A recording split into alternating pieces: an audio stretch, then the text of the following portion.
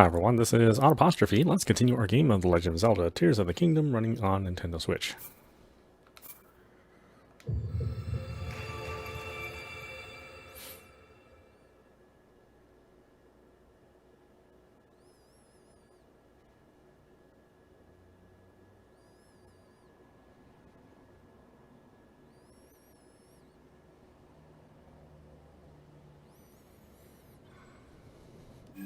Okay, I was looking for stuff.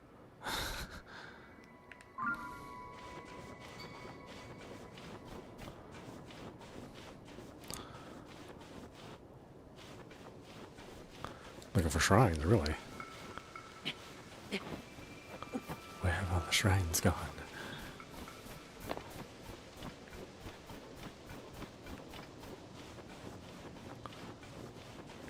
It's hard to see things in the snowstorm too.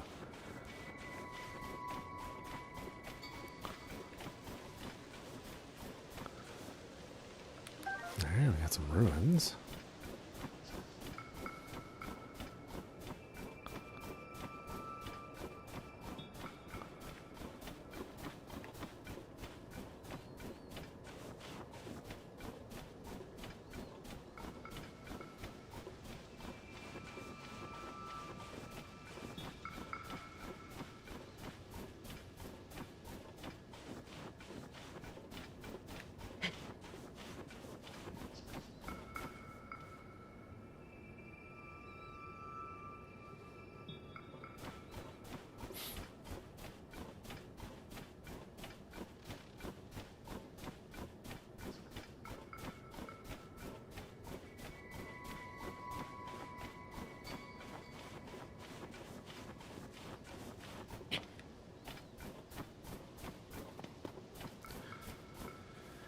Some sort of camp?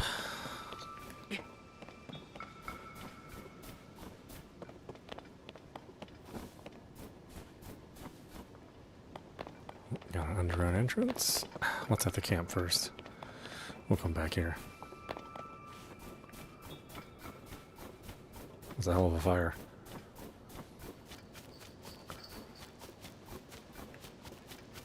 That was like the last school dance kind of fire. Sell me spot, huh?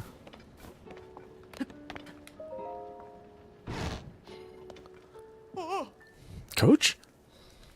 Oh, hi. Sorry, I thought you were our coach, Selmy. Know her?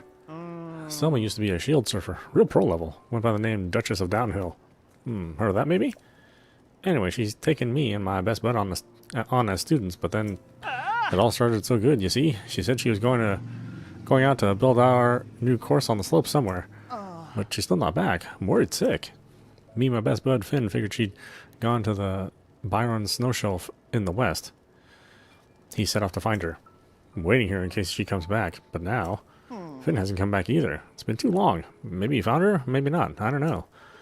I've been watching for him to send up smoke signals. That way I'd go wherever he is. We'd help coach from there.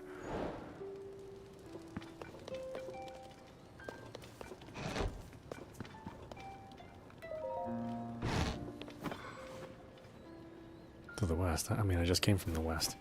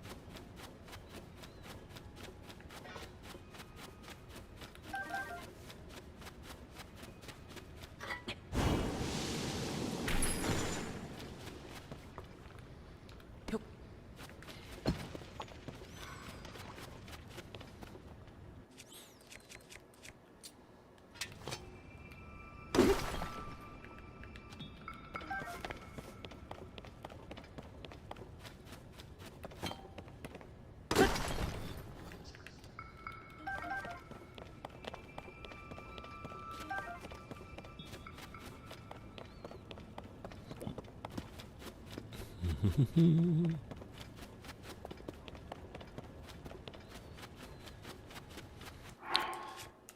am I doing for food? Oh, I really don't have much.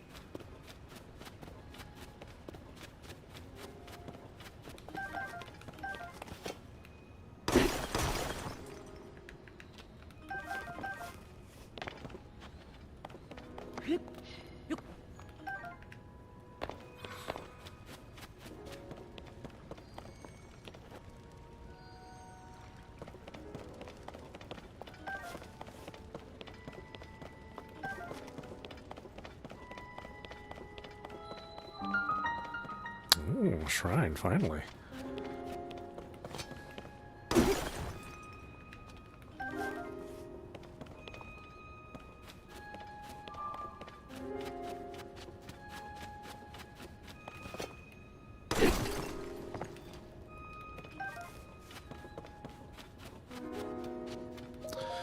Alright, let's lock him out of Wendy's.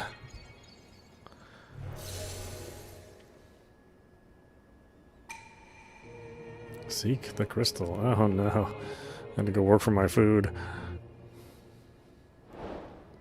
It's in the cold ass water, isn't it? Of course it is. Why wouldn't it be there?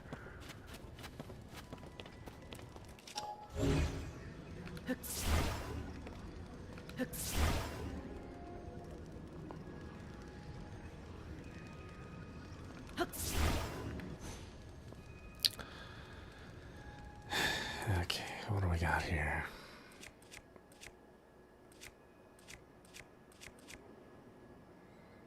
Choo-choo jelly.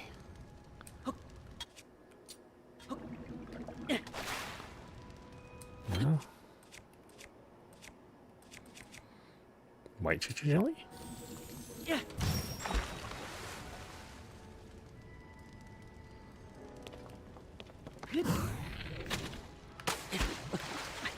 Ooh, freezing.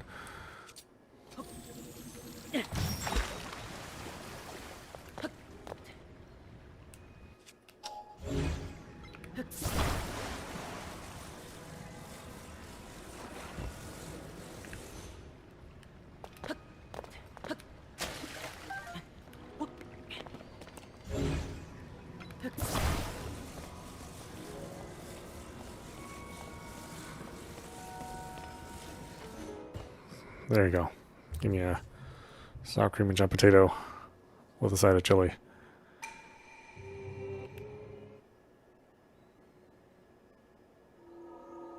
Okay, seems a little undercooked, but you know, it's fast food.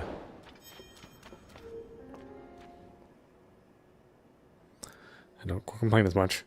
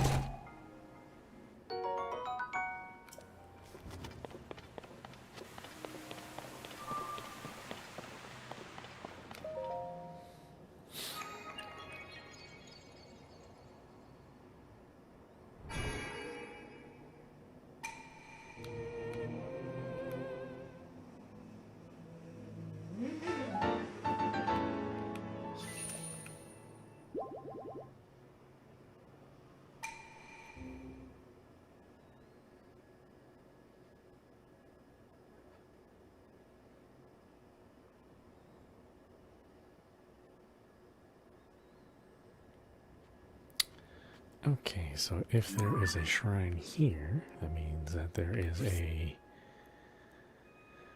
light here as well, right? Sure.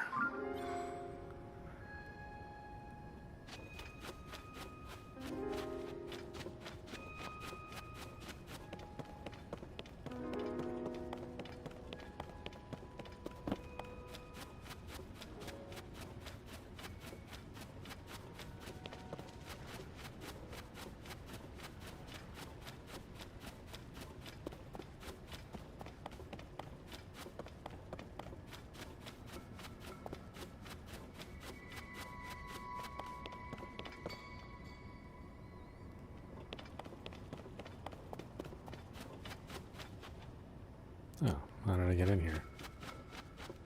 Ah, right.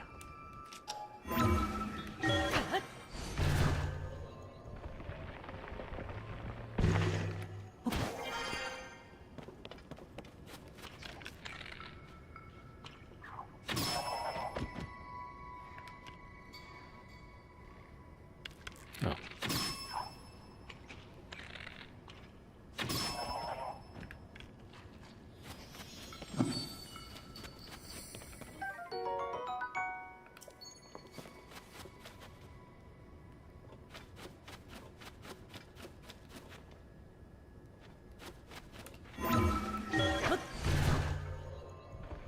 That was more like a happy accident. I keep forgetting those bubble frogs are in every cave.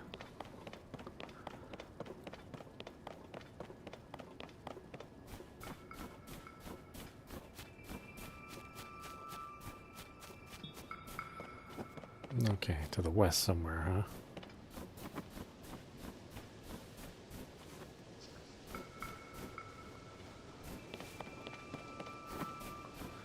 But we're not exactly sure where.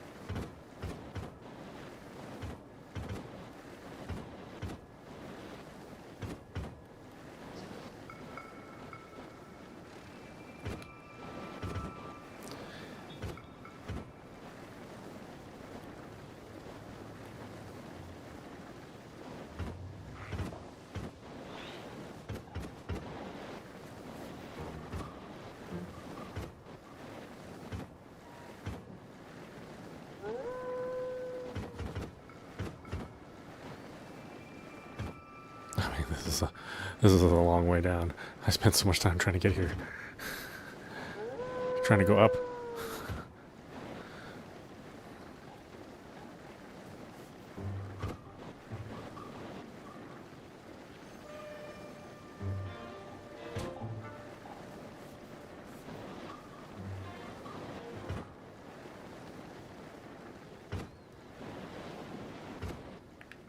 Where is this person?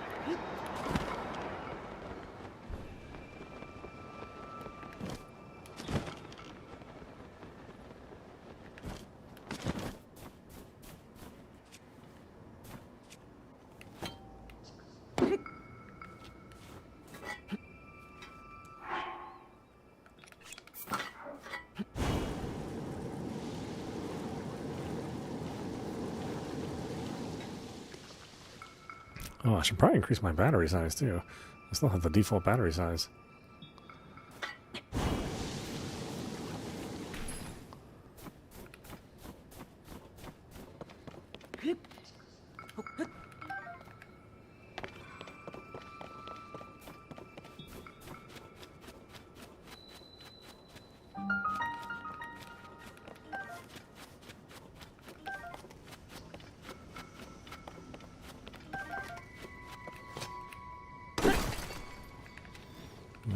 Lots of bomb flowers. That's not a great sign.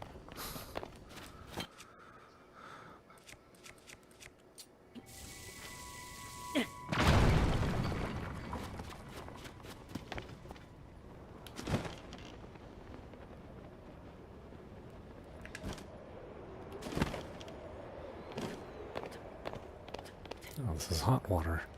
It's a spring. Hot spring.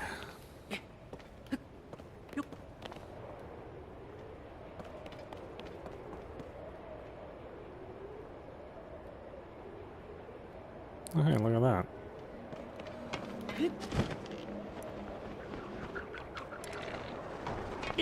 I don't need arrows? Really? Wow, I can't believe I ran out. Holy crap, there's a lot of there. There are a lot of arrows to get. Oh, I guess there's just as many arrows to lose.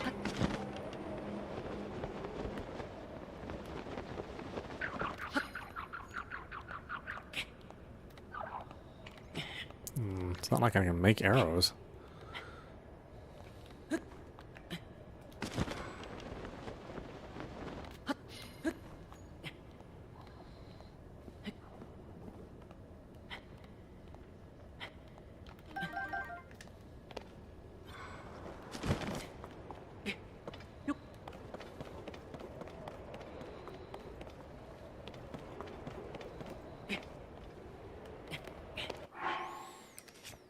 Well, that is a problem.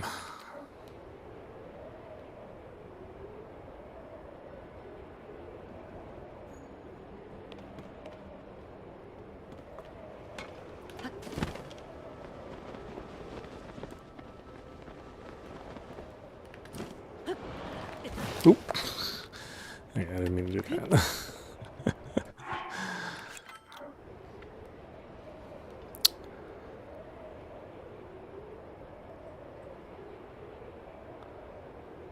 There's no place for me to climb to use my my weapon either.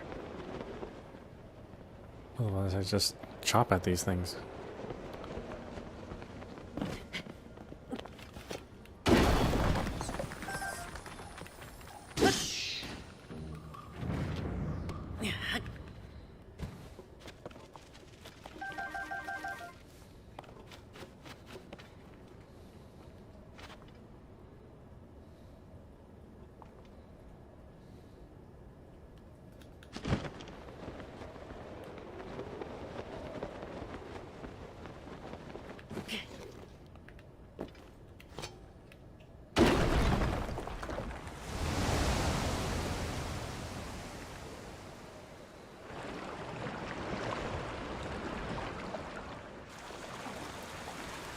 Oh.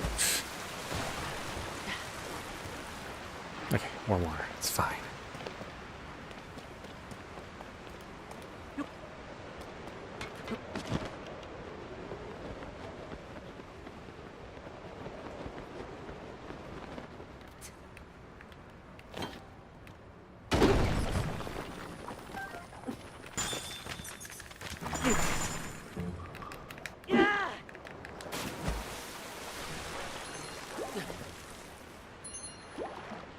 Ooh, it's a healing spring.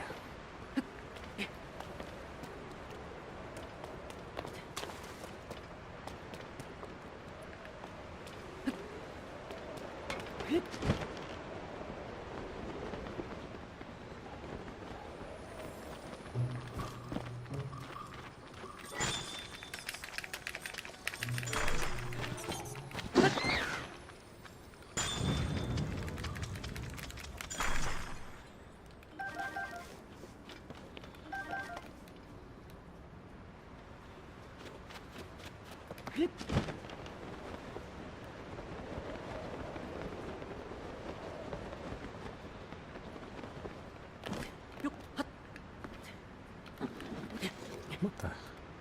Get up there.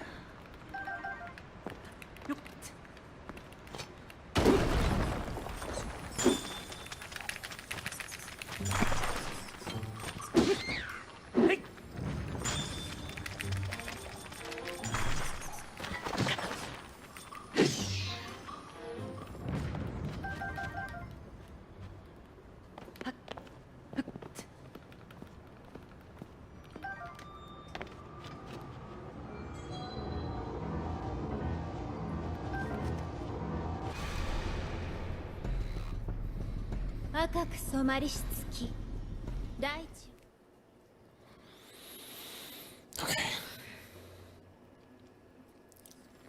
Oh, they're back.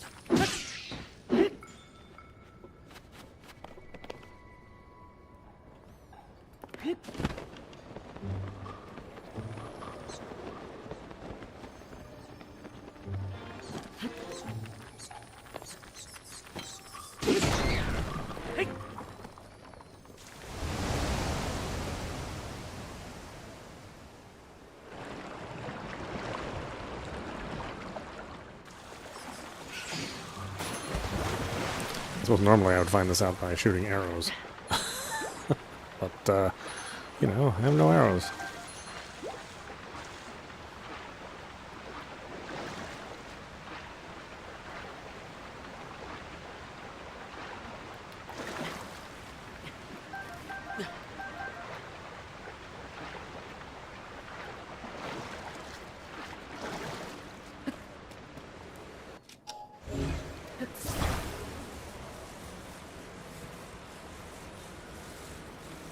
Are there arrows in this thing?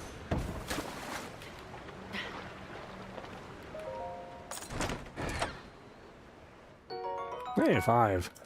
I mean, I should probably preserve them.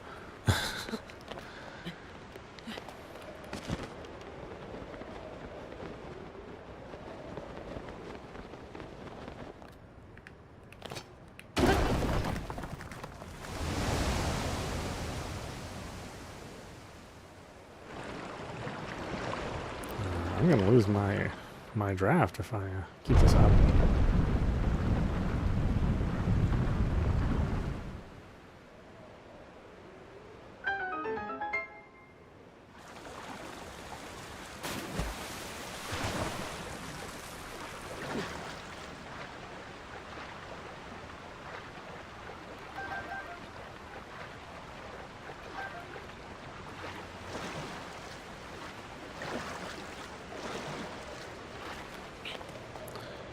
Okay, I guess they'll go after the bubble frog, right?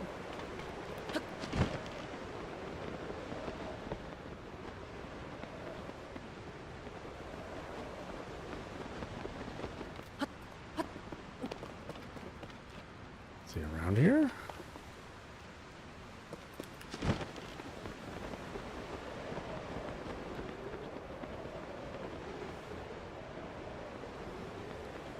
No, where'd the little bugger go?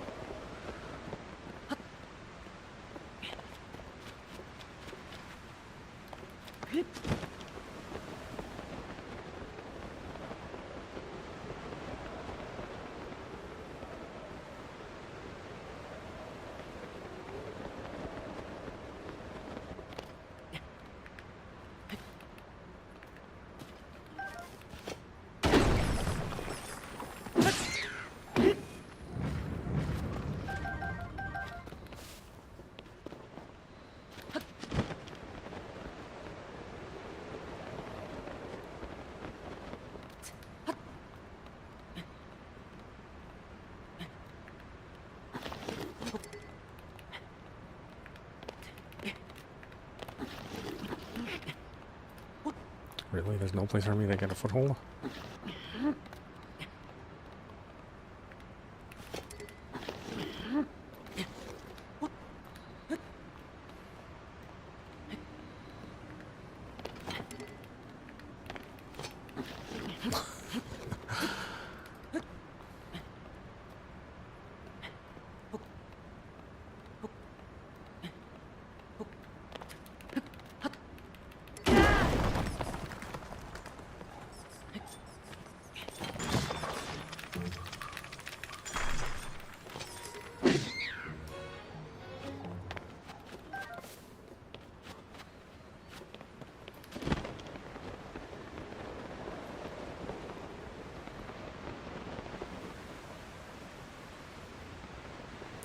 Yeah, I don't know where he went. He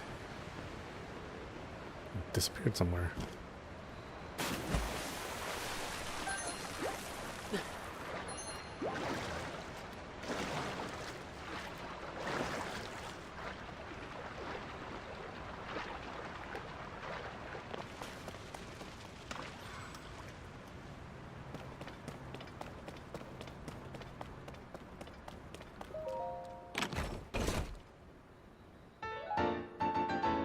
Oh, wow.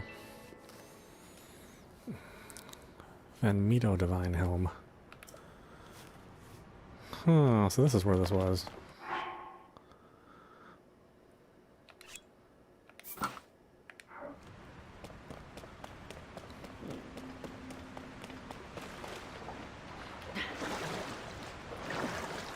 And it's a healing spring.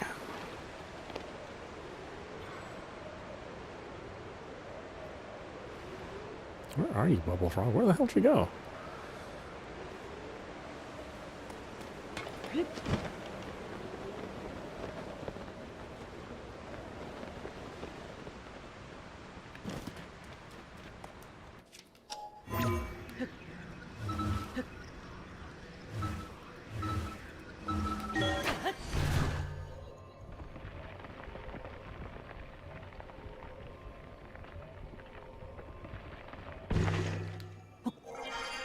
Oh, that's a good place to exit from.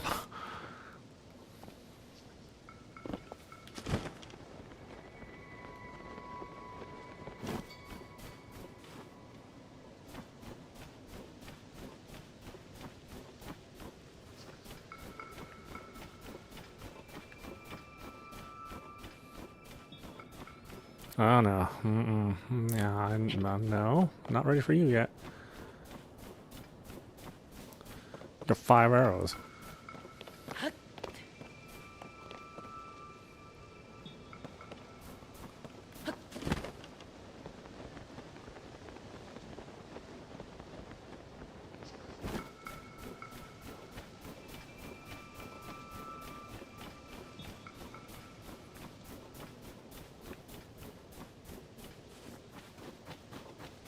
Okay, where's the entrance? Where's the entrance to this place? It's funny, I do have the amiibo that would give you this, but every time I've used the amiibo, I have not gotten this mask. So it's funny that I would get it coincidentally through regular means.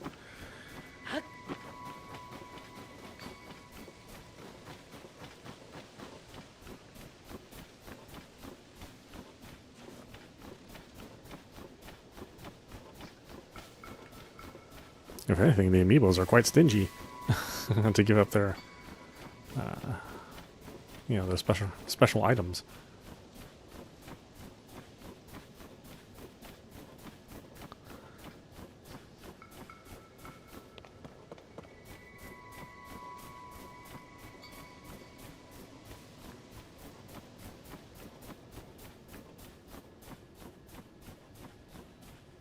Oh.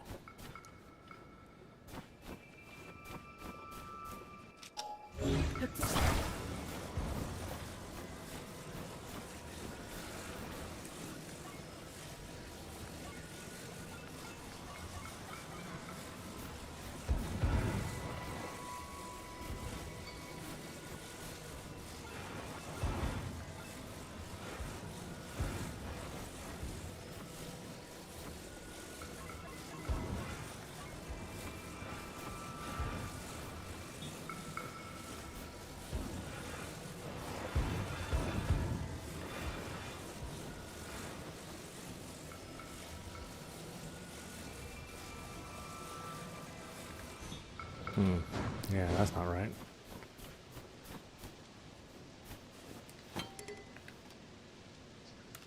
Let's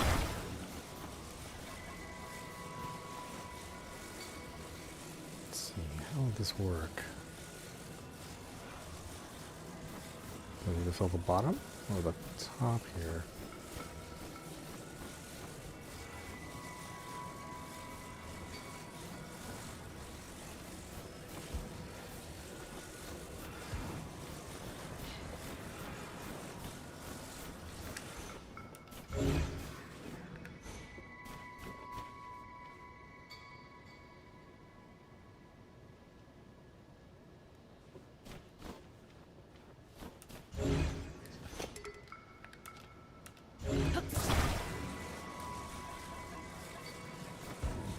This, maybe?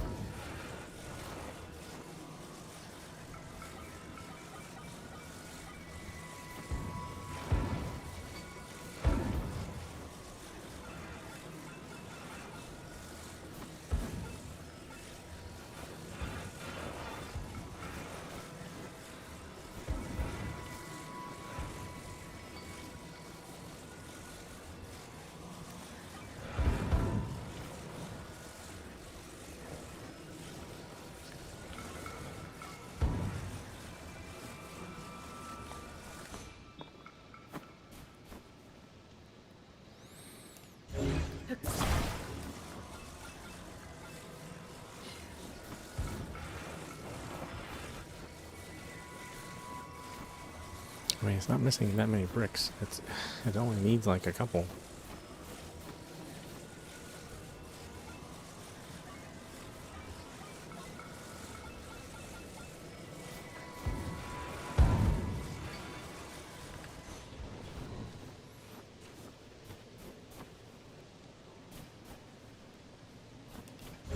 I'm just not sure what it's supposed to look like at the end.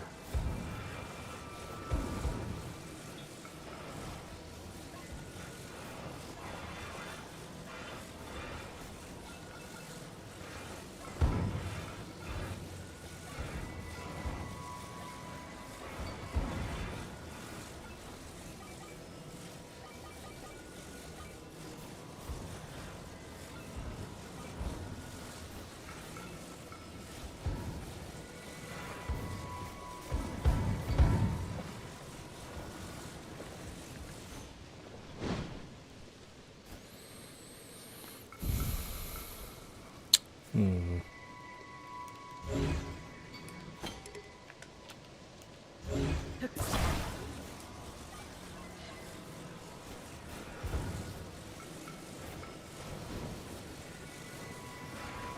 That's a really odd shape, too.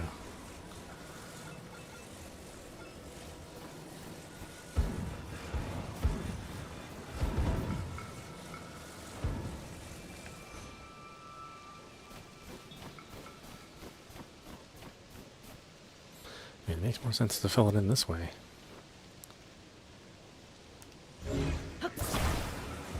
Alright, so if we did that, I guess I need to plug that.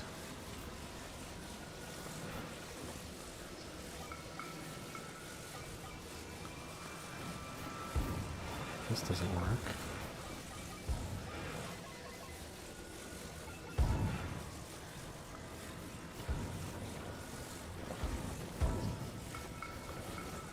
That doesn't work. That doesn't work.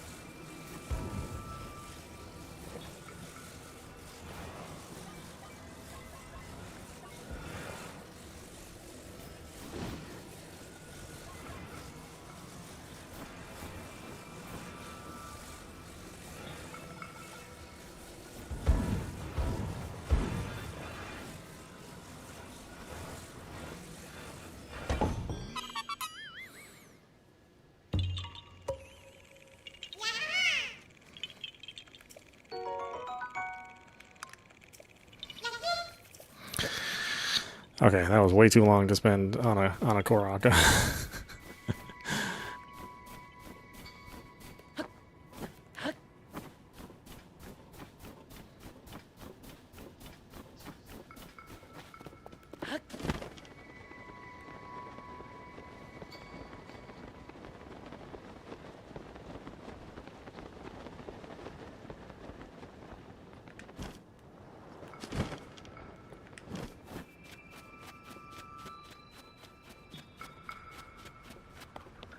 Okay, there you are, little jerk.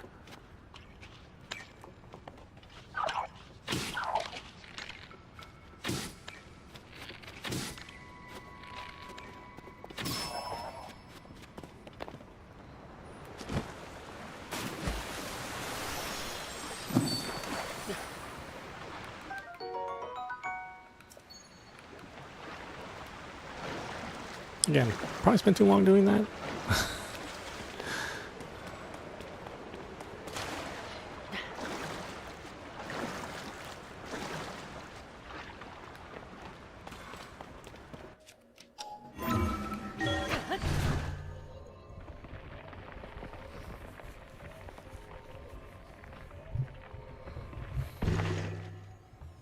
Zelda does what Nintendo don't.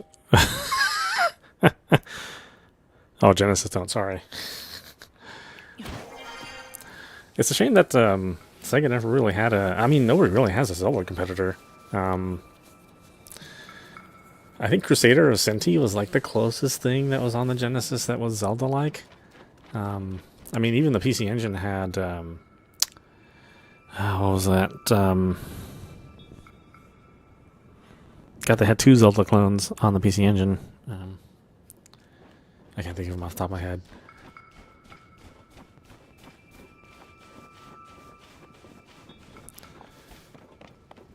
That Phoenix Immortals Rising was a very, very poor attempt at making a Zelda clone, but at least an attempt.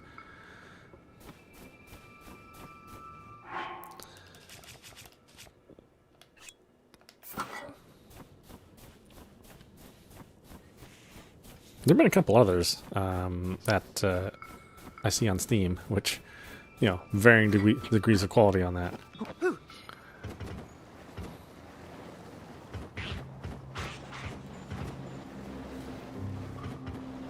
Okay, so where is this person? Just know I had to go west.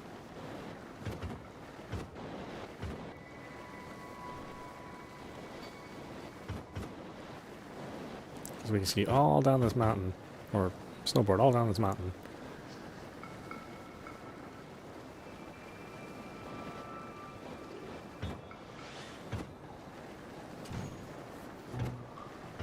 I don't think it'll get me any closer.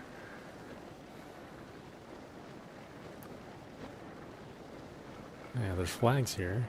I guess that denotes the course.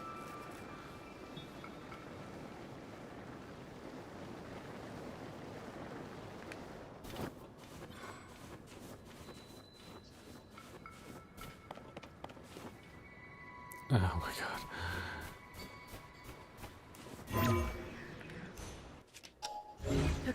Ooh. Your damn sign. Oh, okay, you got some weird ass thing going on here.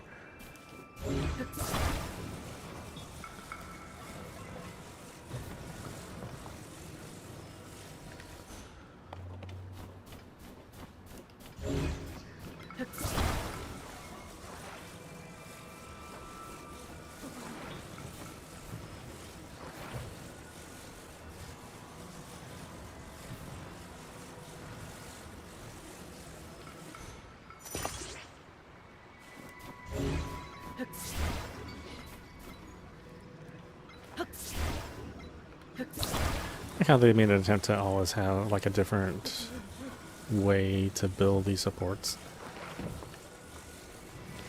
Maybe not like 100% successful, because there are some designs you can use that would still work.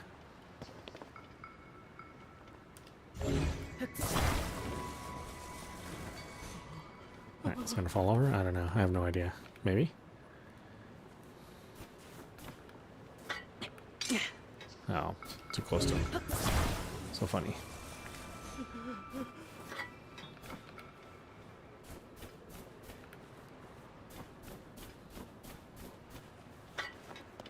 Still too close?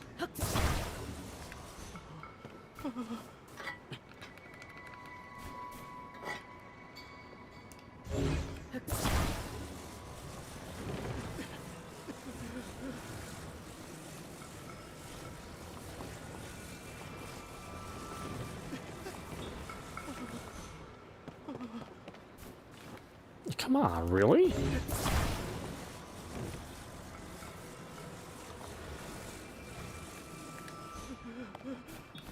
Wow, you had to give him a lot of space just to even talk to him.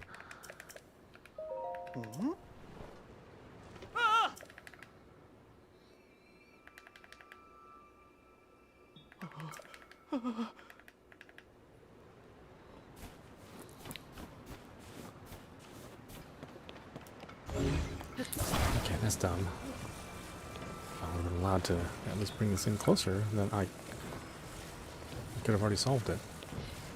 No, you gotta, like, be quite a distance away from him. that his speech bubble is available to you.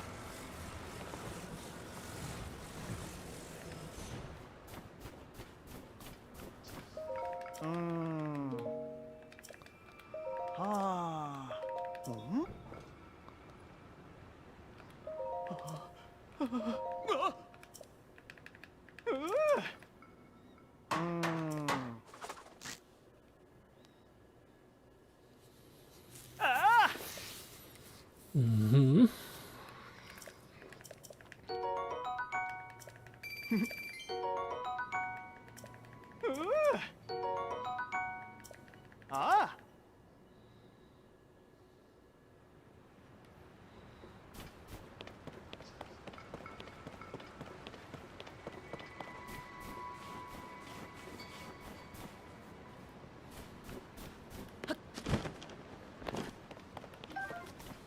Okay, I still don't know what this person is.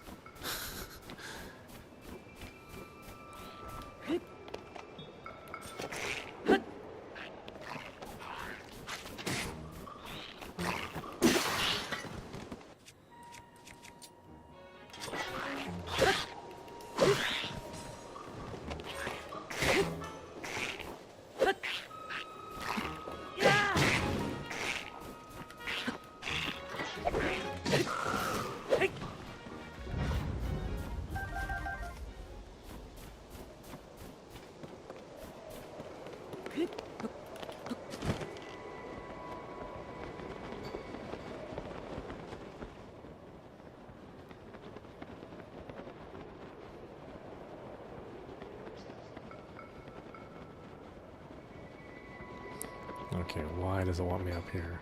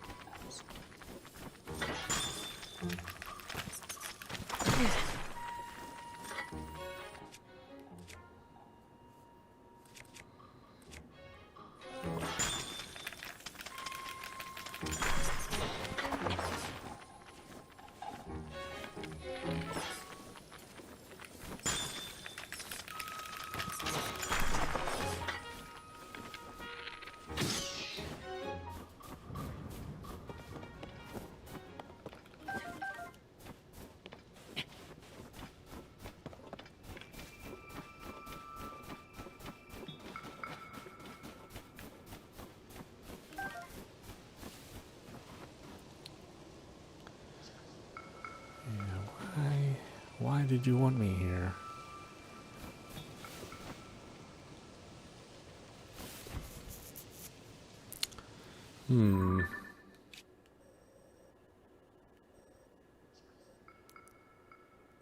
Said that person was west.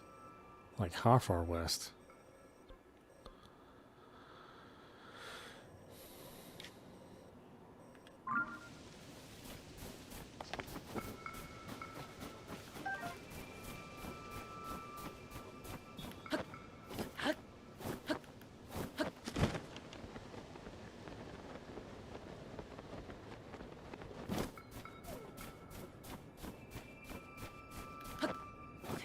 I would have thought they'd be here at the end, where the hot spring was.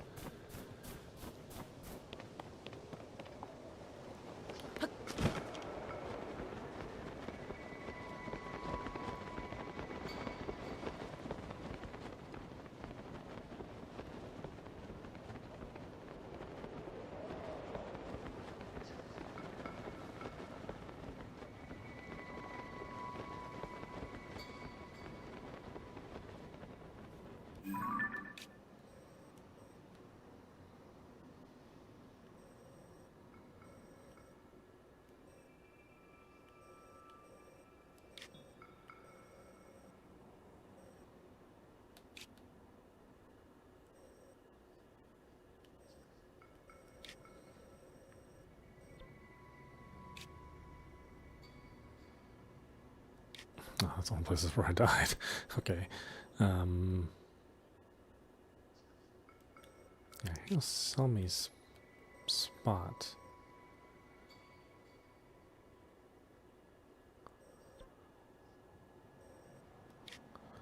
And she was west from there. Probably not this far west.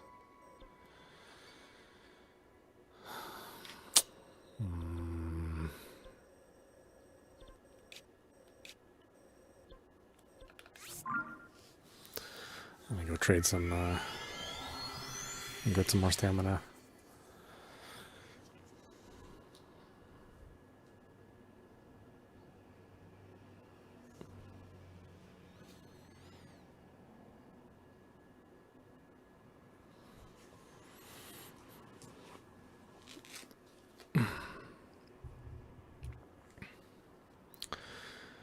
Stamina.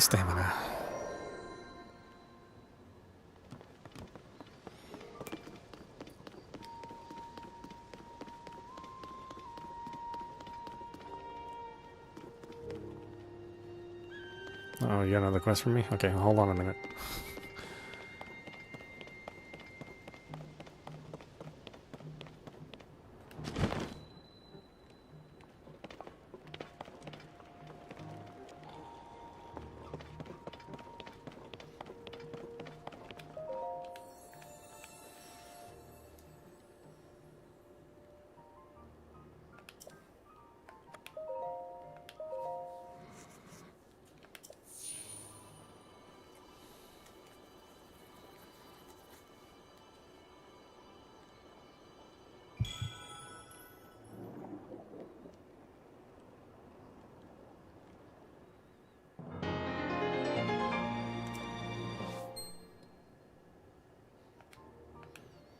Alright, 2 more shrines.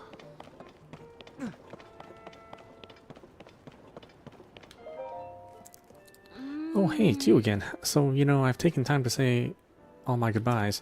The thing is, it's always really dusty around here, so I work overtime to clean it all up. Well, I was working so hard, in fact, that the force of my broom accidentally took out part of this wall. Ever since, I've been hearing this creepy voice coming from the hole I made. It almost sounds like a demon growling. No one else claims to hear it, but I certainly do. At this point, I'm pretty sure I've unsettled that demon when I busted up the wall. So it stands to reason that if it wants revenge, I'll be the one who's targeted.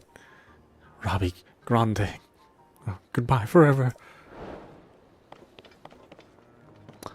Oh, I probably need some sort of rock. Yeah, I'm sure I'm going to need something that'll dig in the ground.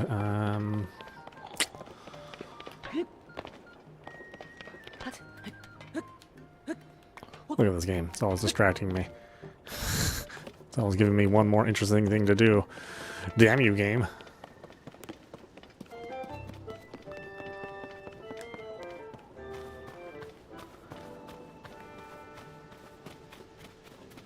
If you're one of these obsessive compulsive people, you know, maybe this is not the game for you. I think this would be rather bad for your health.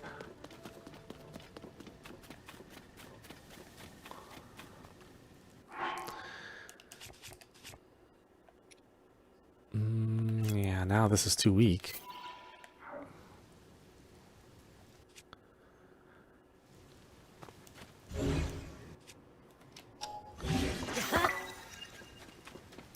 Okay, let's make another one just in case.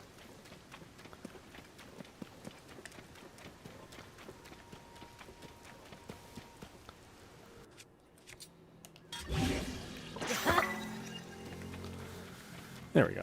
I feel a little better about that.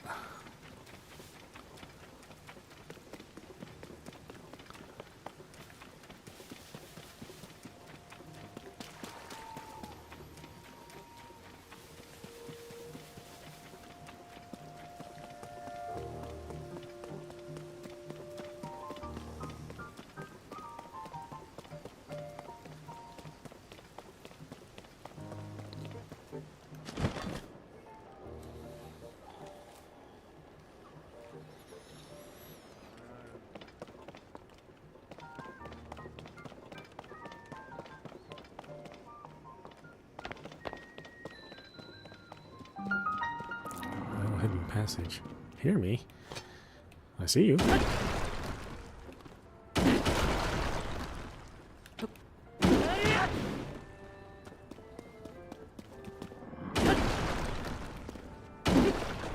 Sense me? Oh, hi. Oh, you got all devil horns. Who are you?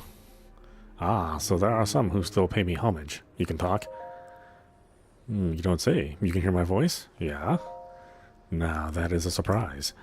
What were you praying for? Long life? Wealth? Like so many of your kind? Whichever it was, you came to the right place. A dealer in life and power. That was me once. Alas, my life for money bargains didn't sit so well with Goddess Helia. She turned me into this stone statue long, long ago. Even then I continued my bargains as a statue in the village. Still, the goddess did not like what I was doing. I was banished from the main street to the outskirts of town, scorned and neglected, but that was not enough for her. Again I was sent away. I spent time trapped in a pond, with only fish for company, and finally here. Perhaps another might have learned a lesson from this, but I have not.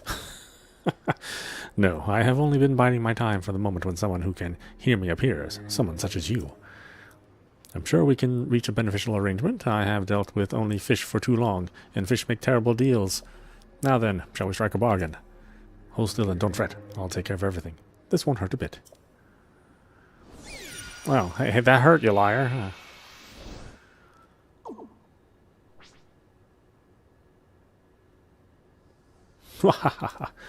My touch is as subtle as ever.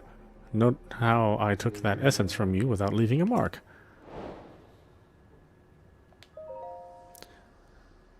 You. Hey, give it back. Wahaha, do you think I'd deceive you? Rarest the thought. I hope that ours will be a long and profitable relationship. Which will be? Give me stamina. A wise choice. Now remain still. Okay, you can exchange hearts for stamina and stamina for hearts in case you want to rebalance your character. That's nice.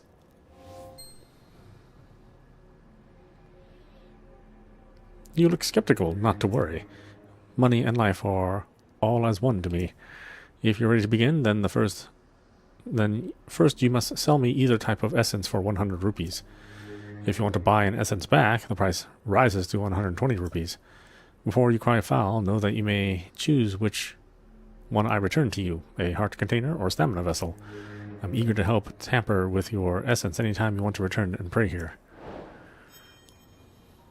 Yeah, that's a cool feature.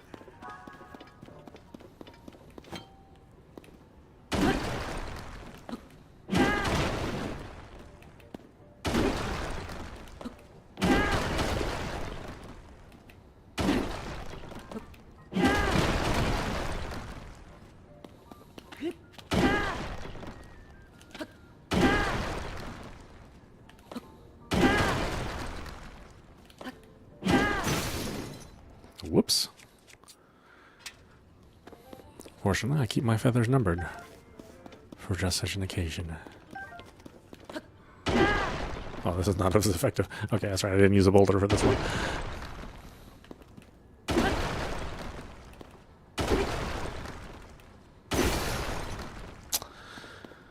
Okay, not enough feathers.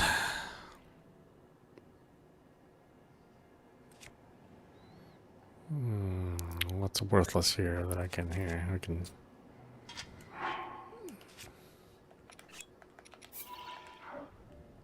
do that.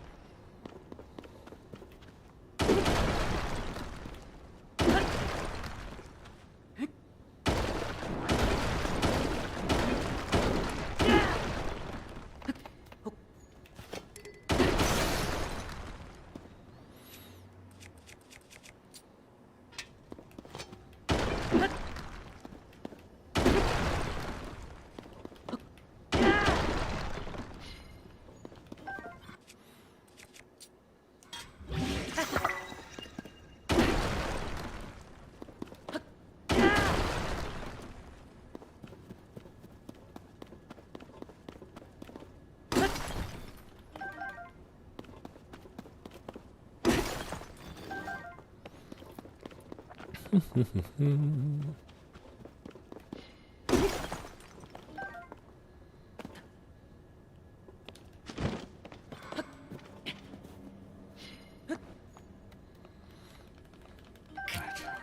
every single one of these that we can find.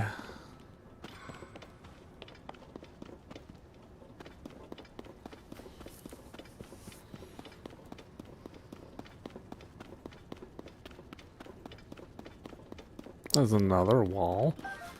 Oh my god.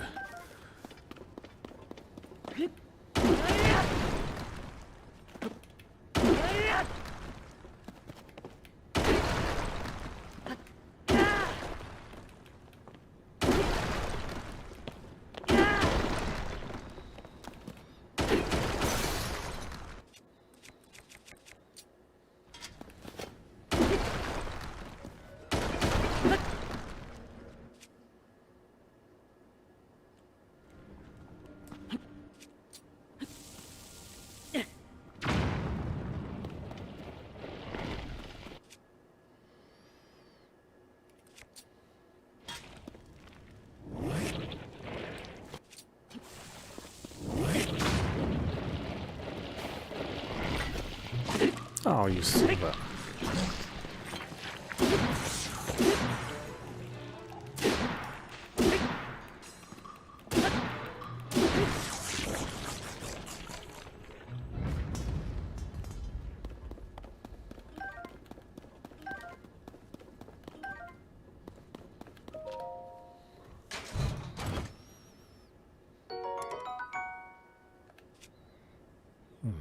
What? Now I have too many bows? Too many bows, no arrows.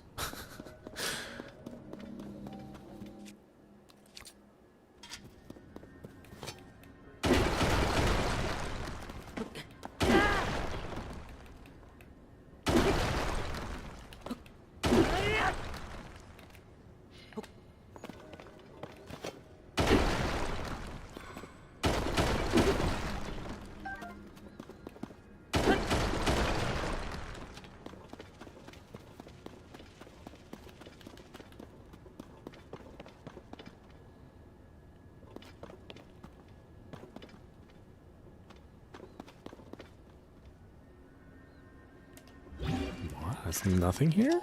There's no way there's nothing here. Wait, where am I on the map? Okay, the castle's super far away, so not another castle.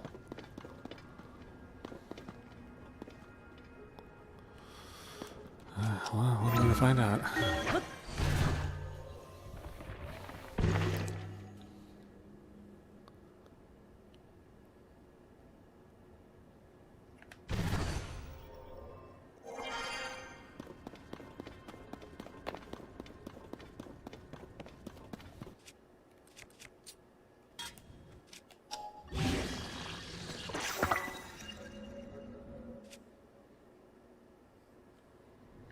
You really told me that was the reward? Oh no, there's something up there. Okay. I was like a like and a rusted sword? Oh, I guess I could have used this end. Yeah, well.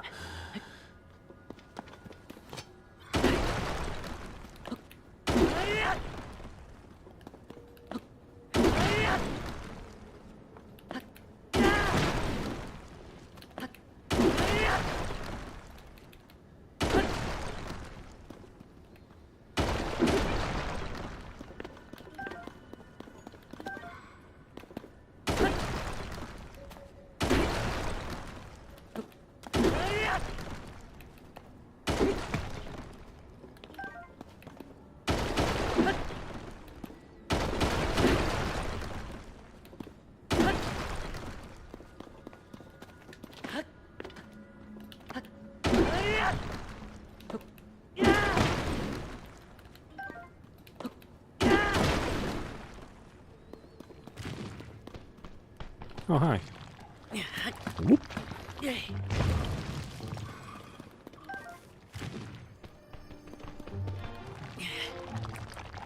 I'm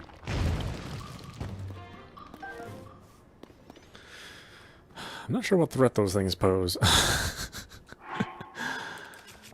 Especially since you can just pick them up and throw them. Battery, balloon, portable pots, rocket, time bomb, big wheel, hydrant, beam emitter, shock emitter, flame emitter. Okay, I was hoping I'd have like a cannon, but I guess I don't.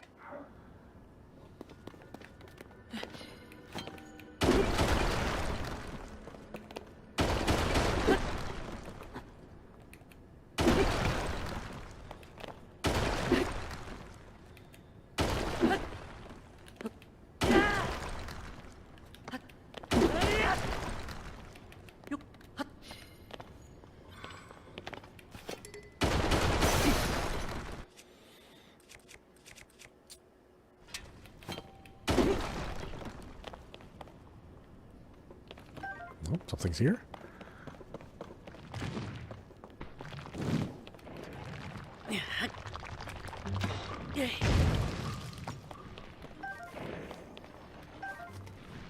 Another lifelike.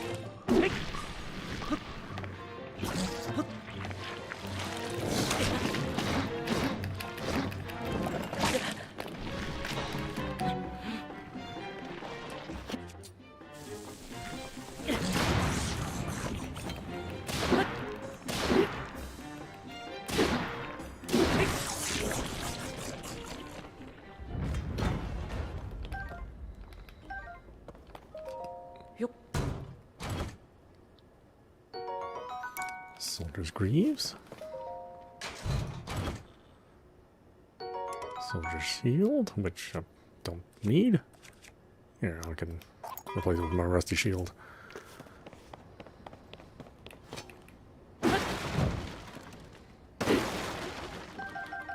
Arrows, please. I don't know how I managed to run out of arrows, but yeah.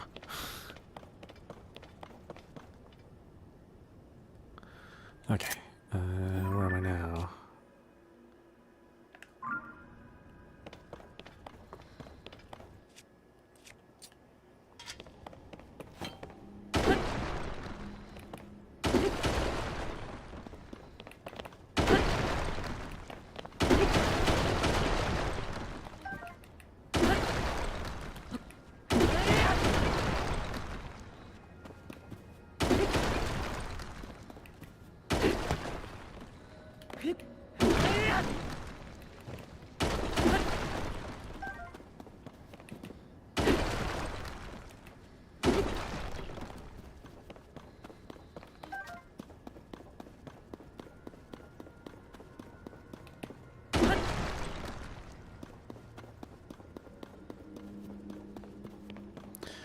Okay, blue rocks.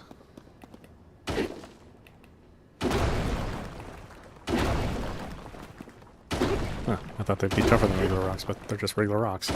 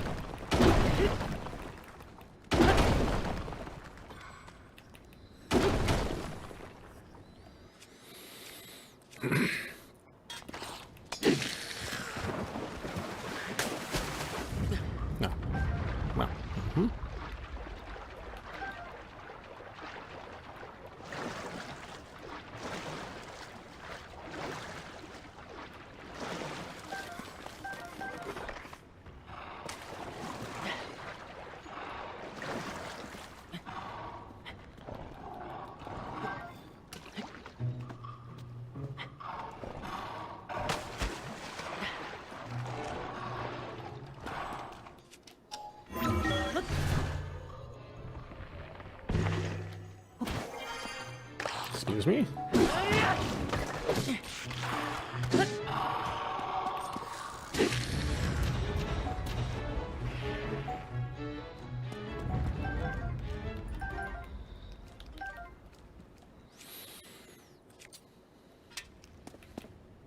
More rocks.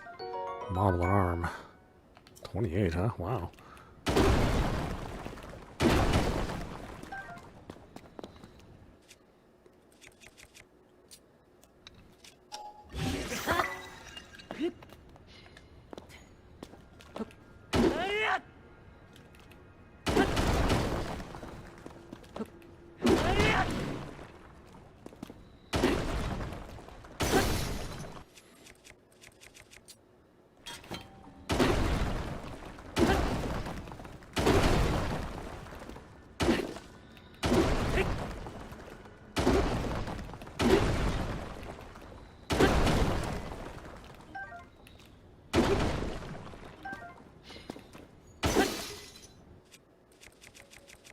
Oh, whoops.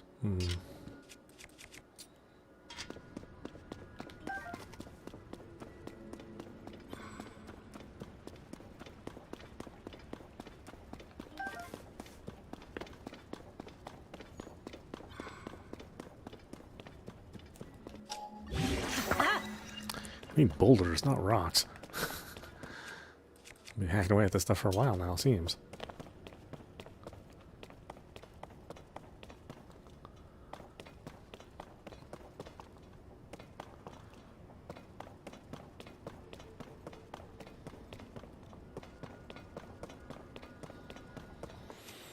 Well, I'm curious. Nope.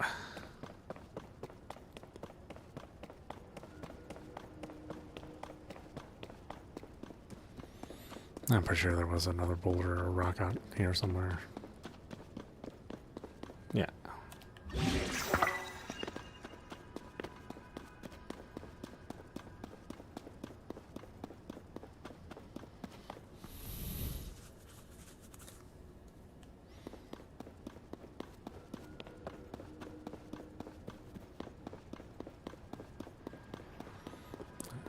There's that little area down there too. Okay, well, let's see what's down here. Ooh, got some fairies. And some fishies.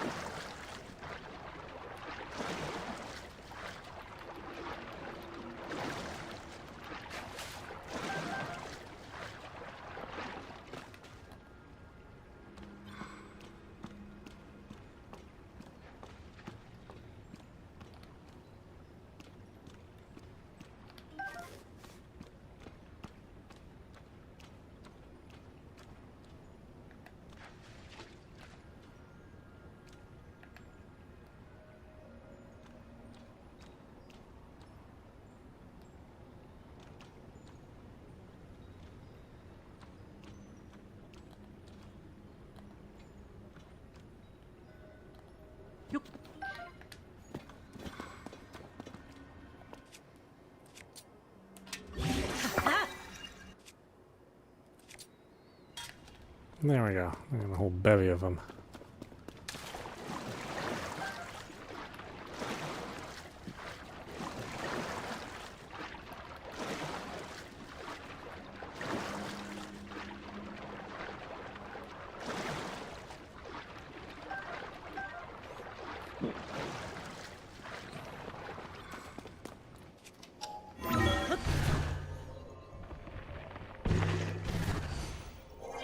Oh, wrong button.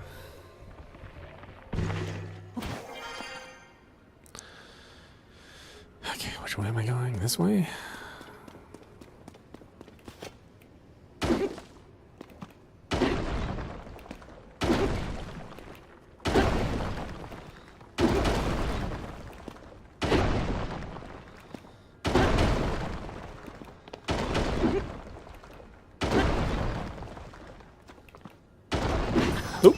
Oh, okay, yeah.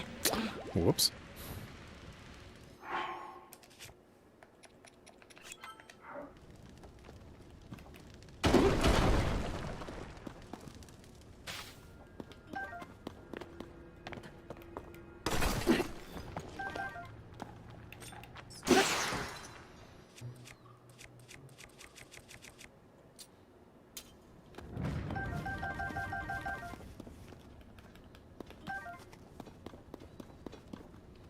there going to be another rock wall? There is. I was just kidding.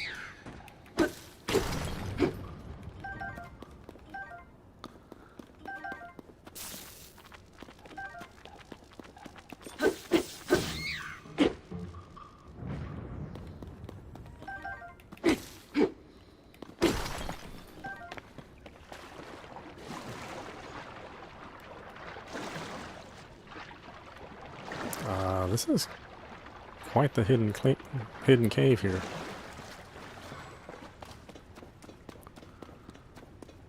Oh, look at that. That doesn't look like it's going to be friendly.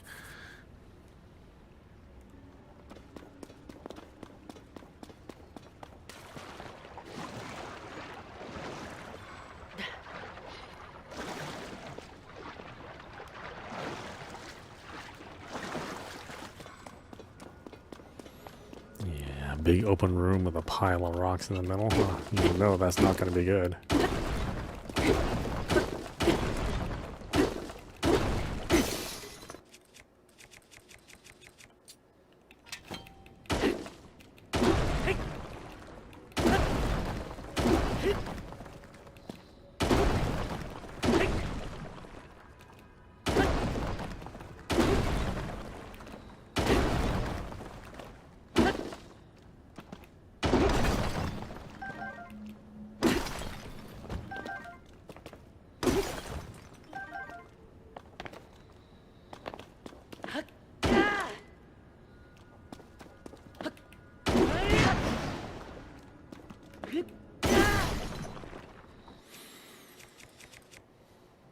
What do I got? Nothing.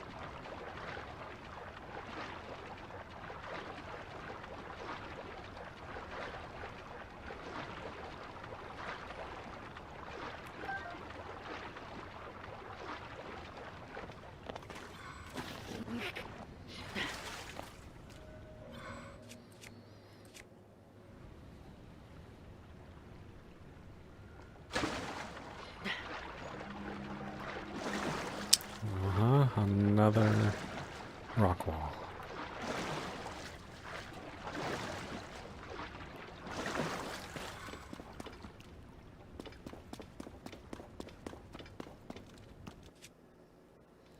Alright, well, let's see what this thing is. Oh yeah, I got the old doom and gloom around it too.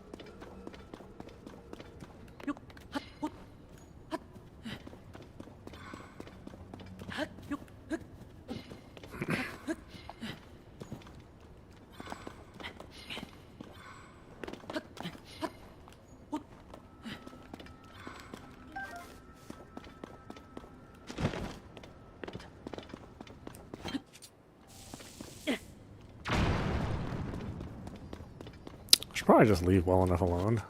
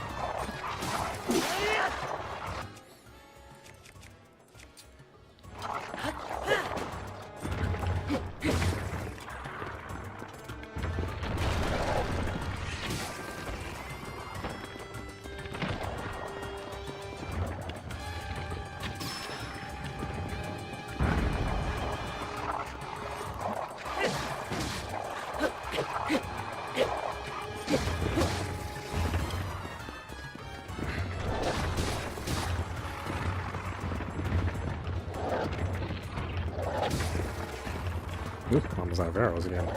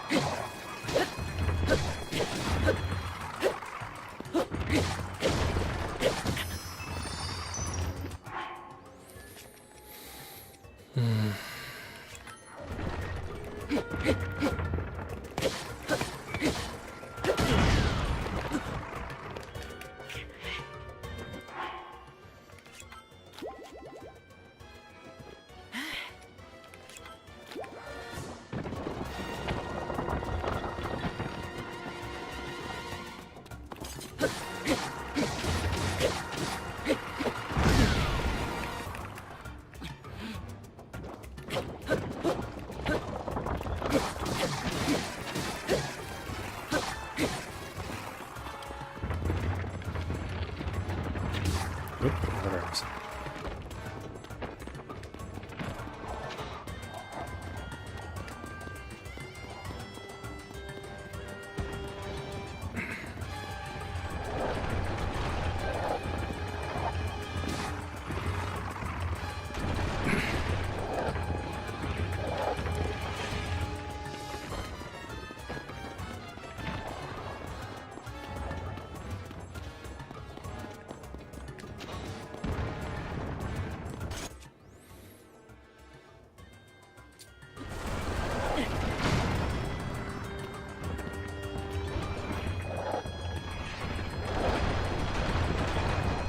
Yeah, what do you do when you run out of arrows? Hmm.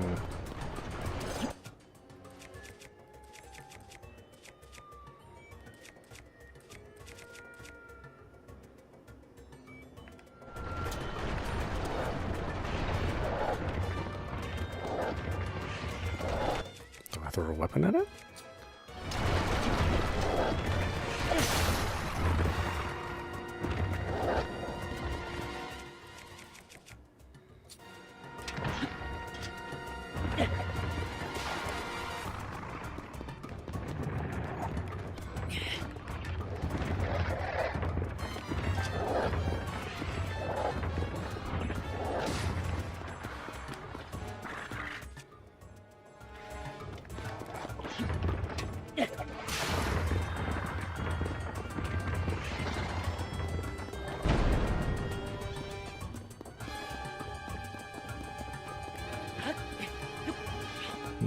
There isn't any place for me to get arrows either.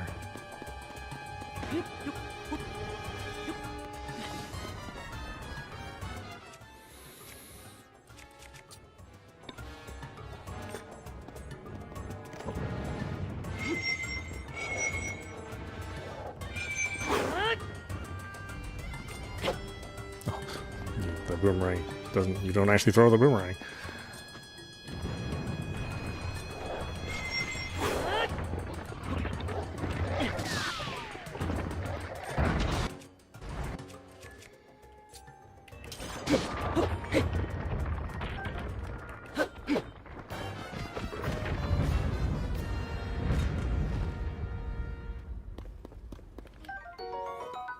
Hinox tooth. This Hinox tooth is almost unbelievably big. Attach it to an arrowhead to increase its attack power or brew it into an elixir. Stalnock's horn. The impaled skull should serve as a warning, but if you do obtain one, attach it to a weapon to vastly increase its attack power.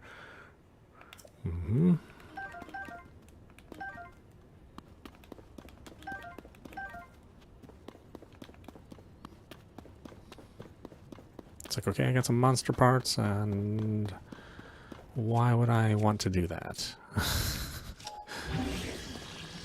rock and a rock. I need a boulder. I need a rock.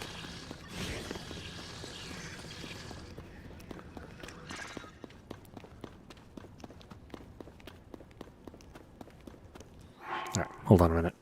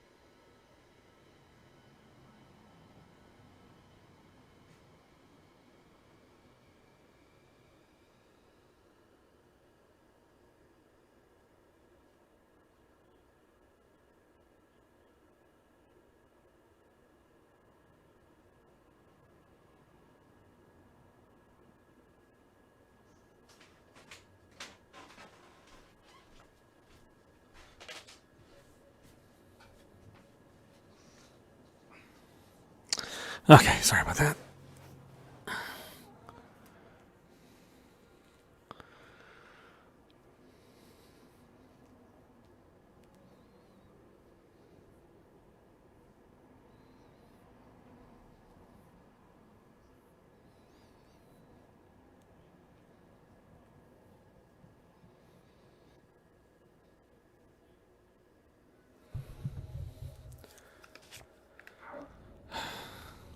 Okay, one more set of blue. Guess this will have to do.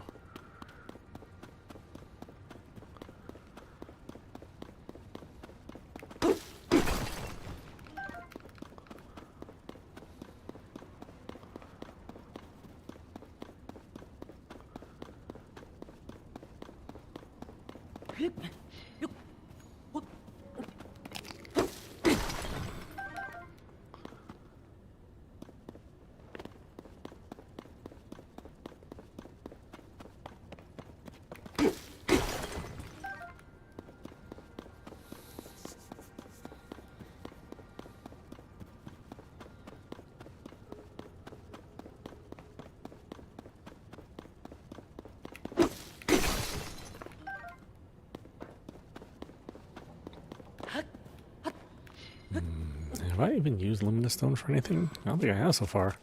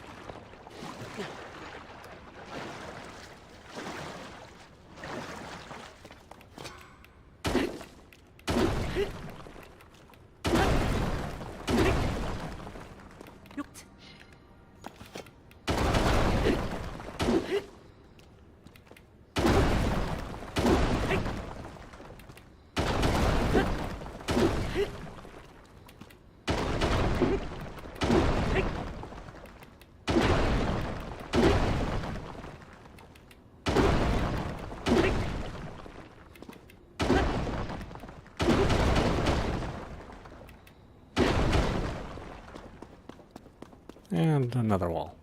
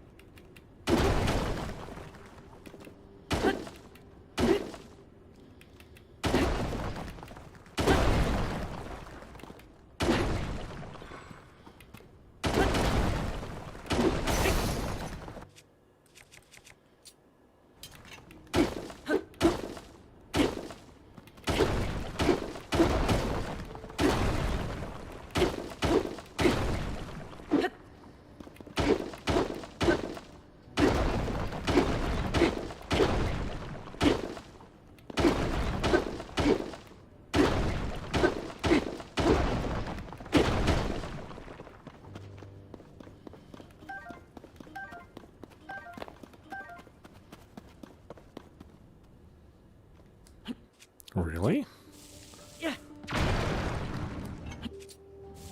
Yeah.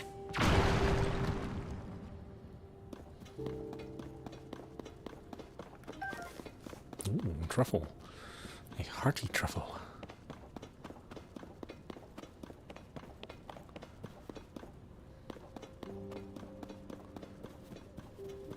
I see red mist in there too. Yeah.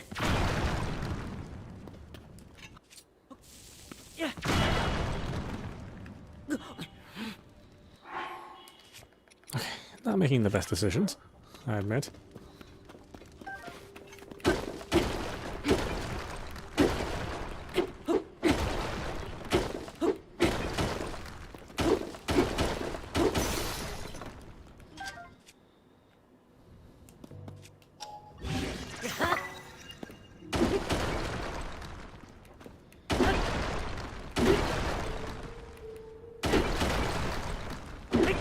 It's got pillars here.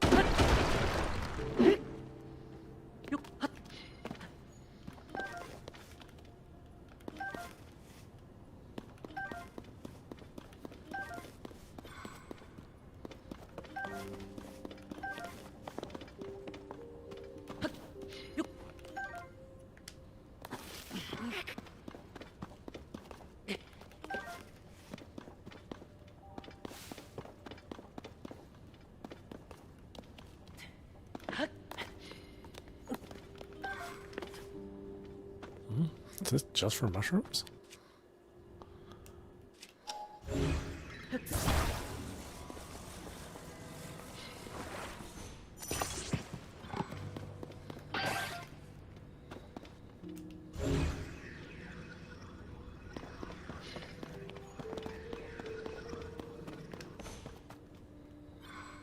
Yeah, I guess so.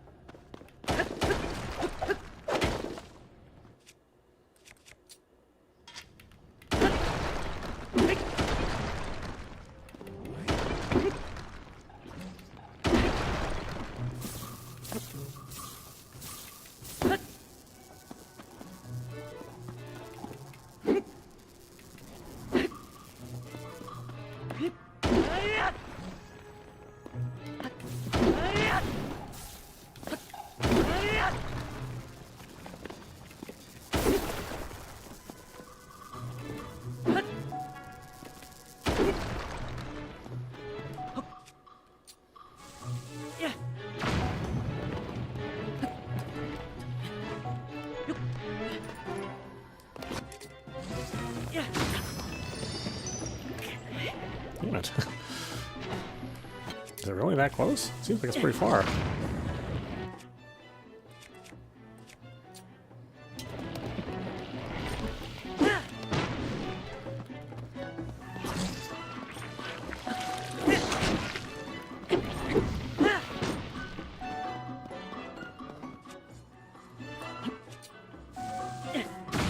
Well, it's rough with no arrows.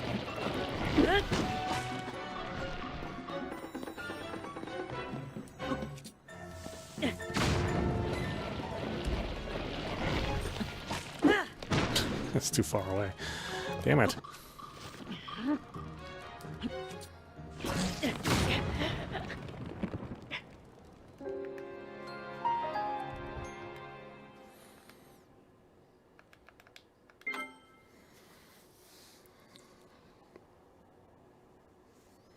You still depend on your arrows.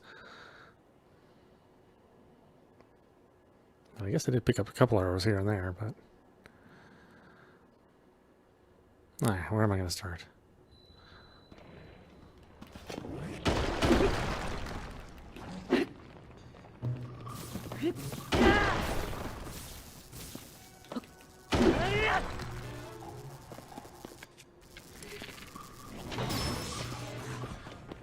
Yes, you can use arrows.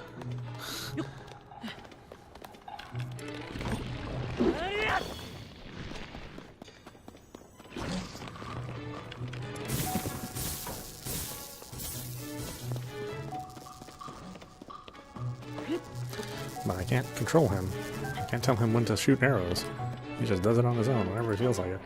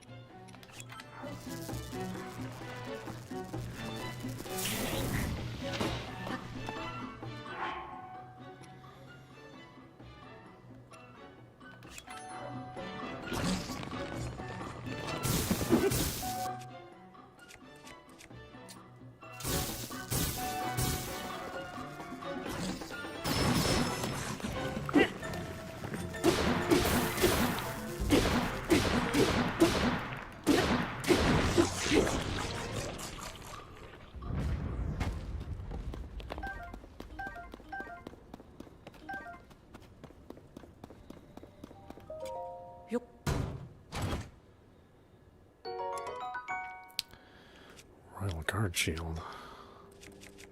Oh, that's pretty significant.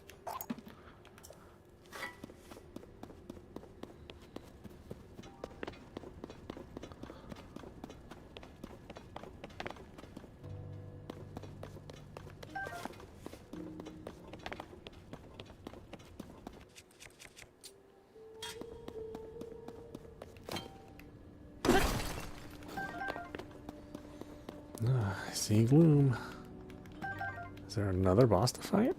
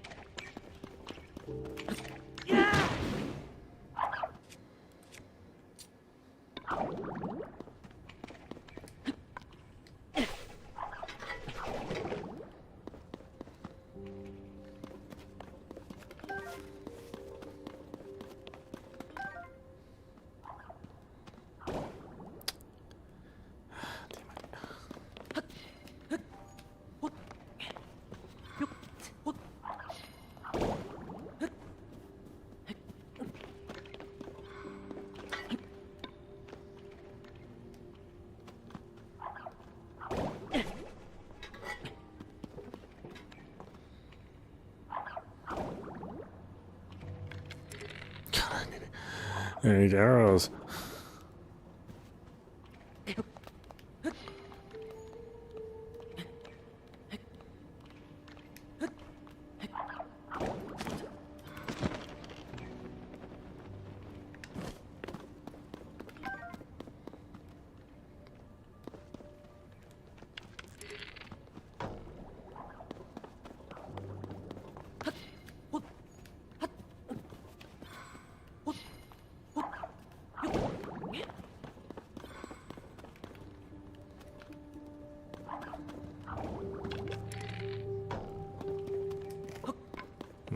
Can't throw this thing very far either.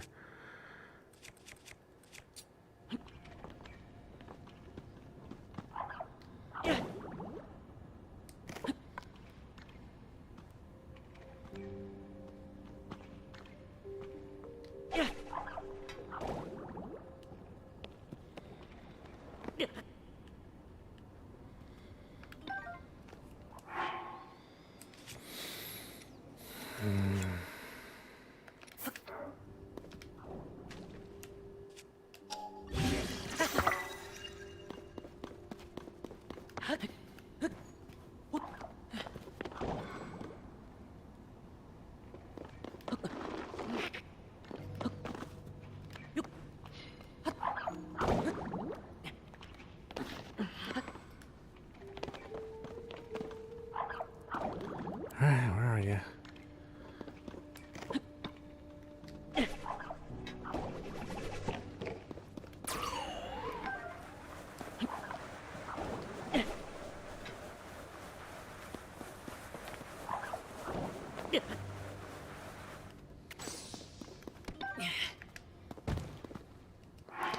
Okay, that didn't do what I thought it would.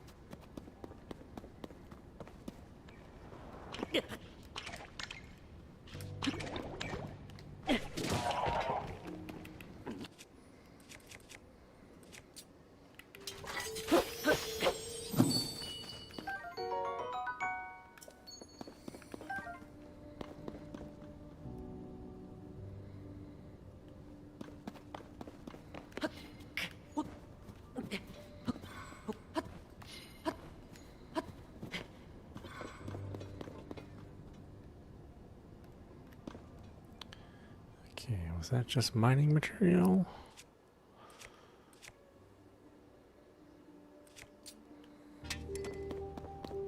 This thing is almost gone.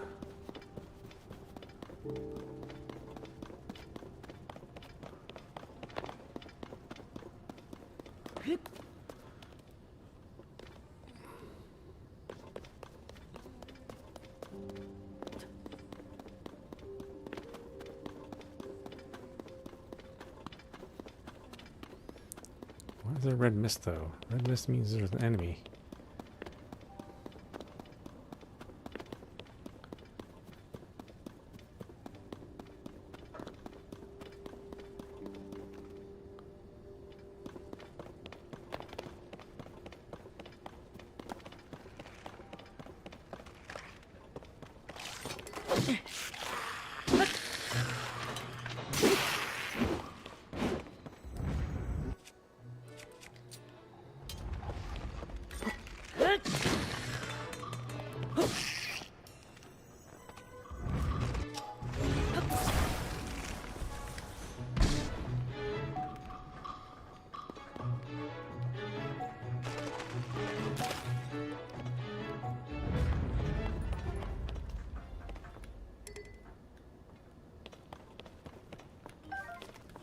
You know, bows but no arrows.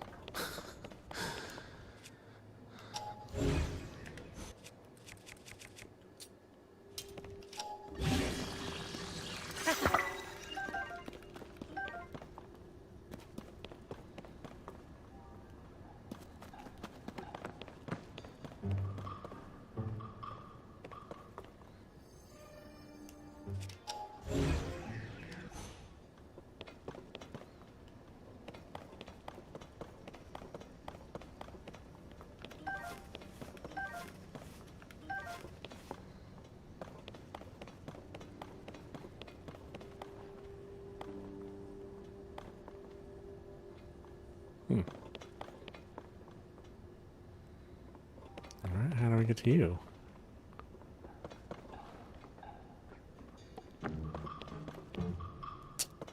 Maybe it doesn't matter.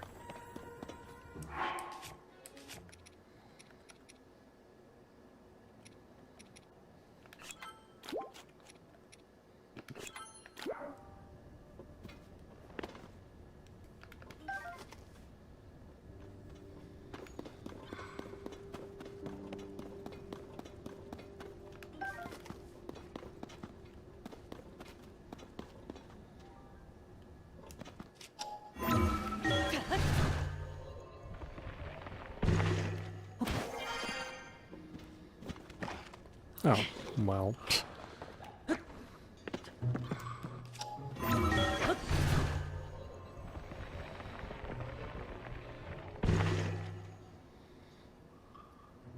No.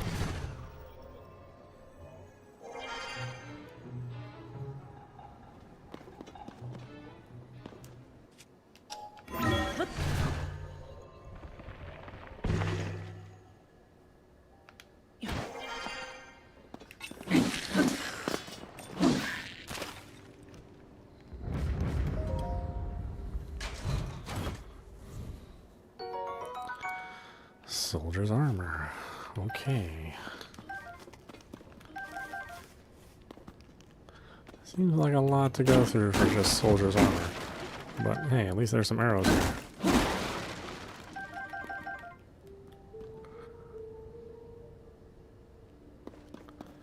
I mean, unless it's incredibly good armor. Is it? Is there anything here that's really, like, really good?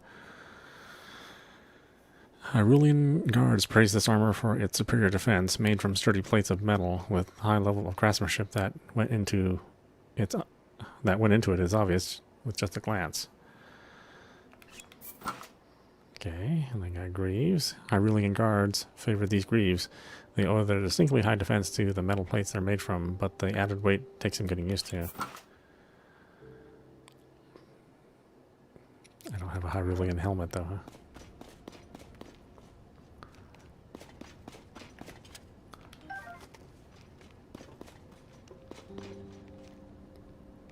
Is there another exit here?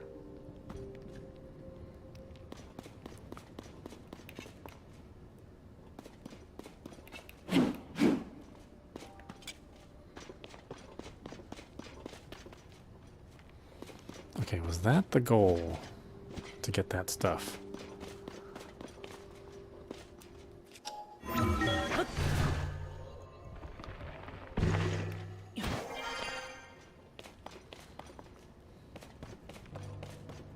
Maybe?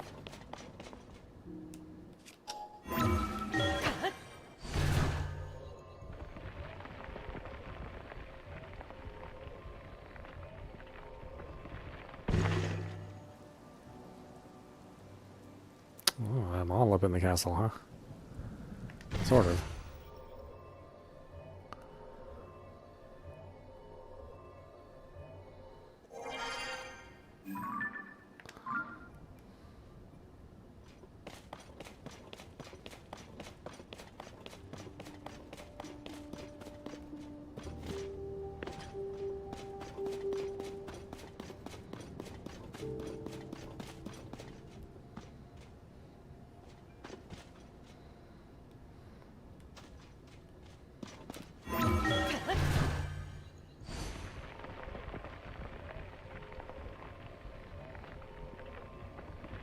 Hope I went too far.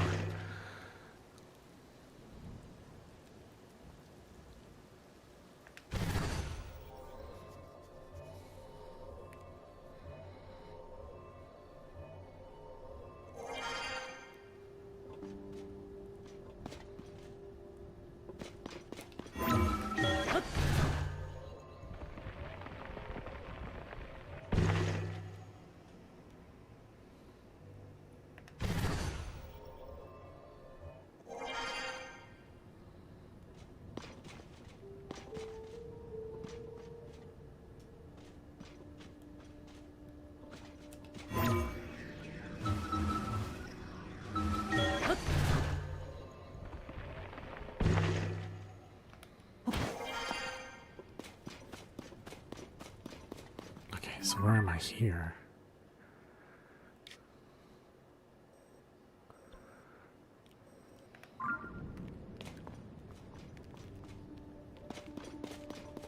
Can I go any farther north?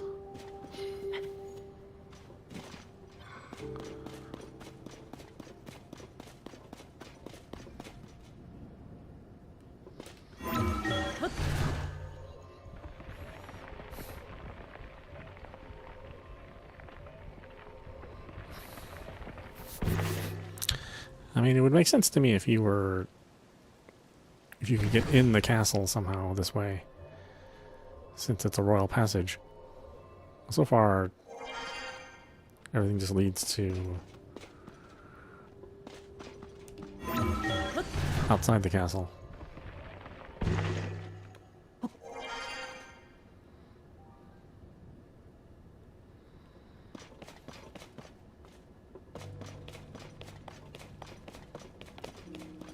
Yeah, I think that's the end. Kind of a weird way to end it.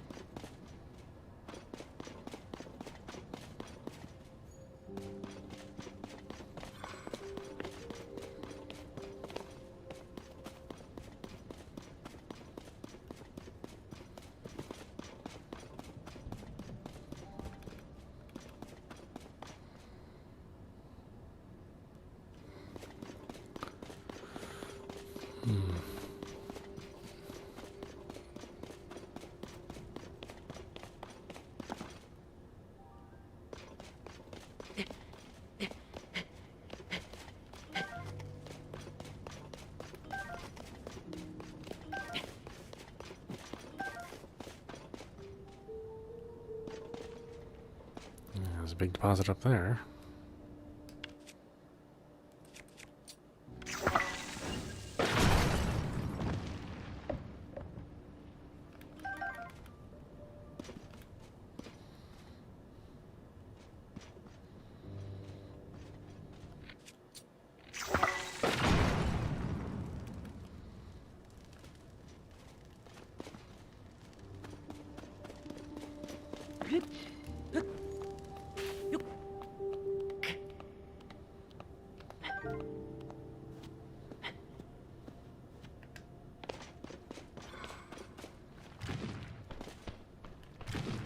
Gotcha.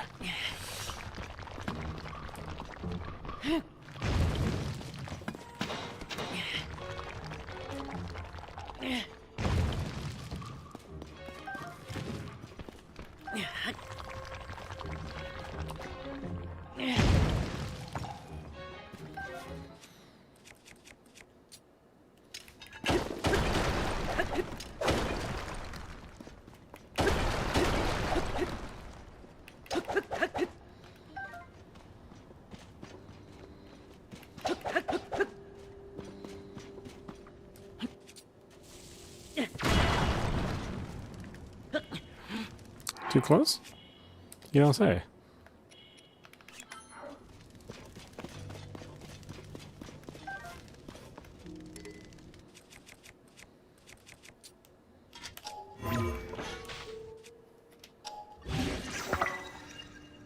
Oh, no, I...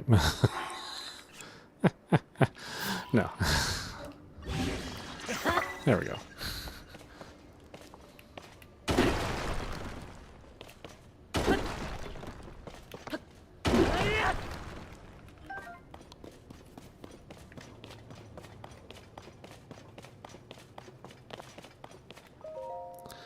Deep beneath this land, our mighty first ruler imprisoned the Demon King.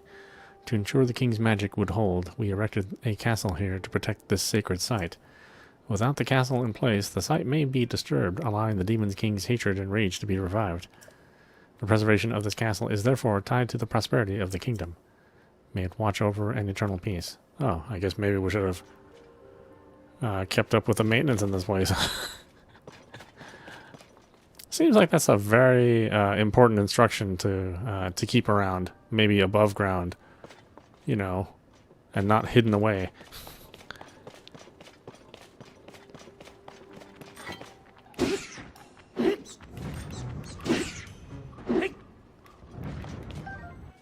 I'm just saying, doesn't really make a whole lot of sense to store that here.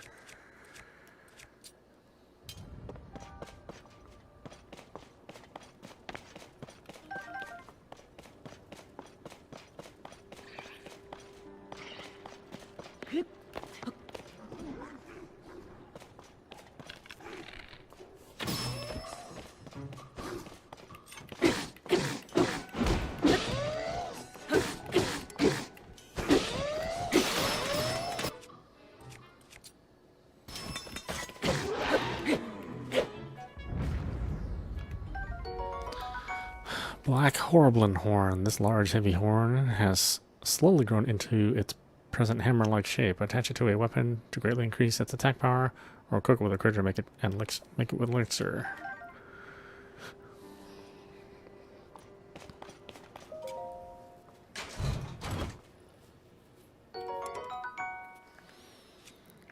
Yeah, don't need any more shields.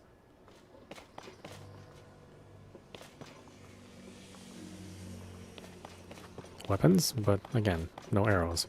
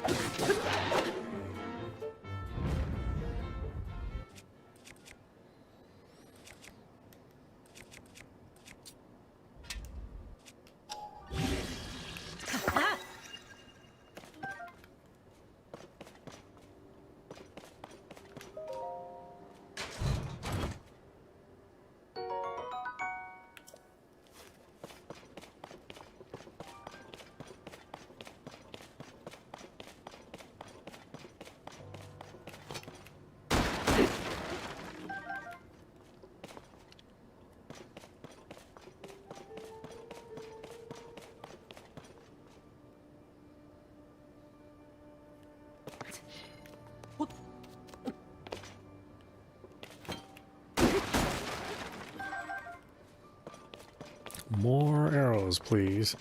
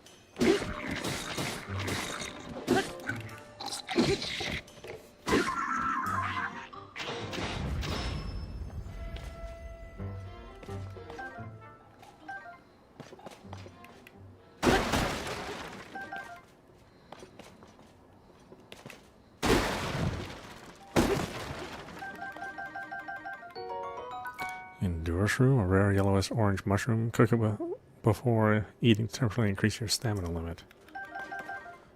Nice.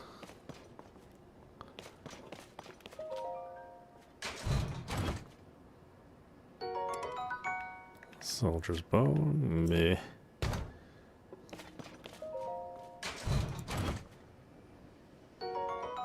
Knight's halberd. Meh.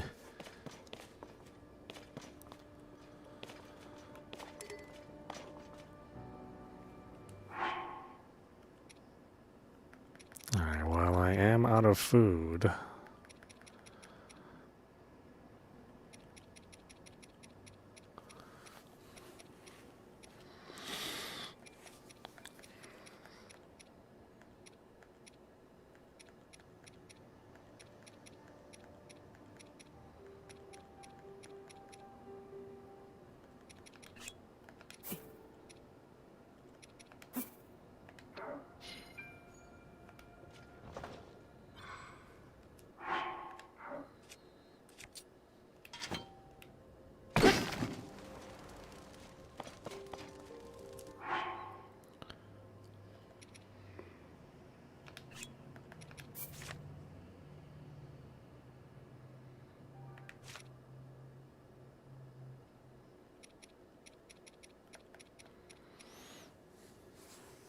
Electricity restore.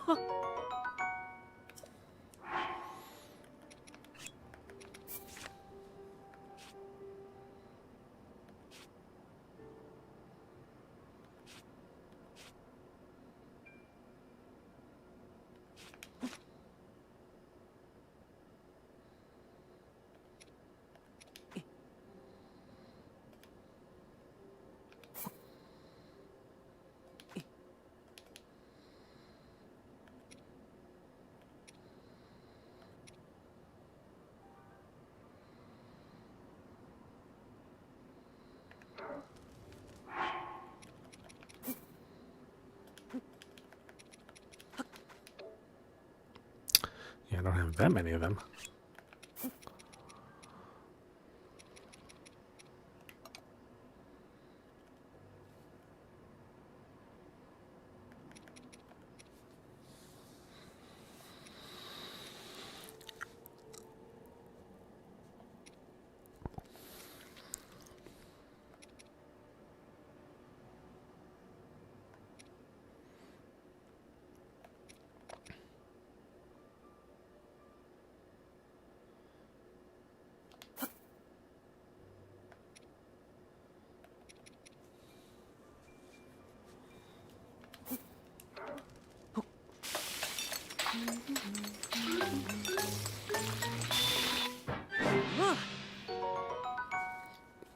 Steamed meats.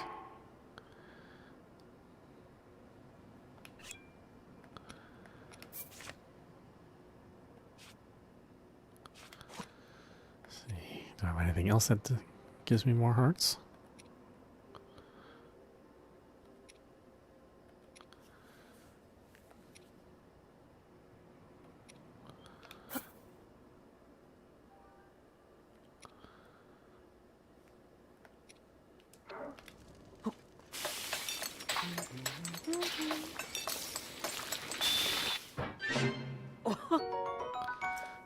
Not really.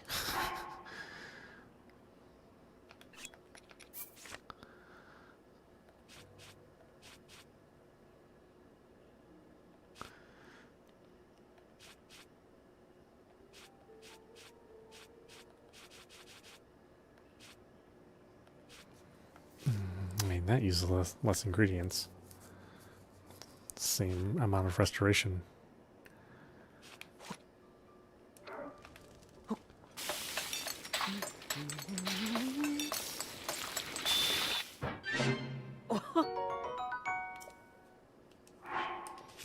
Am I doing okay? Not really. Boy, wow, I am out of everything.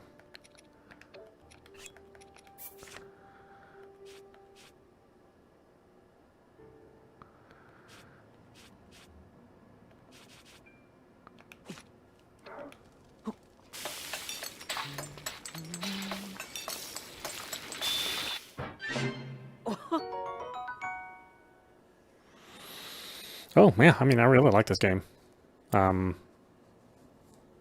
Though I think, you know, I mean, with warning that if you didn't like Breath of the Wild, then you won't like this game. It's not enough. It's not different from Breath of the Wild in terms of the overall style of game. But if you did like Breath of the Wild, or if you are okay with, or if you haven't played Breath of the Wild and you're okay with open world games, you know, with them not having necessarily like a real central goal for you to do at all times. You know, sometimes you just have to figure things out for yourself, or it's designed for you to figure things out for yourself. Then you'll have a lot of fun. There's a lot of variety in the game. I mean, you can play for a long number of hours, and every time that you play, you're going to be encountering something different or doing something different. Or you can be like totally focused, and you can go for all the shrines or exploring all the different parts of the world. I mean, you have lots of different possibilities. So yeah, it's well worth playing. It's well worth buying. I know it's $70, and I know that sort of turns a lot of people off, especially when it's a Switch game. And for some reason, people think that because it's a Switch game, it doesn't deserve more money. You shouldn't pay as much money for a system which is not as powerful as the other consoles.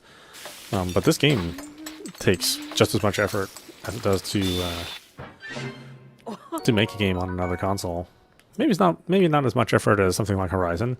I mean, obviously that's going to take quite a bit of time and staff to make a game like that. With the kind of visuals and fidelity it has. So sure, it's not that level, but it is pretty high level. I mean, it's certainly as high level as your average Bethesda game, or your average Ubisoft game. And those guys spend, many more millions of dollars to make their game, and they charge just as much. So yeah, I don't see the argument with the game not matching the price. I think it's certainly well worth the price.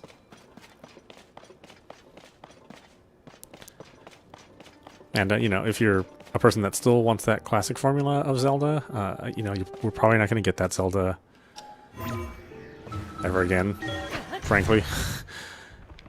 I think that era of Zelda with finding the big key in the map and the small key and labyrinthian temples, dungeons, I'm probably not going to see that anytime soon unless it's one of the spin-off series. So maybe like a 2D series, something closer to Link's Awakening. I think maybe we might see that, but not much more than that.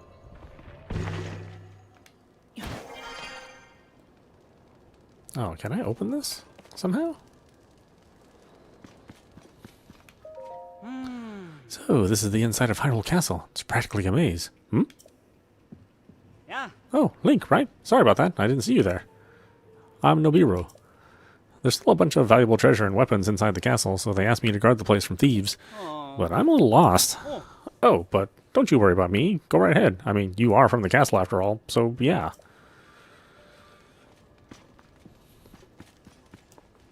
I mean, I'm sure there's a way to open that, right? Yeah, okay. Oh, well. I'm sure there's a smarter way to keep that open.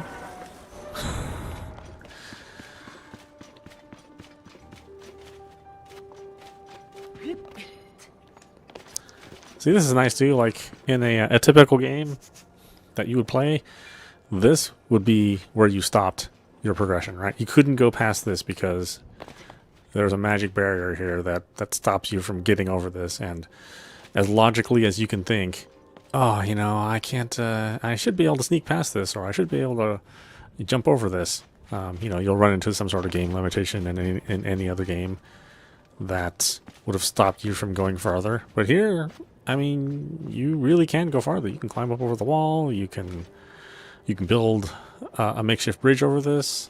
Unless you're at the very, very edge of the world, there's a way around.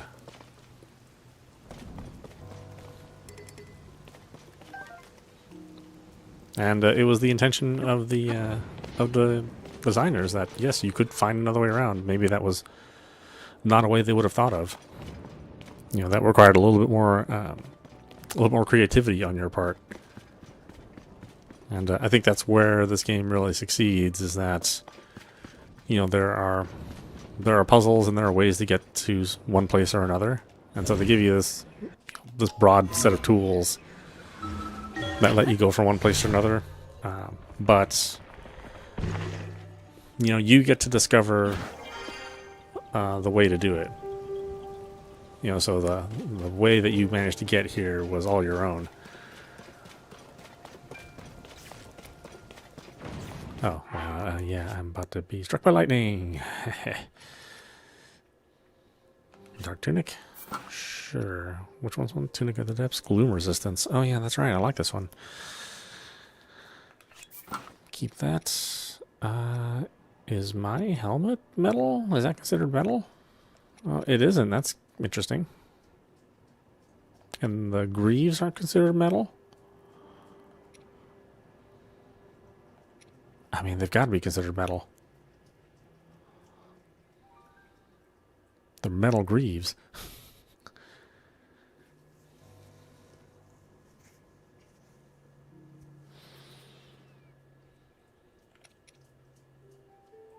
Shock resistance. Oh, hey, there you go.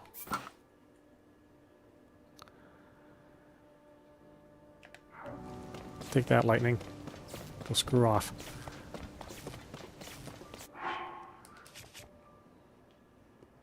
I only have metal shields.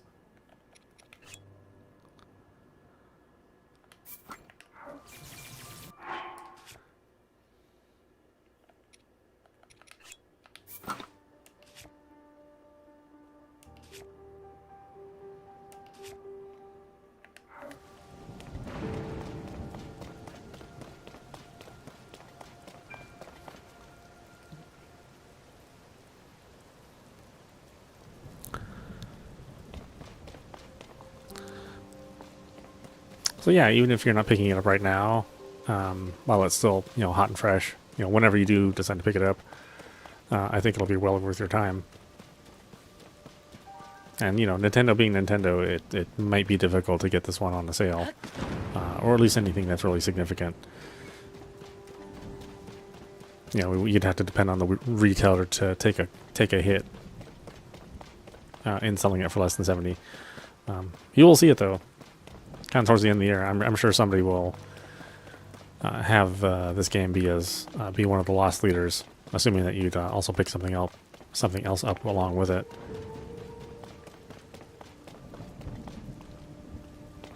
I really wanted to explore more of the castle down there. I just shouldn't have warped all the way up here. I don't think there's a way up there, unless I build a way up.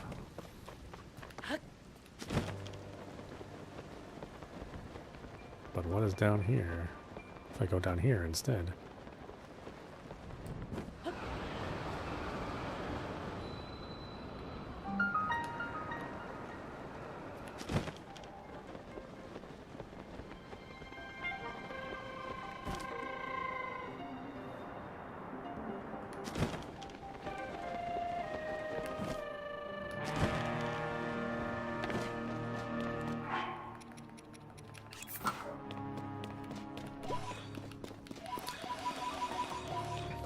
I think it's also a real clever design, especially in this underground where, you know, they've taken away the ability to see really clearly. You know, and you can light your own way through, so you can kind of, again, you can carve your own path, which is not necessarily the way the designers would want it. But then they put these little posts here just to help you as a signpost of where you can go. That would be helpful to you. So, I mean, there's so many really intricate, well thought of gameplay elements in this. It's kind of hard to believe. I mean, you can see why it took 6 years to develop this. It does feel like there's 6 years worth of effort.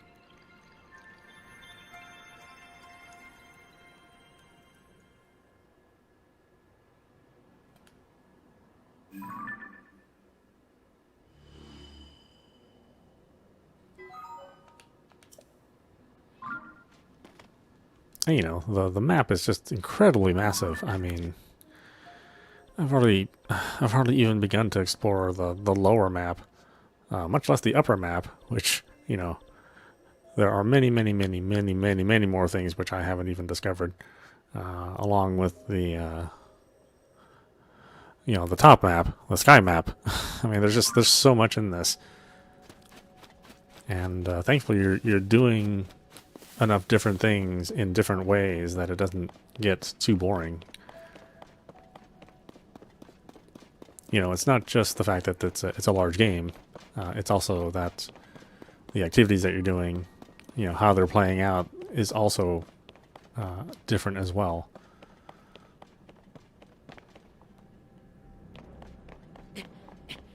You know, it's where the Ubisoft games have sort of lost their way. Is that, you know, they give you, you know, hundreds of items to look through in your map, and hundreds of activities, but the activities feel so samey, and they play out in almost the exact same way every single time, that you know, you have things to do, but you don't have new things to do, and that really detracts from the enjoyment of those games. At some point in time, I'm assuming they're going to correct themselves and sort of fix the ills of their design, but that's not happening today. So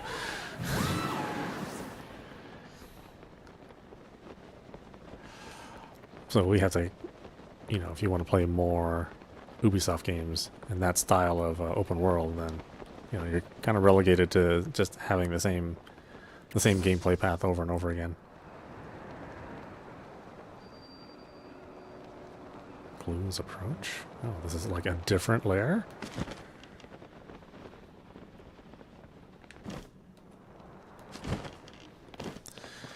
I don't even know if I'm supposed to be here. Probably not. Which means I'll probably die here relatively quickly.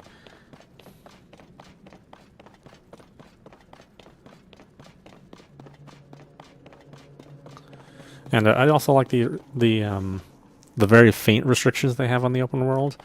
For the most part, you can go pretty much anywhere, and then once you get the rest, you know, all of your abilities, then the game opens up pretty significantly. You know, with the only real, I mean, there's not really that much of a gate.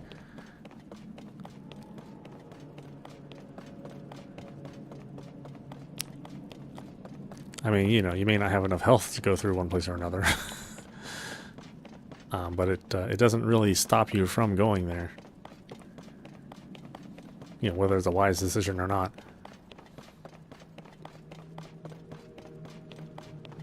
Ah, great. We have a gloom like. That's all I need.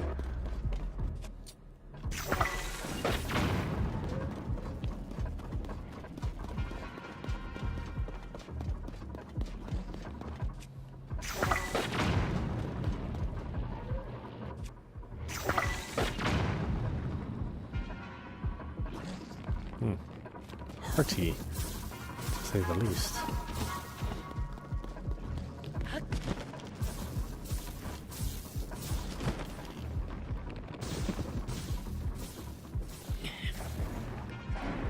Room everywhere. So that's gonna make this interesting.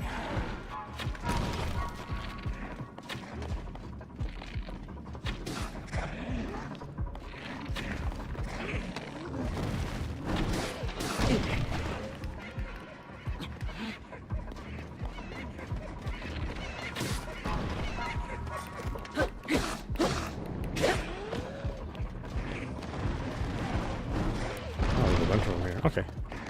More than one here.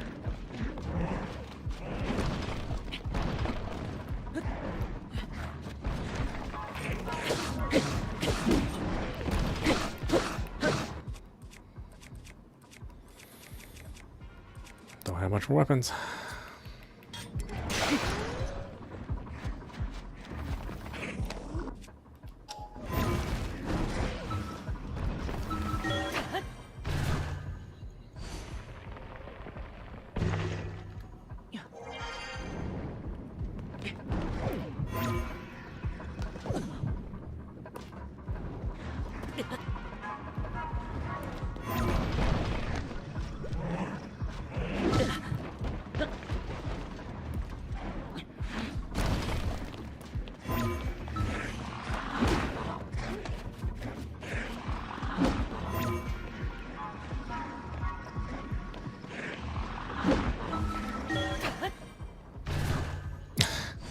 Here's a great example. I really shouldn't be here, but it lets me go here.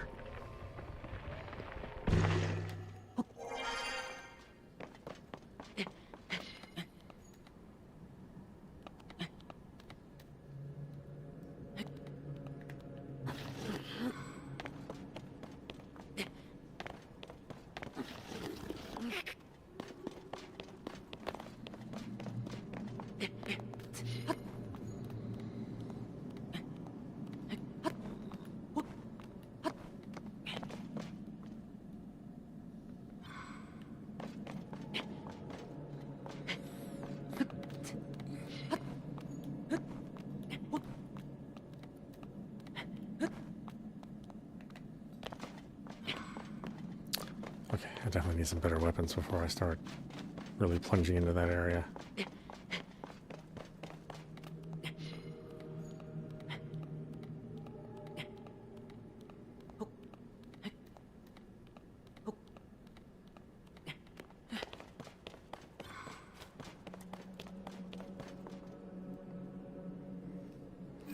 Oh, there's only one light route here? Seems weird there'd just be one.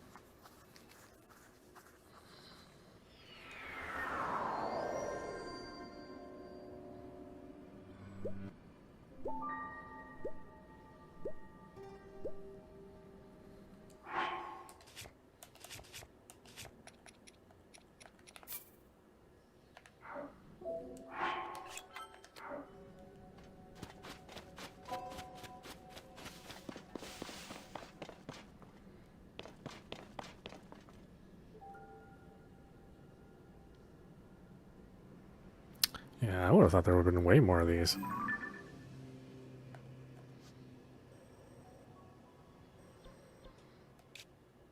God, look how far I traveled from that one underground map.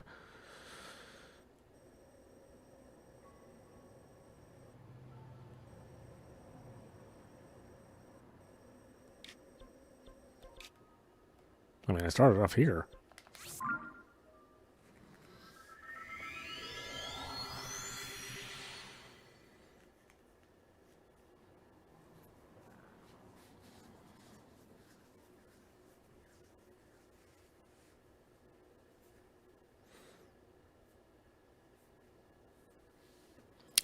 Yeah, and I'm thinking that there's probably going to be a version of Zelda out there that is a little bit more traditional.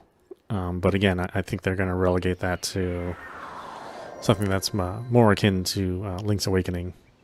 You know, have a separate team that builds that version of Zelda. You know, that sort of top-down, slightly lower budget, or at least compared to this, a lower budget compared to this game that that you could enjoy. Okay. I don't have good weapons to use. This is all junk that I would use for a rock hammer. Soldier spear. Don't care. Bokoblin arm. But fragility's too bad on that. Rusty broadsword. Okay, don't need any of that. Oh, hey, Hestu, this is where you were.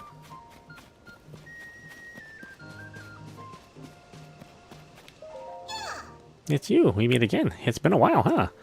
So, this place was built recently, huh? It's got a good vibe, and I figure it's safe since there are lots of people here. There's so many monsters all over these days, so I'm going to stay here and relax for a while. Oh, hang on a minute. Do you have a Korok seed? You do. You've got a Korok seed from one of the forest children. If you give me Korok seeds, I'll expand the size of your inventory. Yeah, let's do it.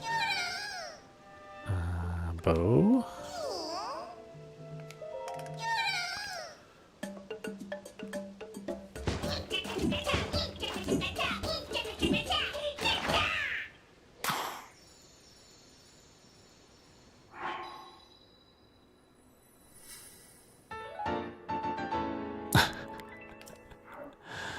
I like that he hums it.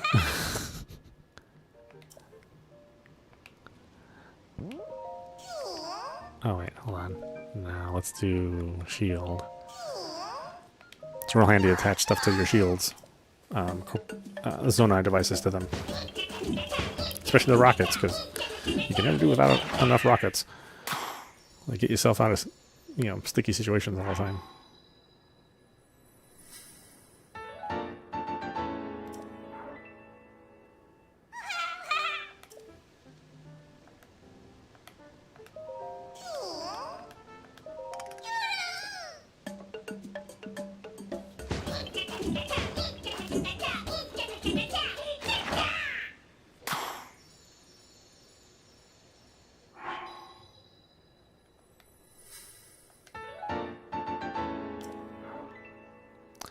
I definitely needed more of that.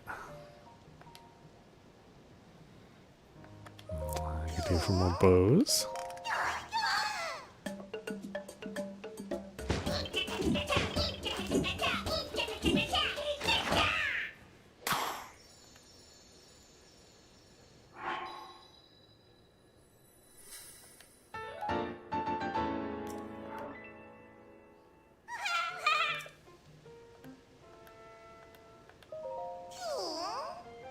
Five now, huh?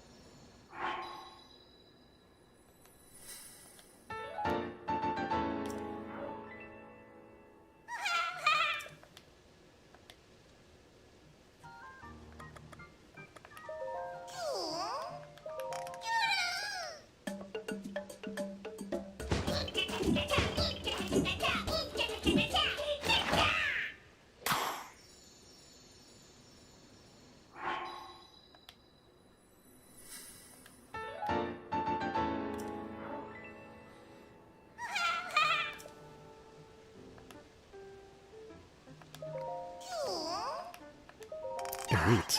My goodness. Went from 5 to 8 real fast.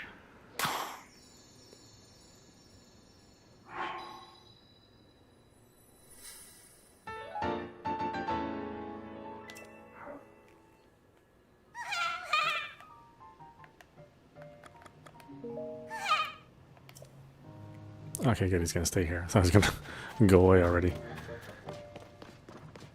Oh, that's not. Oh, do you have a quest for me? Oh, what a surprise! What do you got? Carson, when do you think the stable will be ready? It'll still be a while yet. We need to get the last of the roof planks correctly fitted. There's only one spot to finish. Well, until then, until the stable is ready, we can't board any more horses. What a shame. You really can't do that? Let's see, how does it fit in here? Oh, okay, it really is this one.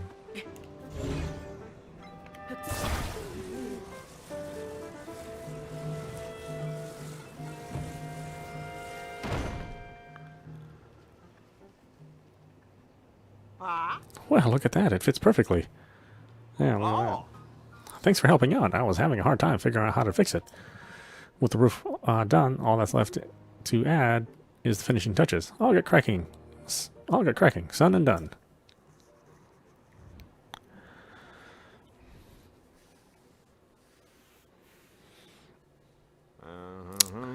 Quick and quality, blink and we're done. That's why every son chooses Hudson Construction.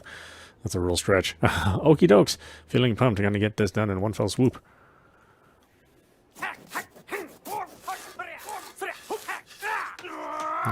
He's an enthusiastic worker. How's that? Very well. This is a fine-looking stable. Sure. I can't say I'm surprised, considering your Hudson Construction is #1. And thanks for your help with this little project, son. Looks great.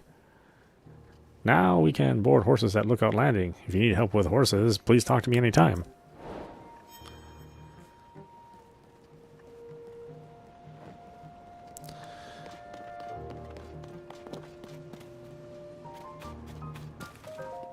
Yeah. Ah, Link, you've come just in time. Have a look at this.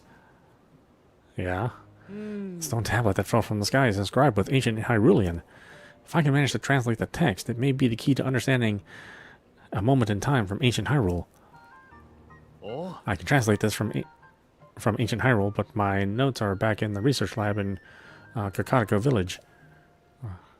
Or Kakadiko, yeah. So I'll be heading there to check this text against my notes and proceed with the translation. I've already copied down what's inscribed here, so I'll be getting back to the village. If that piques your interest, Link, you should come to Kakadiko Village so I can share what I've translated so far. Ah. This inscription has tremendous archaeological value. It's a bridge connecting us to the distant past. I aim to unravel its mysteries, and the sooner I get started, the better.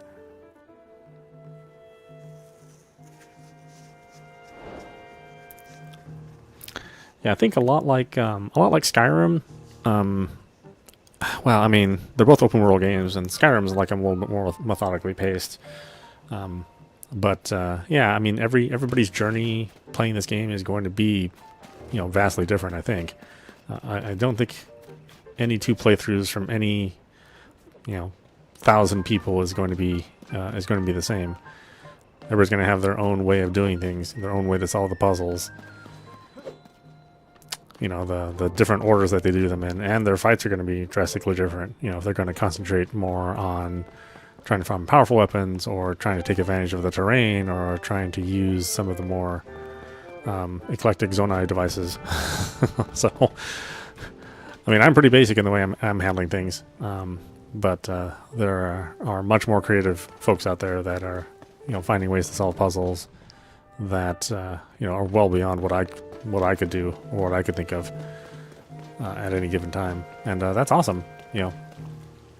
Even in something like Skyrim, you do have different ways to approach something, with stealth or being more aggressive, but like your pathing is still kind of limited.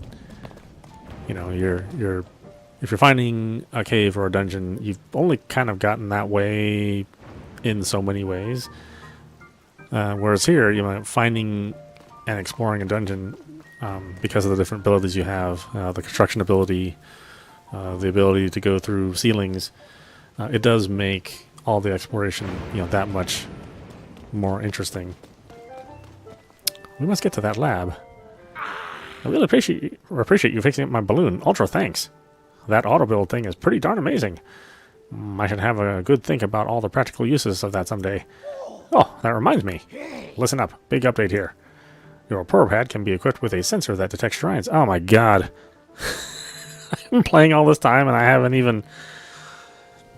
I knew I should start talking to people in here, but, I've just been having fun, just exploring the place, God, there's more abilities I don't even have. My goodness. Come on, act more impressed. I'm the first one in all of Hyrule to notice the shrines after the upheaval, so I created a sensor to detect them. Only thing is, I can't set it up here at Lookout Landing. It'd be nearly impossible unless I'm at the Purapad Research Lab in Hateno Village. Purapad Research Lab? That's right. It's a lab dedicated to the enhancements of the Purapad, which Purah and I developed. Okay, this explains why I've heard some people say to change the sensor in the Purapad. I'm just like, what are you talking about? I can't do any of that. So there's a quest which I haven't even done in the whatever, the 30 or 40 hours I've already played in this game. Oh man. But that is kind of nice about the game, is that you don't even necessarily have to do a lot of these subquests. I mean, if I could explore someplace and find the right number of weapons, defeat the right enemies, I could probably get enough energy and have the ability to go to Hyrule Castle right now. Early in the game with barely finishing anything. I mean, they don't even really make you defeat the main temple bosses. Like, you could just go to Hyrule Castle if you could launch your way there, and you could try to fight the last boss. I mean, it'd be a bad idea, but you could do it. So they don't really restrict that. So that's really cool. It's bad if you're if you don't know how to pace yourself. or when you're in some place that's really not in your favor. If you don't know how to escape that, or if you're super stubborn like I am. But I mean, I think that's why this game is so popular. Is that just the flexibility is really there. I know there's complaints about the combat being a little bit too simple, but I don't really agree with that. Mainly because you can use those abilities to make that combat much more spicy and have a lot more variety. You can screw around with the enemies a lot, and the enemies, thankfully they're not too bright, but they are bright enough to work together, and in ways that you wouldn't expect. So yeah, I mean, I can't say enough good things about the game. It's a great game. I know it looks funny. It's not a PS5. It's not a Series X. It's on the old Switch, and Nintendo just loves old-ass hardware because investing in technology has never really been their thing. I think the one time they did it was with the GameCube, and they felt they got burned off the GameCube. But there are a lot of reasons why the GameCube wasn't as successful. So, they're kind of small-minded in that regards, And then they went with not much technology with the Wii. Only barely making it better than the GameCube, and managed to get super successful with that. The Wii U ended up completely tanking, but again, they didn't really invest that much technology in it. I think that system could have been better had they had the foresight to not concentrate on the touchpad. In some ways, they did predict correctly that we'd be playing a lot of games on a touchpad. They just didn't know that it was going to be on cell phones. Instead, that's where the popular gaming is on cell phones and not on dedicated devices just for a game. So they only got it half right, and unfortunately, they bet the horse on it, and ended up with Wii U, which obviously the games were good. I mean, Breath of the Wild is a Wii U game. Mario Kart 8 is a Wii U game, and that they were released on a system that was popular with very few changes, and like Mario Kart's like 30 million copies sold. So it was never a problem with the games on the Wii U. It was just on that platform, which they just called it wrong. So and they called the Switch right, which is good. But at the same time, I'm kind of worried about the company because now they're probably going to try to do something a little crazier with the Switch successor. That worries me because I think they could probably just make a more powerful Switch that could, I don't know, maybe not necessarily 4K graphics, but 1440p, I think 1440p HDR, I think is perfectly reasonable for a portable device nowadays, and to keep the costs, pretty good. I think that's possible for them to do if they want to do that, but it's very rare that Nintendo would ever produce another console that is just a slightly better console. They've actually had some success doing that, but at the same time, it's always been 50-50 with Nintendo, right? Nintendo to Super Nintendo, incredibly successful. Super Nintendo to N64, maybe not so much. And the N64 had a good bit of technology in there. They just chose the wrong storage medium. N64 to GameCube, not quite as successful. GameCube to Wii, very successful. Wii to Wii U, not successful. Wii U to Switch, I mean, wildly successful. So I have a feeling they're due for a really crappy console next. And while they still make great games, I wouldn't bet on Nintendo's next console. I think whatever Sony and Microsoft have right now is probably going to be the leader for the next 4 or 5 years, at least 4 years. And then Nintendo, whatever they have, I imagine they're going to fall flat on their face until they learn that maybe being too creative can be a detriment. We'll see.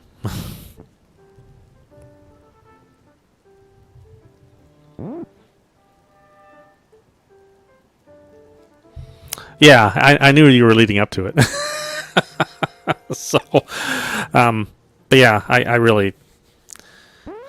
want Nintendo to just make a nicer Switch. That's what I would like. And I think any gamer out there in the world that's playing right now, that's what they want. But Nintendo, the way their creative minds think is that they think that if you do the same thing, that you aren't going to be successful because they've had so many failures in the past. I mean, if you think about it, and I'm not even a big Sony fan, but Sony has consistently, with the PlayStation, made just more powerful technology, and they've had a winner every single time. I mean, 0 PlayStation consoles have failed, right? Home consoles. You can debate whether or not the PSP and the Vita were failures. I think some people could make an argument about the PSP and the Vita. Well, the PSP for sure. Maybe not the Vita. But yeah, I mean, Sony has always been successful. Every single console, PlayStation 1 through 5, has been number one. Microsoft, they've had quite a number of failures. I mean, they've had a very, very hard time, even with them being, financially a bigger company than Microsoft or than Sony. I mean, as far as software goes, right? Software and home entertainment. Sony is nowhere near as big as Microsoft. Microsoft has way more cash in the pot. But somehow with all that cash, they've still kind of screwed up things. Xbox being an okay system, 360, wildly successful system. Not as successful as the PS3 though. And then Xbox One, complete shit show. Just an absolutely terrible system. Multiple upgrades to that, Xbox One S and Xbox One X, and they were trying to recover from the Xbox One brand, and then they finally went into the series, and then the series has a promising start, but Sony once again is just beating their ass. I mean, they got their development kits out early. They got their drivers and their functions out way earlier than Microsoft, and Microsoft was still waiting on some developments from AMD to add into their development kit, which Sony already had. That's why you saw those early Sony games. I mean, those Sony games were beating the Series X hand over fist in performance and visuals, and that's still the case now in a lot of cases. So it's not necessarily money that gets you someplace, and it's not necessarily creativity that gets you someplace in the game world, right? Sony proves time and time again that they don't need any of that.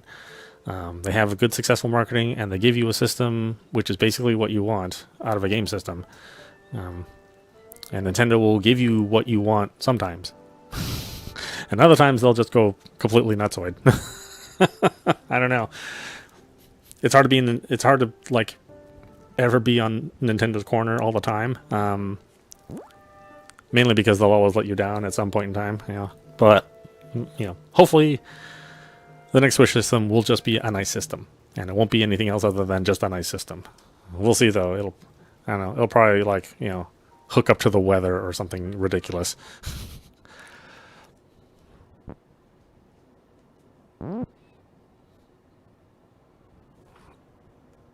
Come on. See, I've been babbling too long. Even my controller's getting impatient with me. Okay, once we're in that lab and you can join me there, I can further improve your probe pad, starting with the sensor. You'll find the lab in East Necluda, off in the southwest corner of Hyrule. On its far side is Hateno Village. Go a bit farther than that and you'll see a mighty peculiar place. Don't let the looks fool you. It's a cutting-edge lab. Alright, I'm going to head over there. I'll be waiting for you to arrive. See you in Hateno Village. Don't keep me waiting. How are you going to beat me there? Even in a weather balloon, those tiny ass legs are not going to beat me there. I'll show you. Huh. Oh, I don't have a shortcut to Hateno. Well, shoot. Yeah, I won't be able to get there easy. I guess we can go from Mount Lanaryu.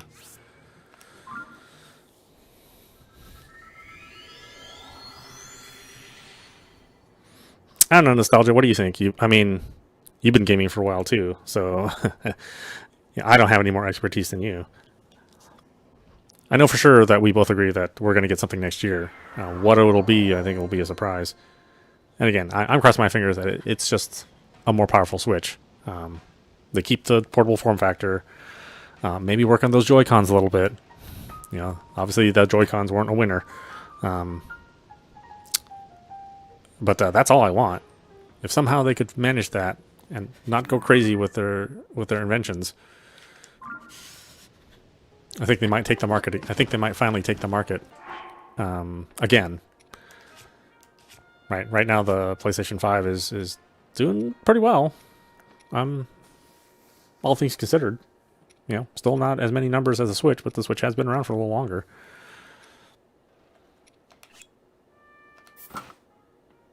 Okay, not freezing now. Wait, if I wear the boots, can I get away with wearing the wingsuit? Oh, there we go. Okay, I'm not dying of cold, and I can still get the abilities of the wingsuit. Now, have I been to that temple? I don't think so.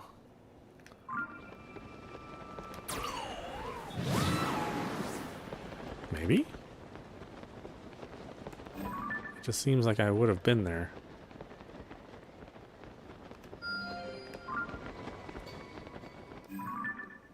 No, hot dog. I have not been there.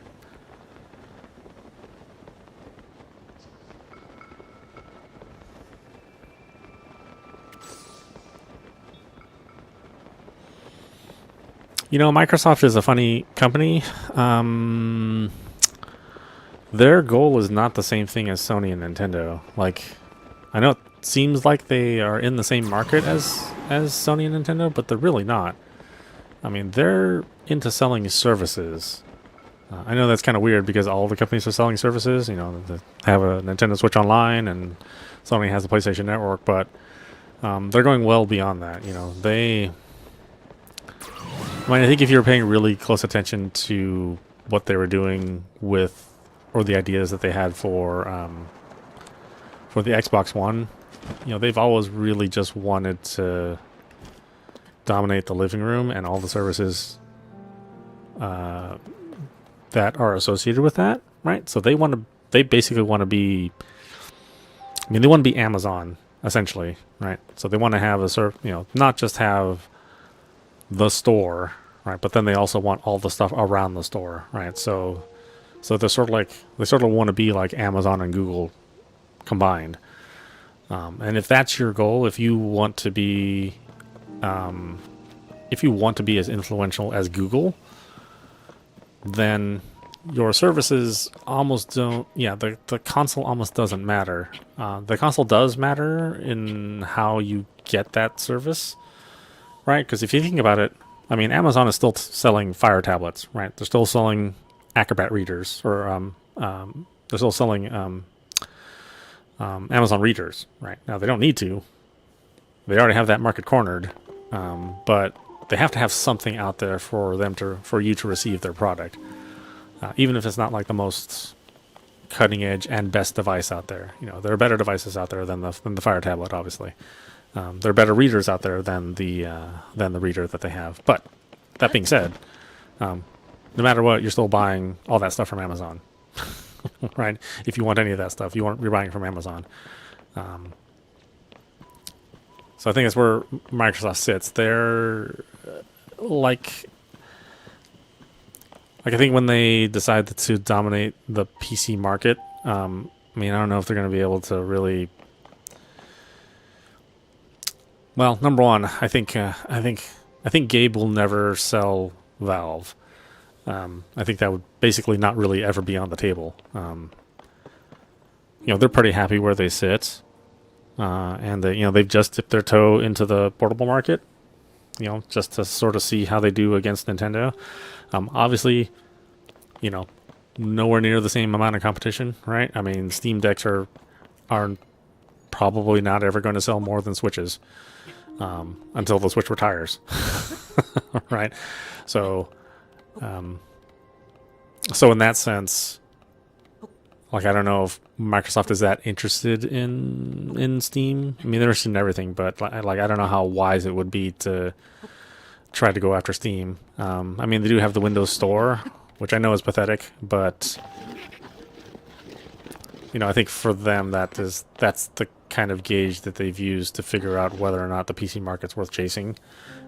As big as the PC market is, if you think about the overall number of units sold for a title on Steam or GOG, or even Ubisoft's service or EA service, I mean, they still don't even touch console sales, right? Your Call of Duty releases on PC is only a quarter. I mean, not even half. Maybe a little bit more than a quarter, but nowhere near the same number of sales across the board versus the console sales. So, I don't think Microsoft. I don't think there's a smart decision out there that would say, I'm going to try to wrestle after the PC market. I think the PC market is kind of already settled at this point in time. There is competition out there for Steam, but like Amazon, there's only a theoretical competition, right? People still will buy stuff on Steam, and they'll even kind of really bitch and moan when there's something that's not on Steam. Even if GOG is like the better service, right? You can get, the DRM-free games. You're not quite tied to that online presence like you are with Steam. People don't care. So, and can Microsoft, if Microsoft bought, if Steam was ever for sale and Microsoft was one of those companies that could buy them, I don't know how much they'd really get out of it. I like my PC gaming too, but when the reality comes around, here I am playing this $300 console, dropping more hours on this stupid ass console that's 10-year-old technology, just because they managed to do something that nobody else has done as well. So I think Microsoft does care about the gaming market, but not in the same way that like Nintendo and Sony care. Like, they don't necessarily care about those raw numbers of consoles out there, of hardware. They want to sell pieces of software, and they want to sell the service that lets you access that software, right? It's a weird model when you think about it, right? Because Amazon doesn't cost you anything to buy from Amazon, whereas in the video game market, they want to charge you for the ability to buy from them. They love that membership fee. It's the Costco model, right? Kind of an older model. And so they're trying to find success that way. They're trying to find it through the Costco way. As far as like Microsoft's concerned, they've been pretty successful. I mean, they do sell subscriptions, a lot of them, right? Across the PC and across their gaming console. I mean, if you took away everything from the gaming console, they would have not many subscriptions, right? They're only depending on PC. But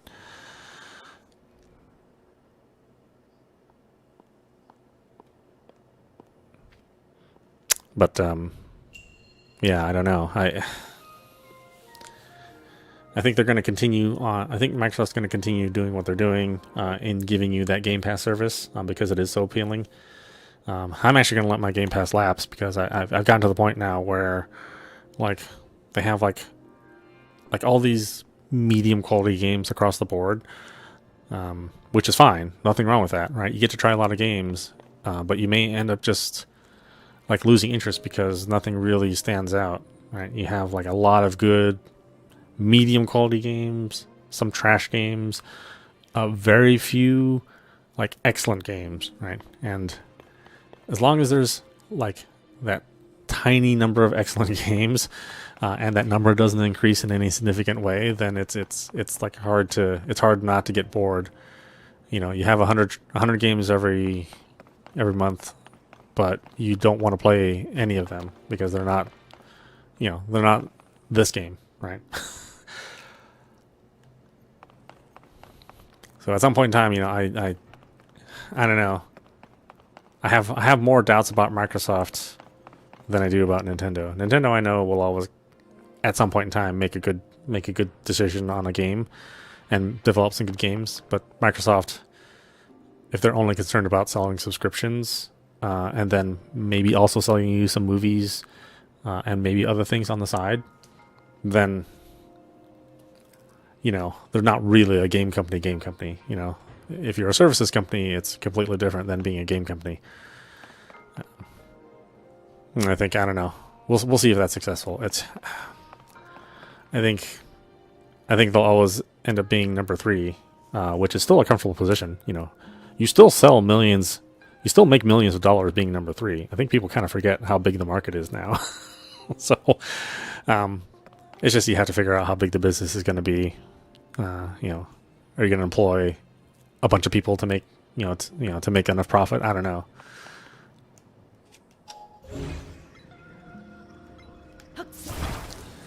Alright, so they're giving me a hint here. I do like how Nintendo very not so subtly tries to give you a little bit of help of how they want you to solve the puzzle. Like, we won't tell you outright, but we will sort of show you something you could do.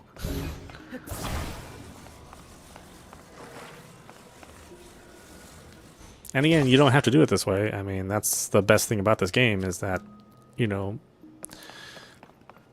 you could do something crazy, like just build a long bridge to get there, you know, if you have the right materials with you. Or you could attach this to a springboard and you could bounce your way over there. Or attach it to a rocket and, you know, launch the thing over there. You know, there's such a variety of things that they allow you to do.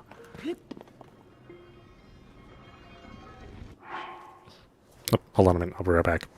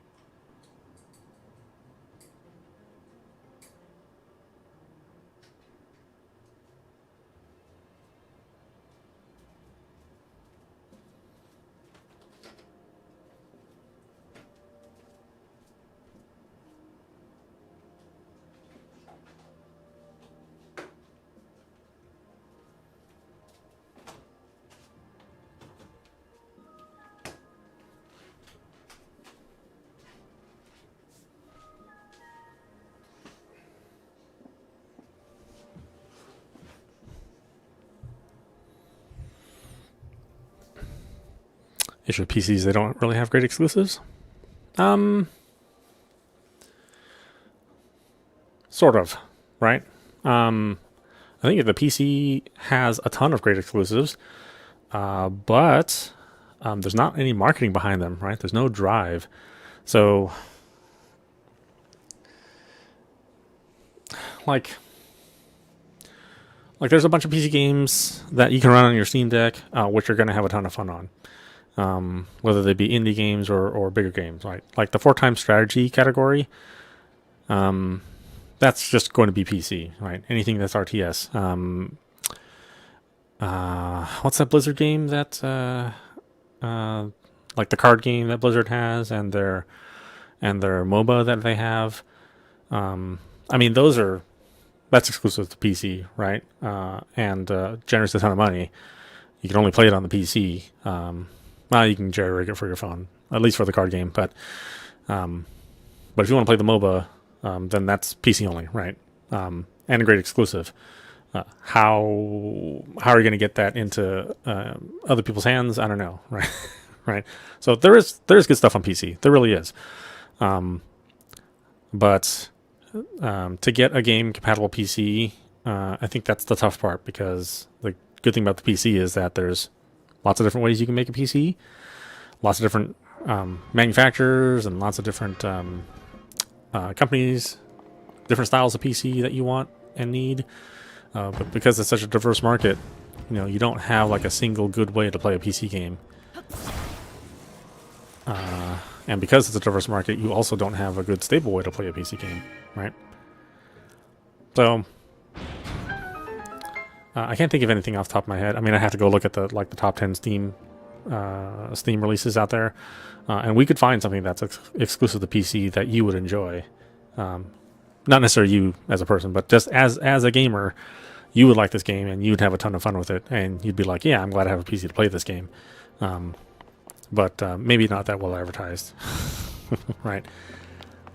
Like for me, there's like a ton of visual novels on there that I love, that are only available on the PC. A lot of the games that come out for consoles, a ton of the indie games that come out for consoles are also on PC, and they end up being significantly better than they are on the console. So, oh my god, what am I doing now? Am I just gliding over there? That seems too simple for me just to glide there.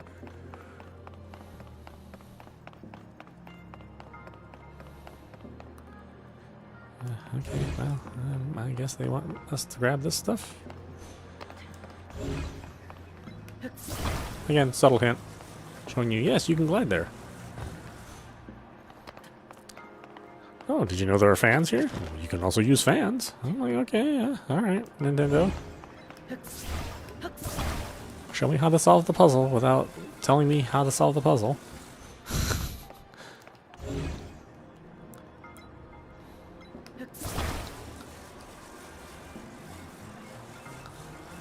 Is this just going to go on forever? I'm assuming this thing is going to stop working at some point in time.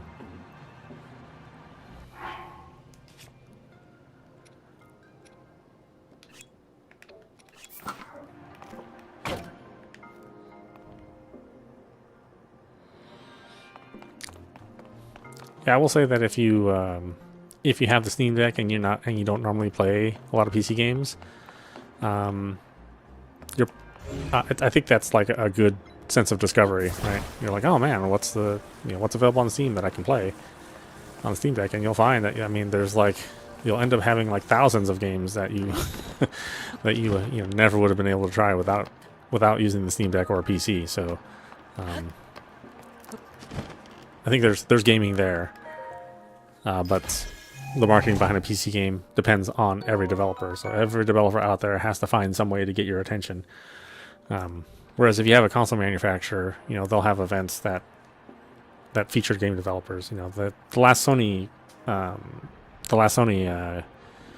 presentation was pretty much third parties, right? Not a whole lot of first party games, and so there's another set of people out there willing to help you if you're making a console game and promoting it on that system. Whereas, you know, I don't know how many people are going to be interested in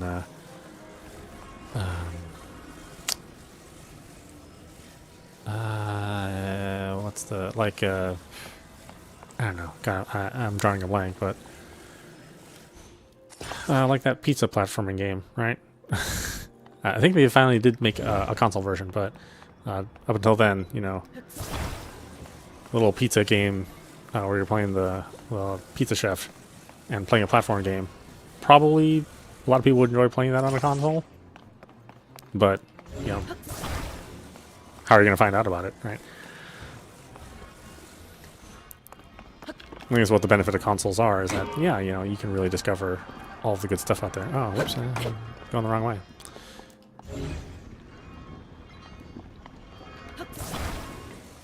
Okay, being a little brain dead.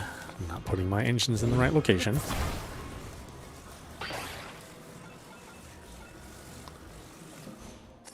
Pizza Tower? Yeah, Pizza Tower, that's the one.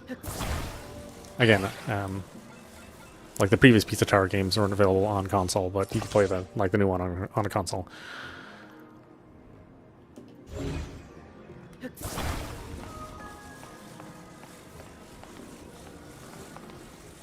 I think too, what the advantage of a console really is us, right? I mean, if you've been gaming for any amount of time at all, you know, you're just comfortable with the idea of playing on a console on your favorite, you know, from your favorite publisher. You know, if you were born in the PlayStation era, you know, like your first console was a PlayStation 1 or a PlayStation 4 or whatever. I mean, you're comfortable with the idea of playing games on a console. Not having to worry about configuration, and, you know, not having to worry about whether it's going to crash because of Windows or some driver update, you know. That makes console gaming, you know, that much more convenient, easier to deal with. You know, it's where the PC will never, I mean, they'll just never get there. Man. Even the Steam Deck, you know, I like my Steam Deck, but there are times where I have to kind of mess with the Steam Deck, and to mess with each game to get, you know, to get it into a condition that I like.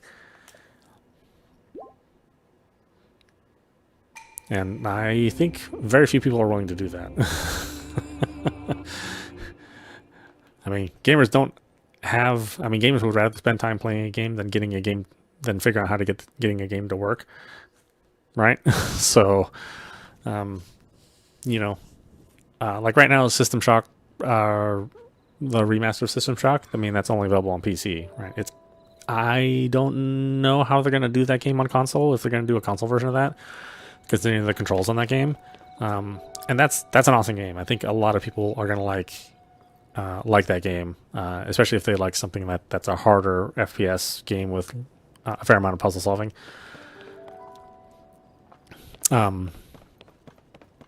But I think I tried to get that to run on the Steam Deck, and it was not great. I wouldn't call the Steam Deck like the ideal way to play System Shock. So, you know, if you're in that situation where it's like just even getting it to run is going to be trouble, it's such a hard sell for a PC game. How do I even get it to run? Oh, great. Well, how's it controlled? Mouse and keyboard. Oh, well, that's not that intuitive. I mean, I know people who love mouse and keyboard, you know, till the day that they die. But as far as like playing a game, having you know 128 keys, great for options. Maybe not so great for like comfort, right? You know, ease of use. Every time I don't know how it is about you, but if I'm like in my home keyboard layout for an FPS or any game on the PC where you're using WASD, I mean this finger gets really cramped having to set it to move around in a PC setup. I just don't find it like super duper comfortable. And then now you're gonna have to convince everybody, okay, this giant ass keyboard with this mouse, which needs like some room, right? You need some room to move the mouse around. You need some room for the keyboard, and and then you're going to need to, reach your hand all the way out into different parts of the keyboard in order to do different things. Change weapons. Well, you can use the number pad or you can use numbers at the top. Well, where are the numbers at the top? Well, you're going to have to take your hand off. You're going to take your finger off where your key is to move left, right, or up, so you can tap the number the number button to change your weapon. Okay, so I got to do that real fast. Then go back and move. It's like it's hard to win when that's what you expect your audience to do. Right? You gotta tell them, okay, it's okay to have complicated controls and not necessarily comfortable controls. And then that's how you're going to play our game. Well, I don't think most people like that.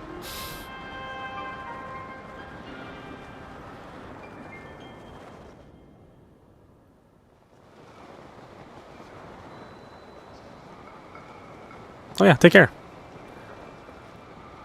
It was good talking to you too. I'm glad you stopped by. I'm just rambling though. Yeah, enjoy your holiday.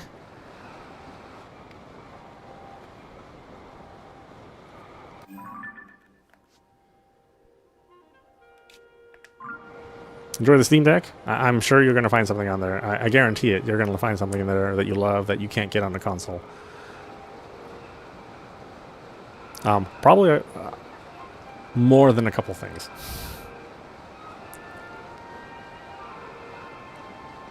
Depending on what kind of gamer you have. I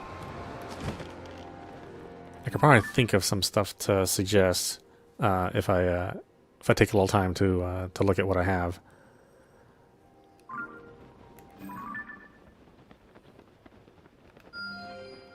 Okay, do I already have that?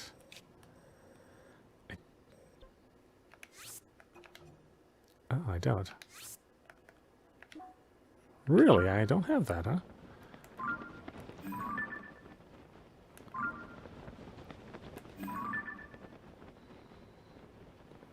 Alright, well, we'll get to it. Let's go to Hateno Village right now, which is all the way over here.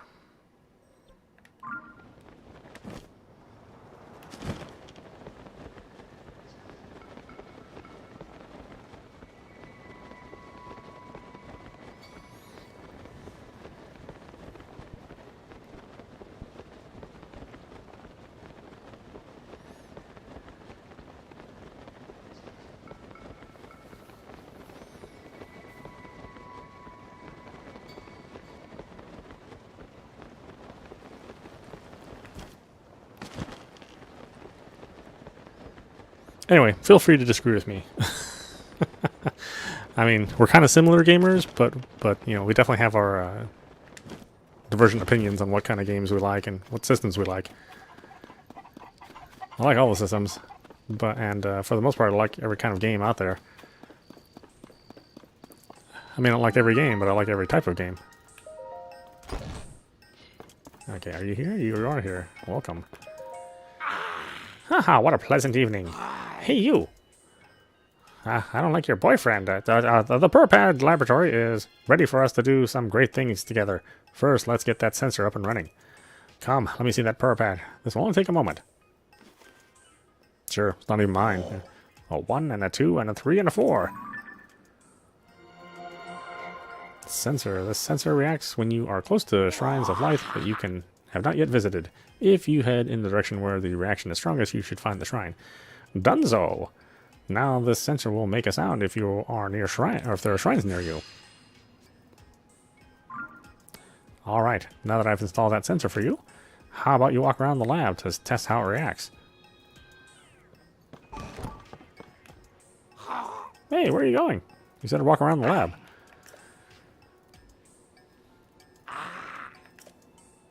Just walk in the direction you're moving when you hear the sensor react.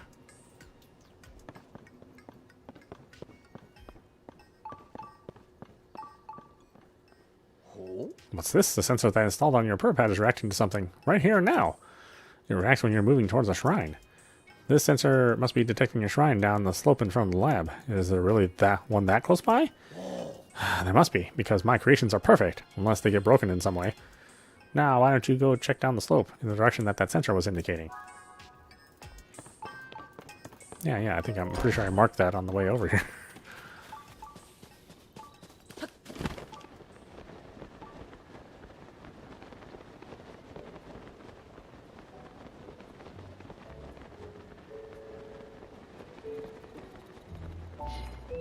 Yeah, that's right, I came here, but I didn't, like, do anything.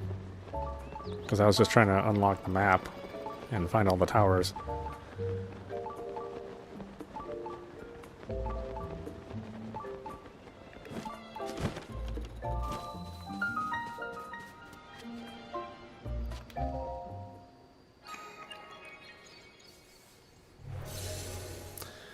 Like I said, I really hope the next system, the Switch 2 or whatever stupid name they're gonna, and you know it's gonna be a stupid name. That's Nintendo.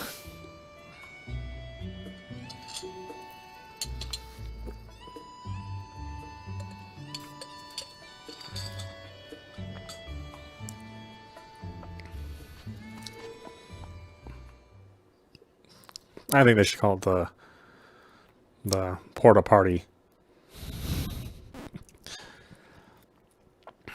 That's a name that'll stick.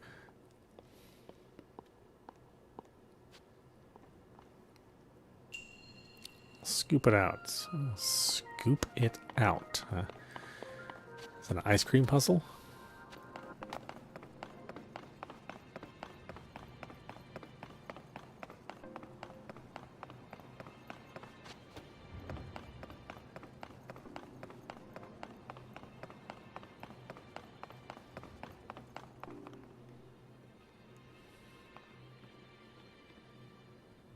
Oh, okay.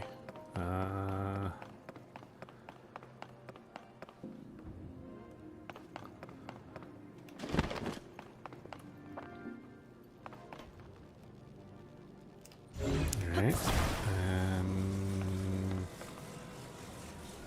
Can I get it?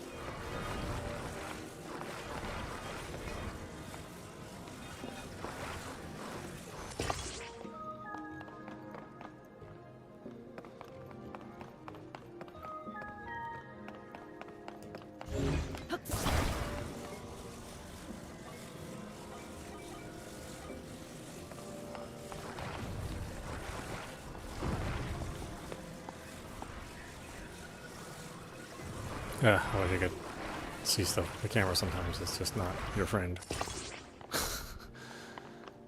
I wish I could move my camera up and down so I could see what I'm doing.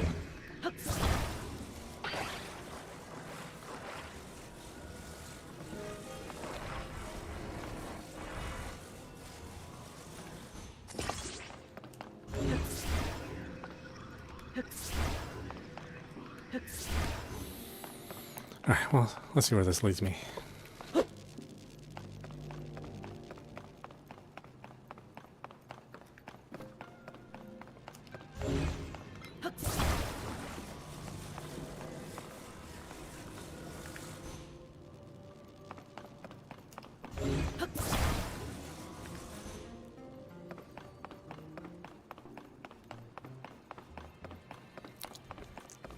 Need a battery, I think. Is there a battery around here?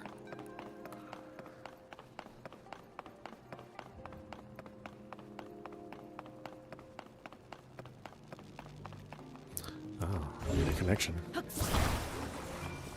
No problem. One connection coming right up.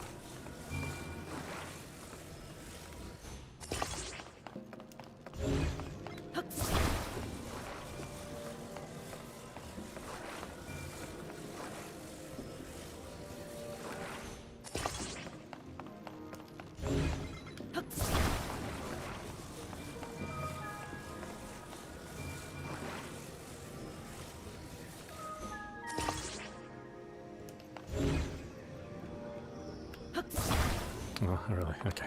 I screwed up that last one.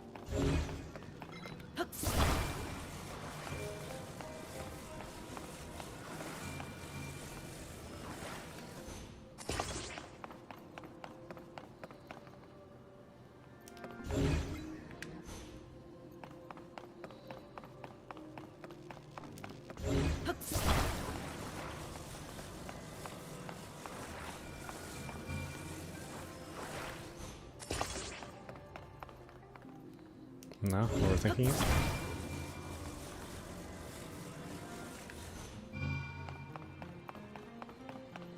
I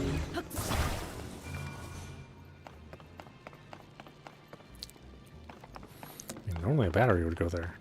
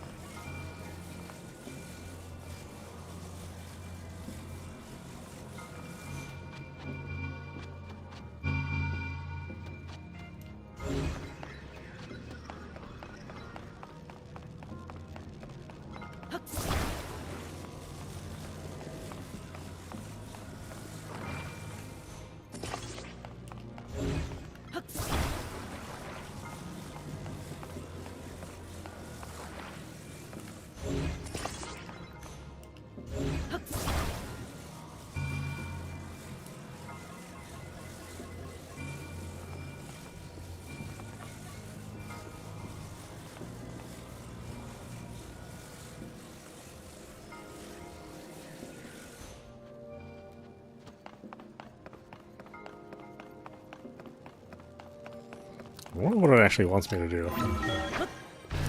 It clearly does not want me to do this.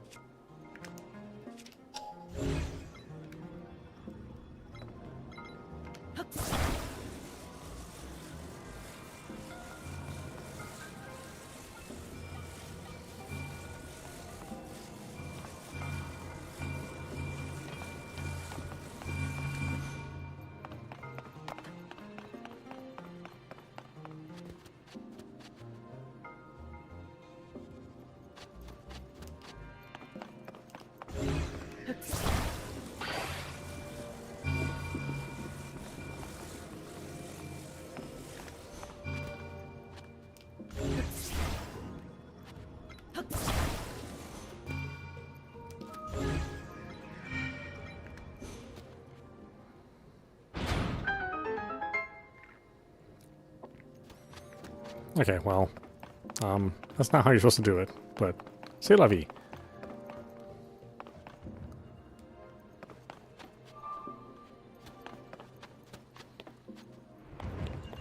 Wait, was there a treasure?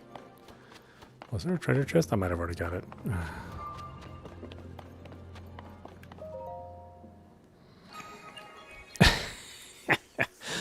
Yeah, well, okay. Don't do that when you play. That is the wrong way. Actually, there is no wrong way in this game. It's the beauty of it.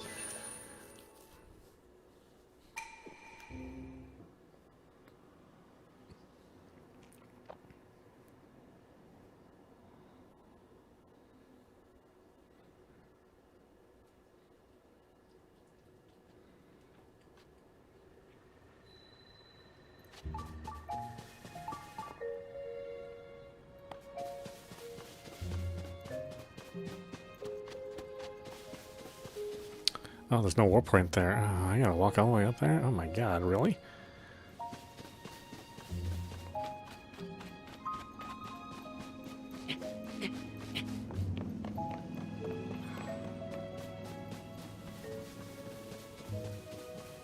I think we need a shortcut then. Like I said.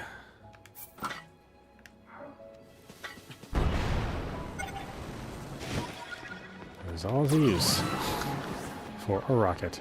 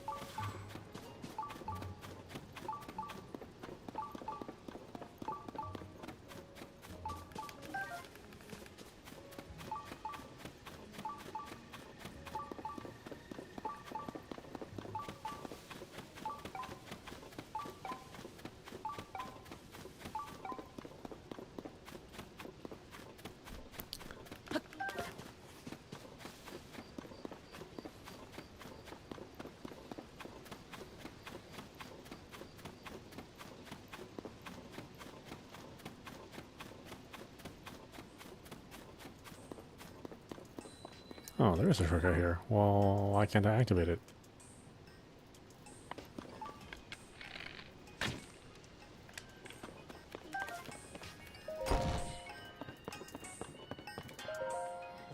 When the shrine sense responds, then there should be a shrine nearby. More precisely, it'll react when you are moving in the direction of a shrine. If it's not reacting stably, then try changing the direction you're facing.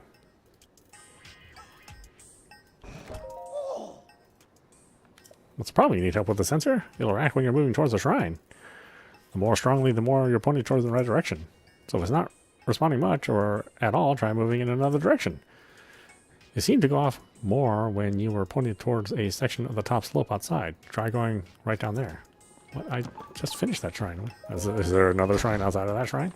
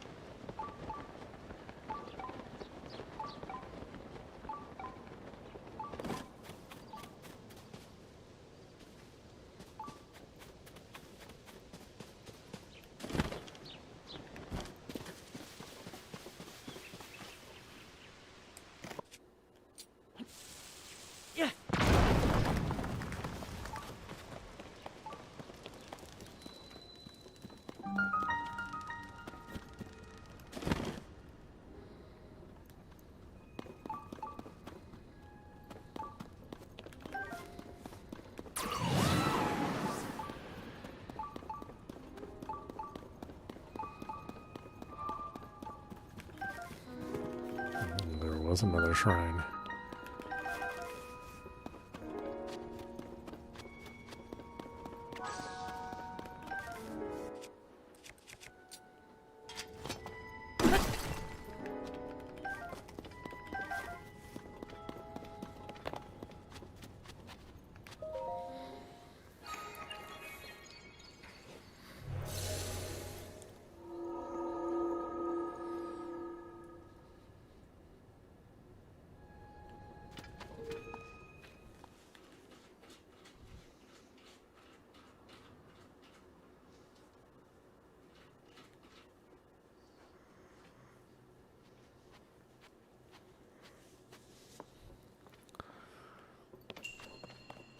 Oh, good. No puzzle solving. Actually, I like the shrines. I like the shrine puzzles. Magic scepter. Oh boy.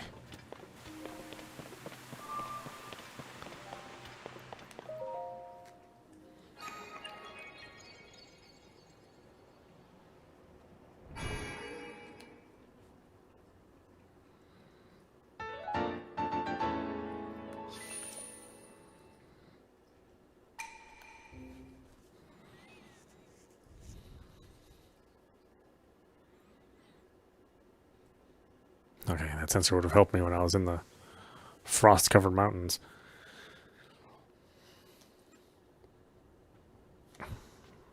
Hold on a minute.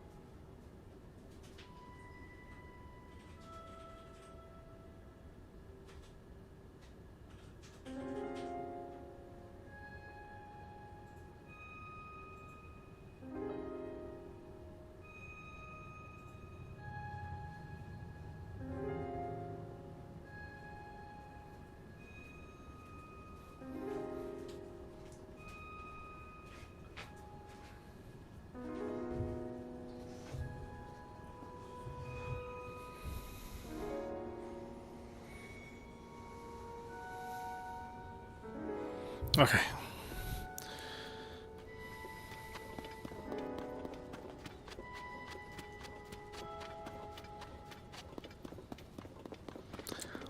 So it's a completely different shrine.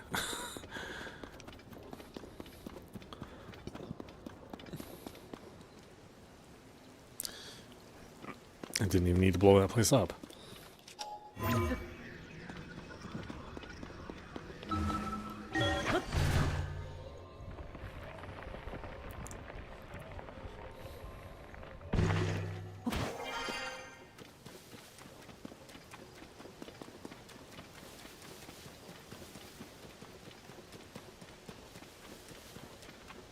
Quack, quack, quack. More rain, huh? The humidity makes my joints ache something fierce. I might not seem busy to you, but taking care of the cuckoos and Tamana left in my care is a big part of my duty.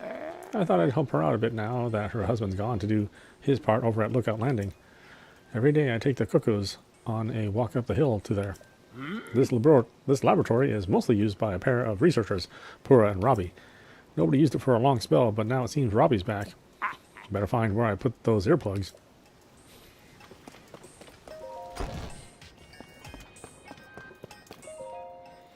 My design of the sensor is beyond perfection. Just listen to its sound and you'll find your way to a nearby shrine. What? You found it? I'd expect nothing less from you. Anyway, how about that sensor? Handy, huh? I'd expect nothing less from me. Well, I've told you what you need to know about that sensor, but I fear it's gone in one ear and out the other. So hang on a minute. Okay, the details look correct, and I'll post it right there. Yes, very good. Here you go, the operation instructions for the sensor. Now you can review the sensor feature anytime you want. Just read that poster there. Now you begin to see the true potential of the PuraPad. But I'm nowhere near done yet. I created new features of that device while I was waiting here for you. Yes, I whipped up some prototypes of these extra features that can get them on your PuraPad at any time. That is with some help from you, getting some final data I need in order to activate them perfectly. Let's talk. If you want those sensor upgrades, enjoy that sensor and a taste of great things to come until then. Hey, you! I don't like your boyfriend. We have more work to do. Your PuraPad is nowhere near its full capacity. The PuraPad will be even better after I add some extra features. I know I already said that joke. I just hear it every single time. Those include the most essential ones. The traveling medallion feature that lets you set up gates for instant travel anywhere. There's also the Hero's Path mode. It shows where you've traveled. Finally, Sensor Plus, which helps you find more of the shrines. Your PuraPad will be perfect once I've installed all those. But first I'll need you to gather some test data so I can fine-tune my prototypes. So, let's get to work on that pad. Just talk to me anytime you'd like to get started on any of these features. Travel Medallion. The Travel Medallion feature is quite exceptional. It lets you travel instantly to a gate you've established elsewhere. But we're going to have a little bit of an extra challenge with all this. Come now, show me your PuraPad for a moment.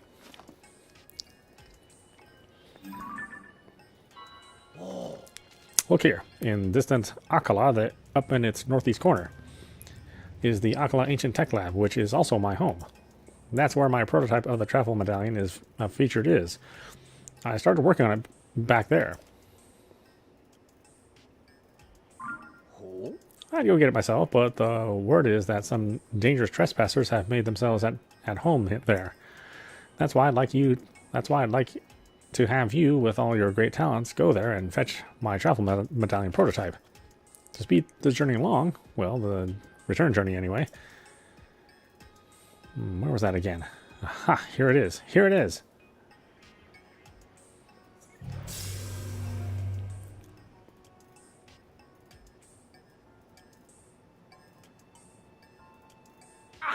I've activated a travel gate outside this lab. Now you can get here instantly, if not faster. You'll need to make your own way to the Akkala Ancient Tech Lab, however. You'll find the Travel Medallion prototype in a chest beside my desk there. Should be easy enough to find.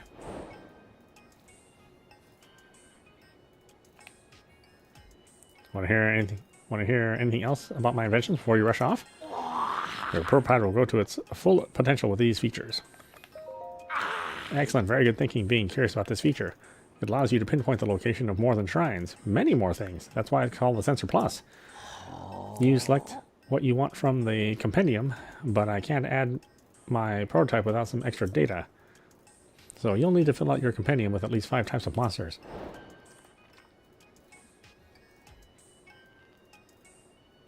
It's hard to get data on monsters without putting yourself at risk. You'll need a careful approach, or a quiet one. So you could grab their attention any old way you want and snap a picture on the fly, then you'll have your data. Yeah, might as well hear about all of it. Heroes Path Mode is an outstanding addition if you do a lot of investigating. Truth is, there's a tracking feature installed on the ProPad. Heroes Path Mode lets you use this feature on screen. It's a brilliant system that lets you see the exact path you've taken. But before I can install the prototype perfectly, you'll need to get data from 15 shrine locations from you. Don't I already have that? What? You've got the data? Hurry up and let me see the ProPad. I was about to say, I've done a lot of shrines. Now, give me just a second.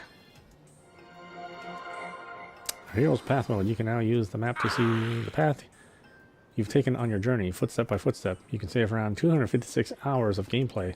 If you exceed this amount of data, the oldest footsteps will be erased as the new ones are added. Now you'll be able to see the path you've traveled so far on your map.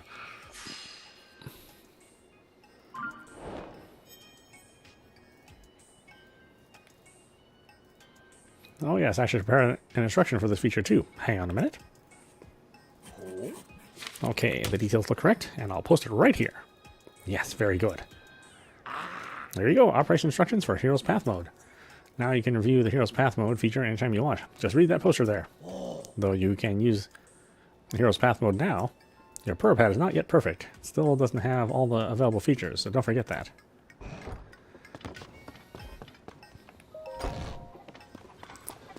Okay, so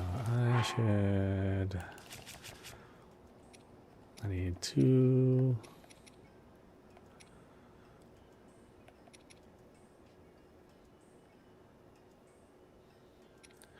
Need 4 items to strengthen my weapons with.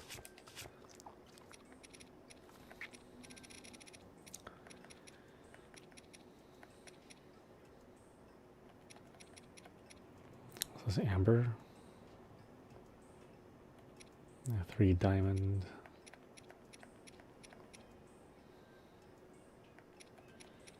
30 construction horns. 20 construction horn 2s. Captain construction horn.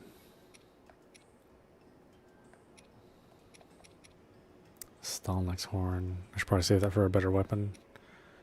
Same thing with the Lionel mace horn.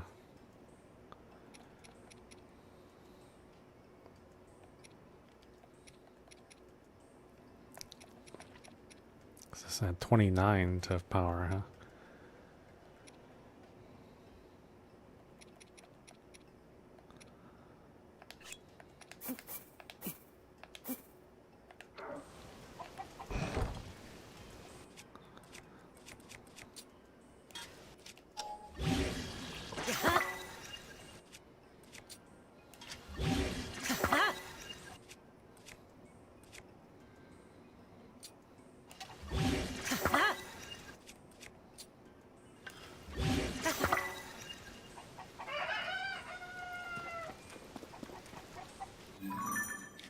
Okay, where's his lab?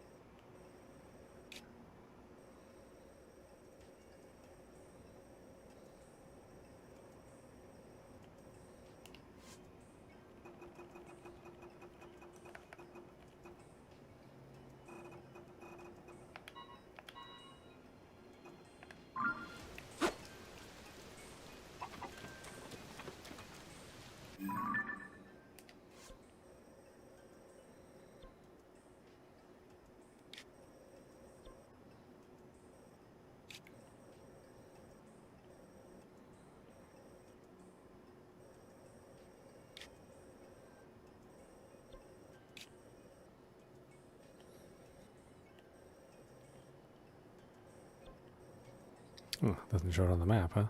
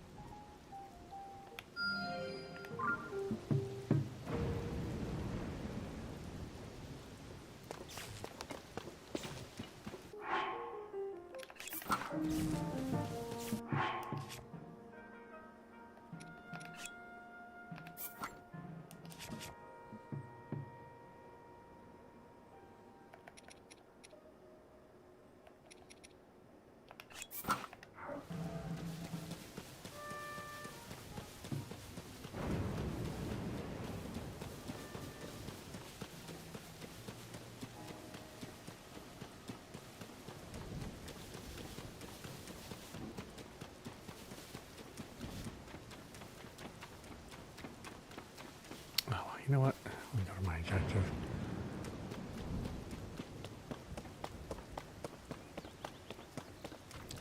I'll go to my objective, which is in the opposite direction. I need that functionality anyway.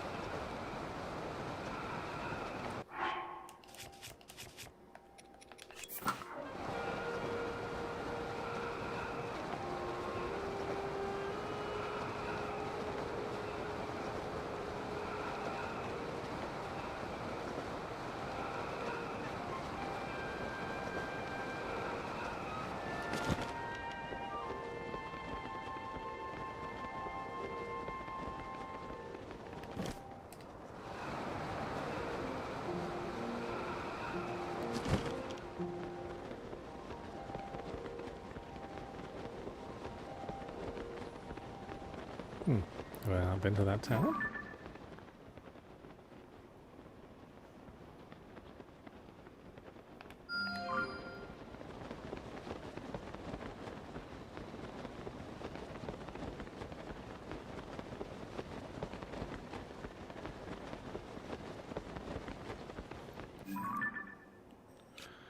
Well, that's another stable too I haven't been to.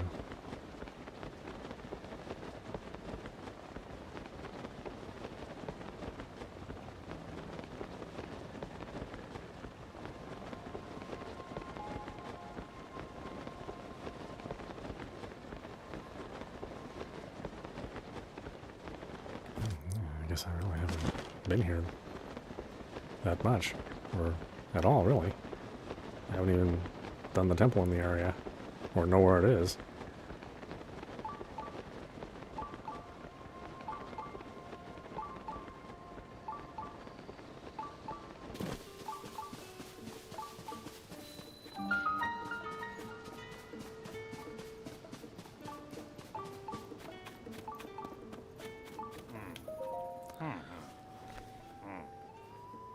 Oh! Partner, you're here. I should have known you'd come to this stable, too. Anyone with a beak for sniffing out news can tell this place has potential. A god of horses? Suspicious events at the nearby laboratory? We could ink a week's worth of issues about the goings-on in this place alone. But I have bad news, and the headline is no leads on Princess at this stable. No chirps, no warbles, no nothing. It pains me to leave knowing how many articles I could have hashed here. There's nothing to do but take wing and head for another stable. The night is young. Who knows? If I hurry, maybe I'll have something ready before we go to print. Anyway, off I go. Soar long.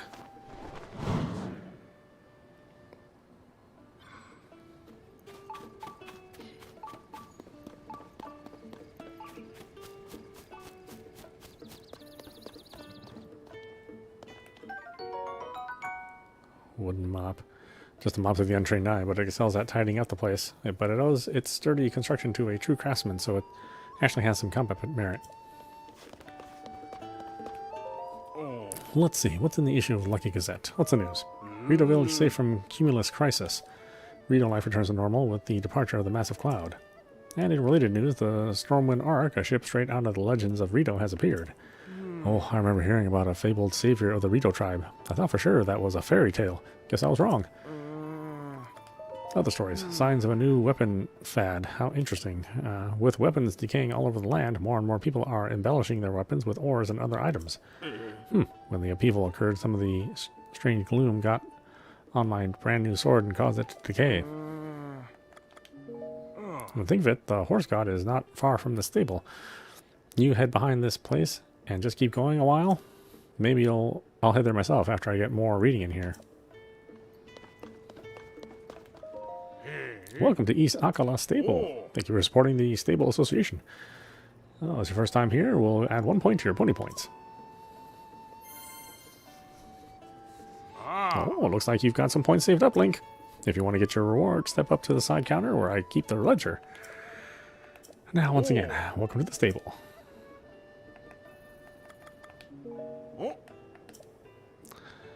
Ah, that's right. Did you see Melania? I hear that if he takes a liking to you, he can boost your horse's abilities or even bring your equine friend back to life. It sounds far-fetched, but it'd be fantastic if it's true. How lucky would our stable be if a horse god like that decided to reside here? I can only imagine.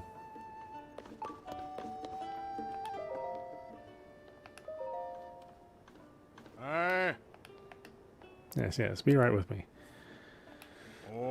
You'd like to get your pony points reward? As a reward for 16 points, you can now enjoy our mane restyling service.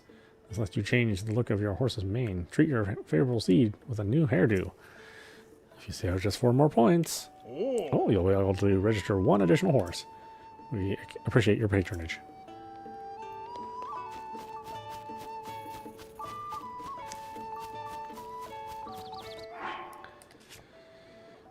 Meals, meals, meals.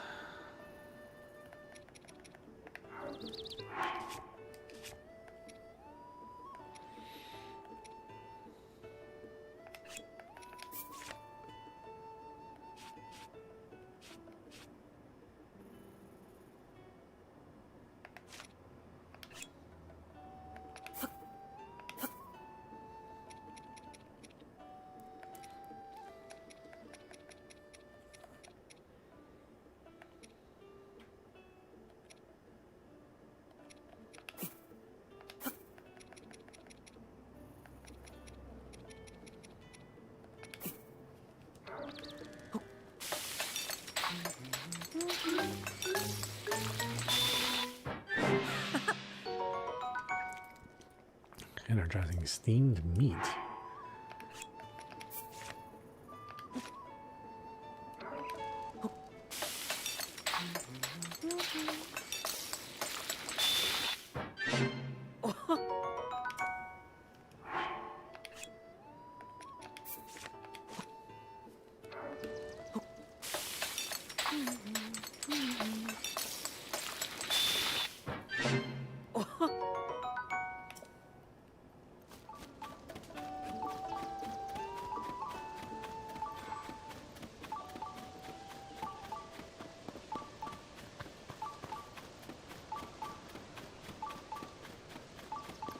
Wow, what's going on here?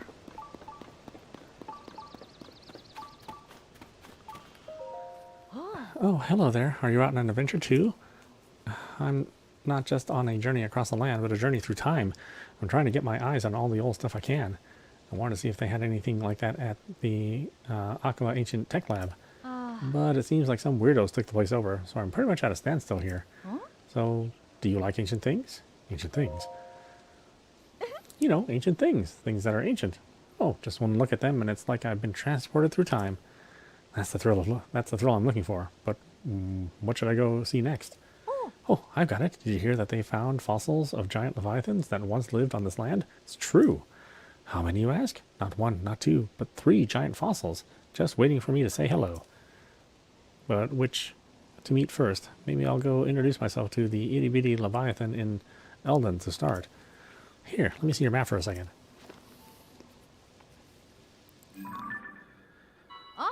It should be right around here. Oh, I can only imagine what he looks like. How beautiful he must be. Why don't you pay him a visit as well? I'm sure it will set your heart all aflutter. I'm too keyed up to stand around here. Time to go make my dreams a reality.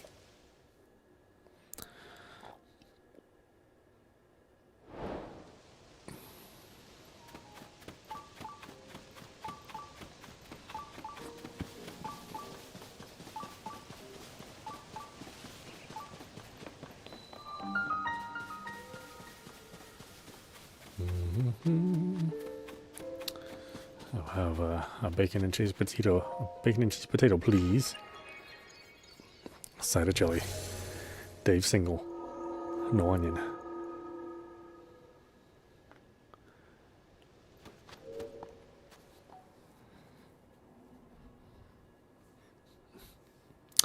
I know. People like the double. I don't know. I think the double's too much meat. There's a triple too, which is ridiculous.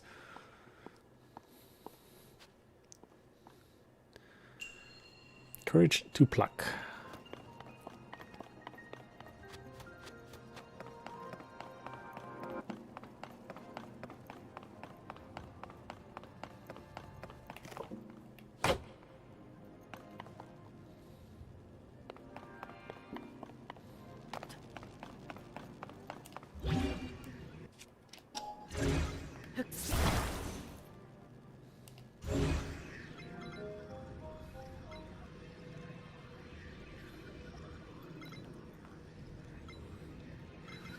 Are we playing Jenga? What the heck?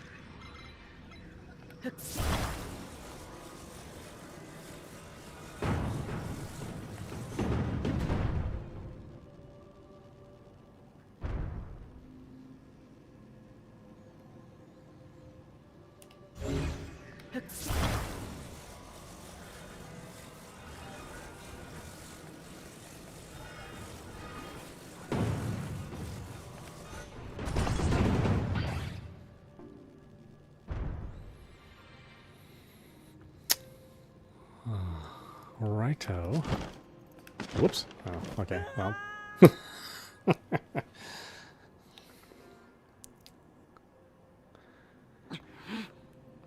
Must have the courage to pluck.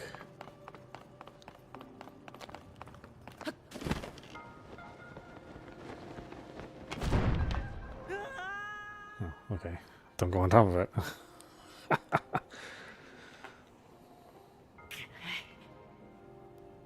Okay, why is there a slope here?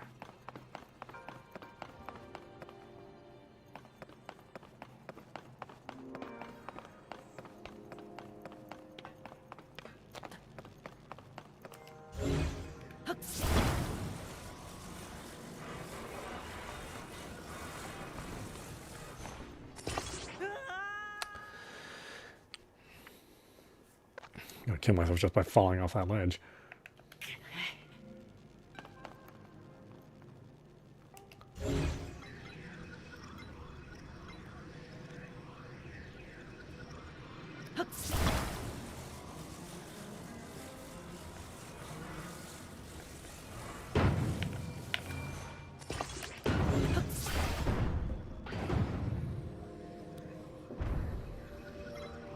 Kind of.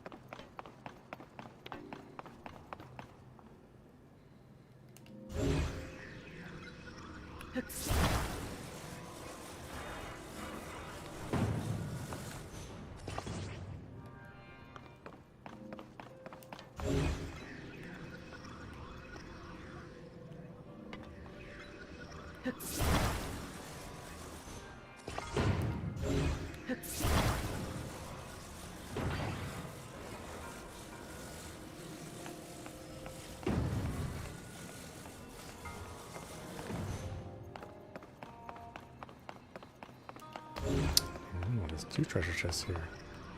Interesting.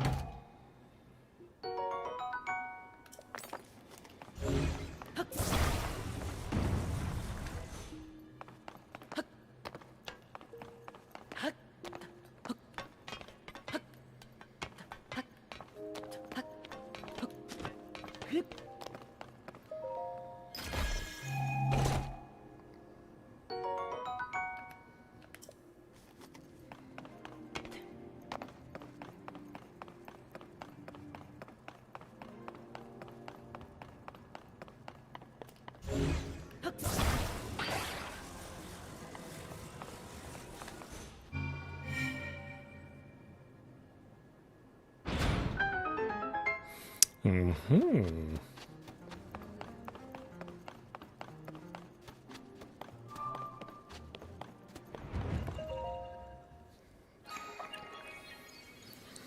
That's cool that they made Jenga with this engine. That's so funny.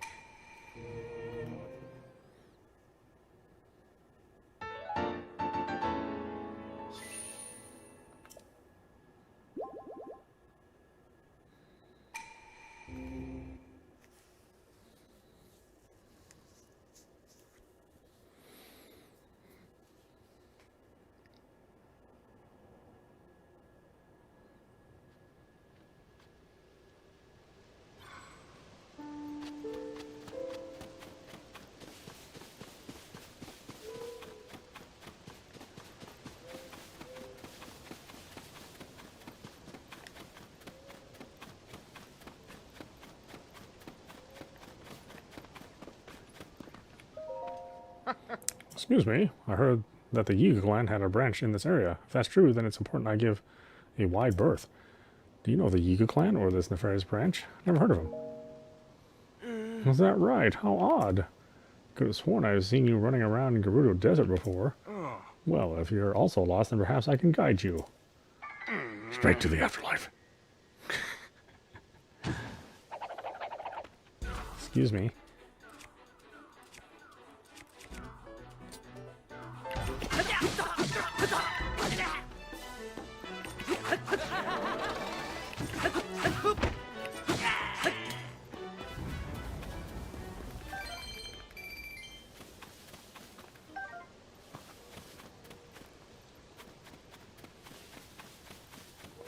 What's this guy up to?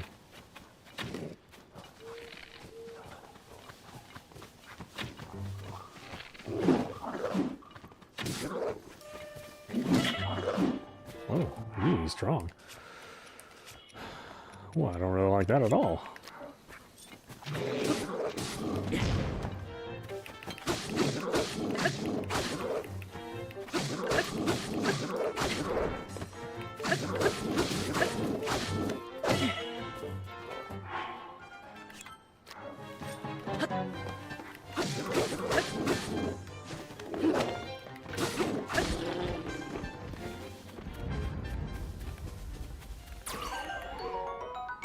Black Moblin Horn, a hefty horn with multiple tough barbs. Attach it to a weapon to greatly increase its attack power or cook it.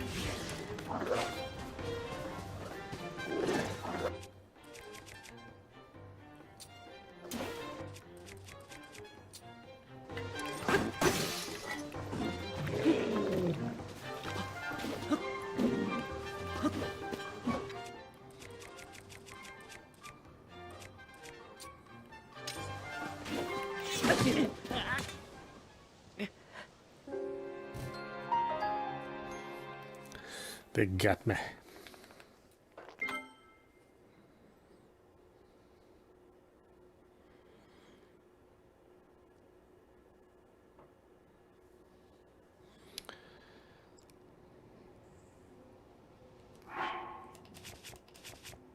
I suppose I should wear my better armor.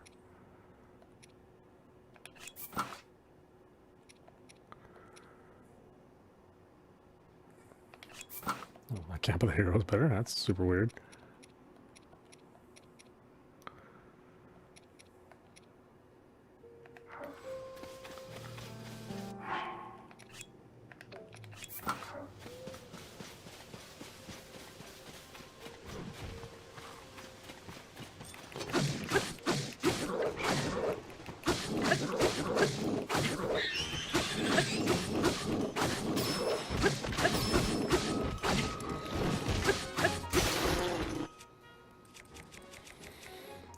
Right in the butt.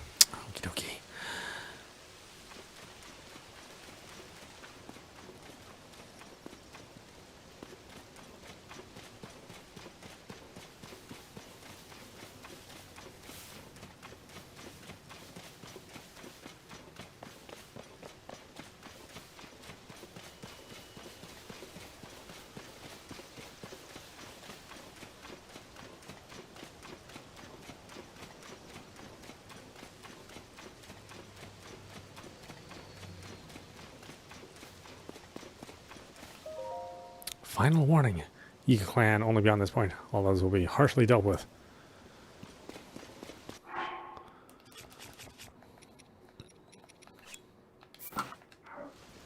I'm a moblin.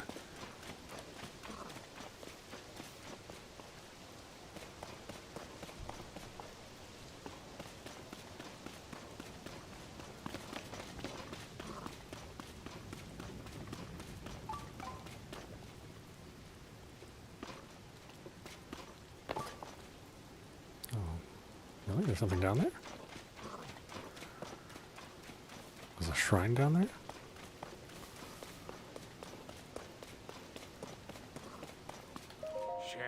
What is it? Wait, you! It's Link. Get ready for battle.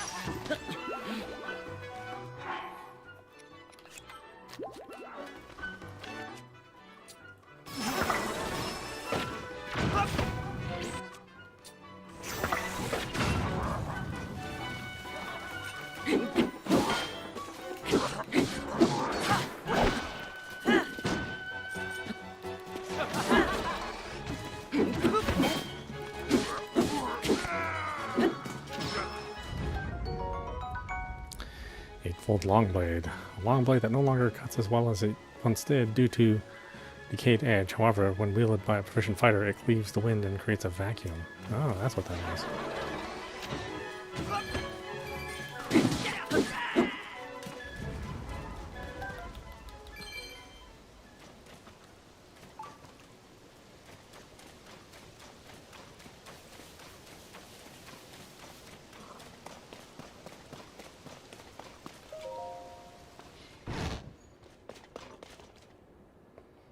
This is ridiculous.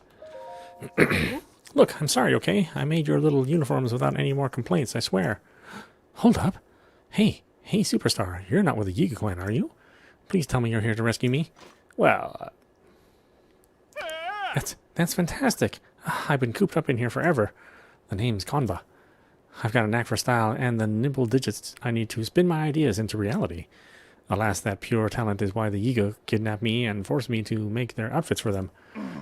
If I ever sew one of those tacky rags again, it'll be too soon. In fact, you should take the Yiga armor I just finished. Burn it, toss it, do what you want. Just get it away from me. Yiga armor. Armor supplied to members of the Yiga clan. Defensive parts are minimized for silence, so it's lacking in protection. That would explain a lot.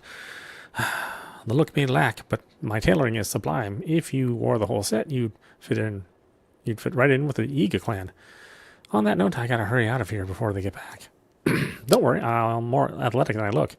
They only caught me last time because I messed up. It won't happen again.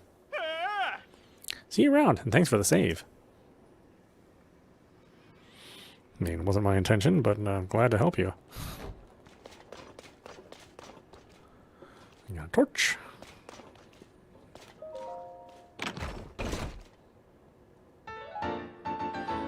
Travel medallion prototype. Robbie reverse engineered a travel medallion to make this prototype version, but it's unusable in its current state because it's missing some important data. Yiga Clan Journal. We've now taken over the Sheikah lab and filled out the map with the locations of our hideouts and branches. This lab is located near a stable. It's also not far from Terrytown, which was impacted by falling Zonai ruins and parts. Suffice to say, I think both of these locations will be suitable for procuring supplies and intel.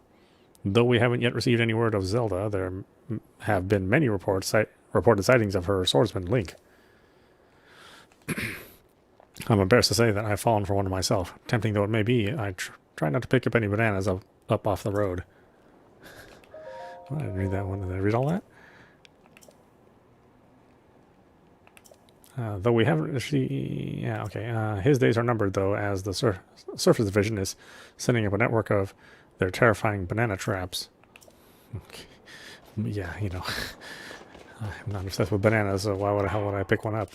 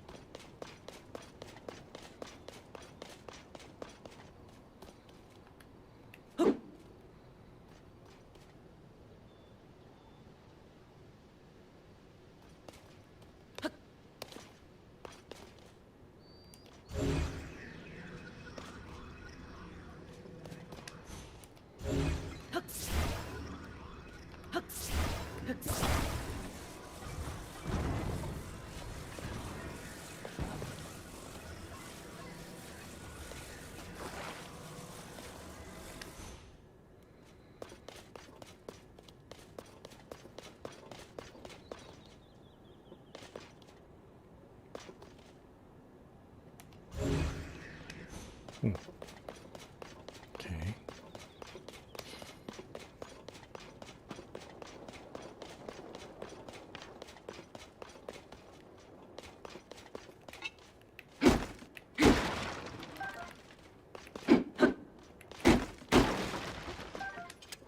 One arrow in that big ass box.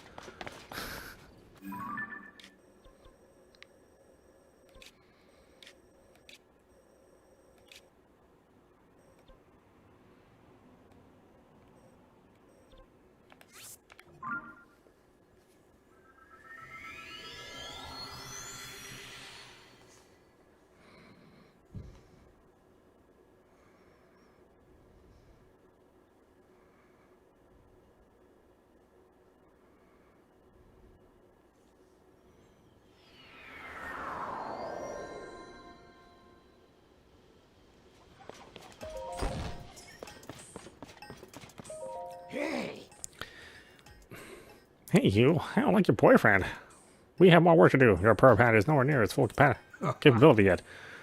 So, what features do you want to add? Of course, you want the travel medallion feature. Who wouldn't want to travel instantly to wherever you want? You'll need my travel medallion prototype, which is in Akala Ancient Tech Lab. Sorry, but... Wait, do I detect the unmistakable odor of my old home on you? What? Then you already have it? Good job, that will do the trick. Come on, hurry up. Let me see your pearl pad. Now, give me just a moment. Travel medallion. This mysterious tool was built by Robbie. Place it by opening your inventory and registering your current location as a travel gate. Ta-da! I added that to your key item, so you'll never lose the ability to use it. If you want to be able to travel instantly to your favorite spot, just stand there and set up a travel gate by using that. Then at any time you can just zip right there by selecting the very spot on your map. Easy, right? I wonder what I could do if I had even more data, however. I suspect I could add 2 more gates. Then it'd hit maximum capacity. So I can create a link between the pad and a select location, but for that I need about 10 map data locations. Which should be a walk in the park for someone like you. Oh yes, I should prepare operation instruction for this feature too. Hang on.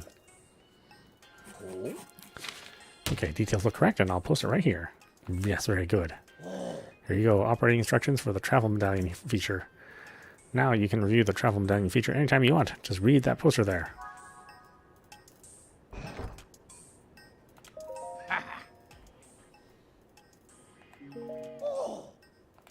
What? You're leaving already? Well, keep me in mind for that purr pad.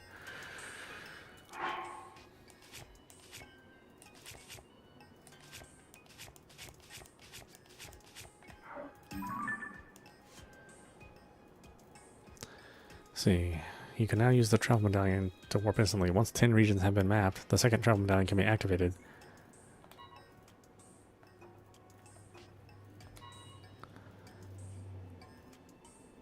Don't I have 10 regions?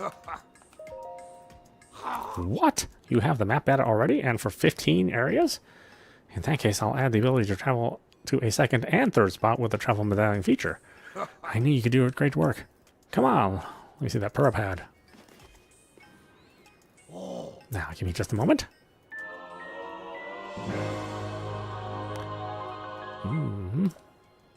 And here's the third spot for your travel medallion feature. Unbelievable. With that, I fully upgraded the travel medallion feature. Consider it a great honor. Awarded to you for your extensive travels.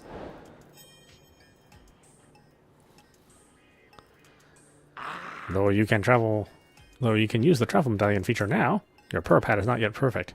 Still doesn't have all the available features. Okay, so what's the sensor?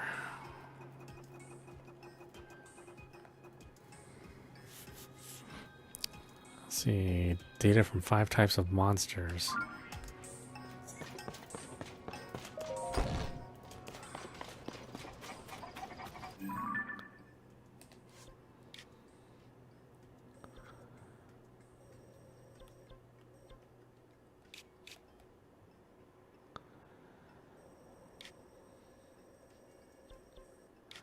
I mean, I guess we can go anywhere for that, right?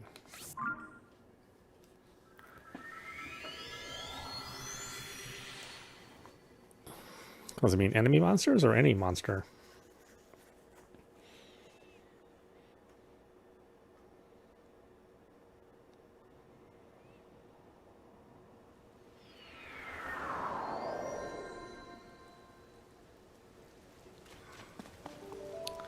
Oh boy, rain. What a surprise in the land of Hyrule.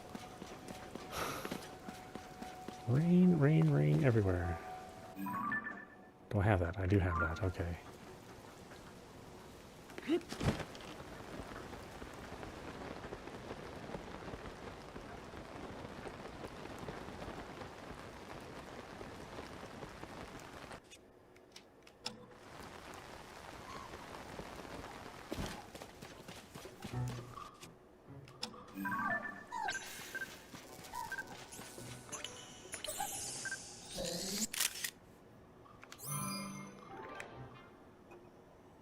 Electric Wizrobe.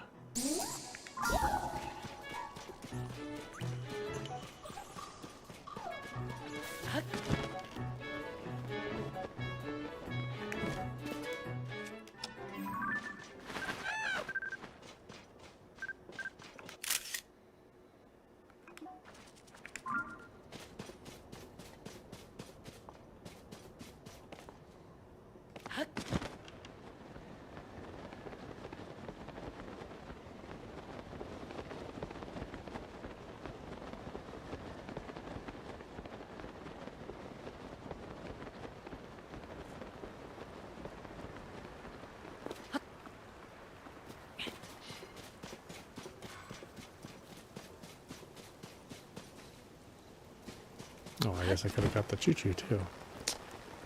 Oh well.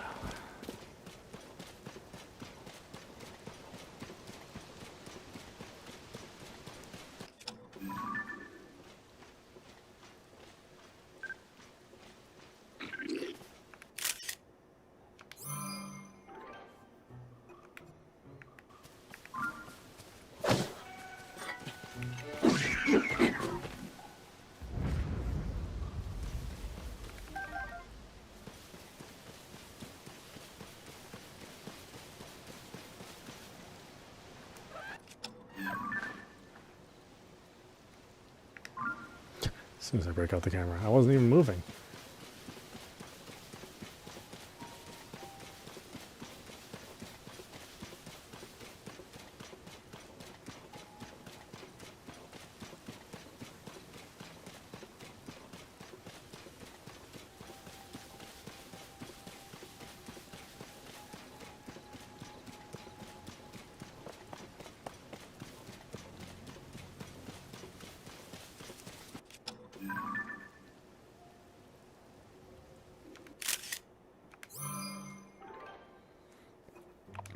Battle tell us.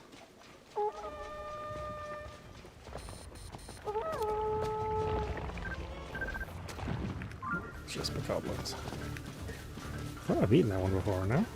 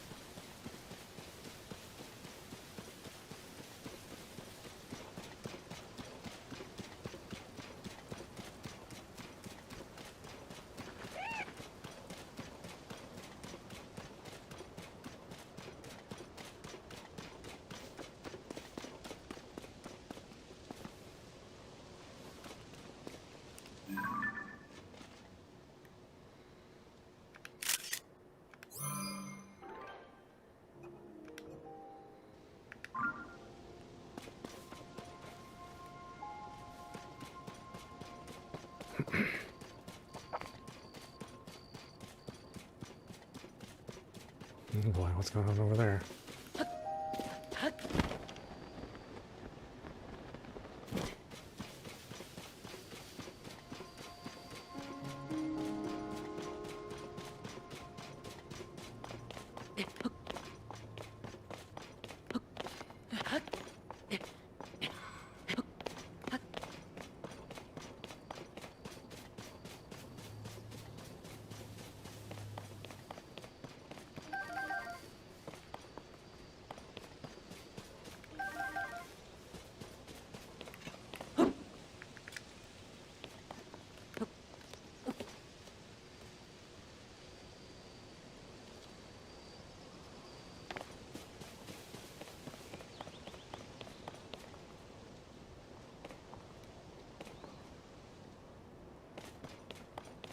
Where was that fight?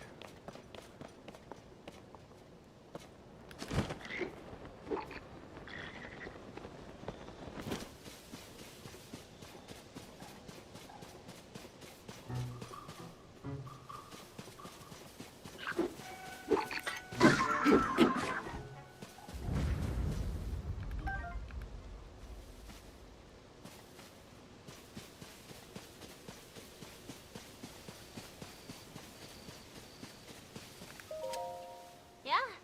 You a wander too? I hear a lot on my travels. Is there some mystery I can help you get to the bottom of?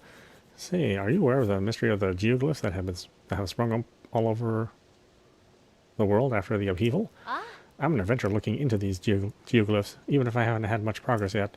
I came here because I heard that people have seen a geoglyph in the area. But I've walked up and down these hills and not found a single trace of it.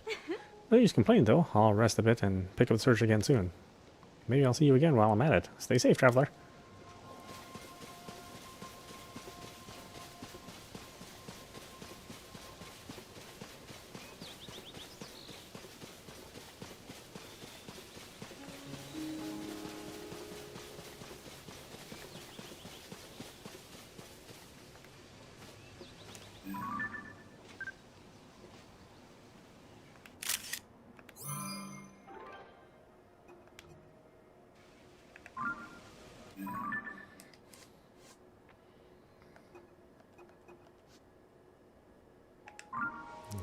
Two more, huh?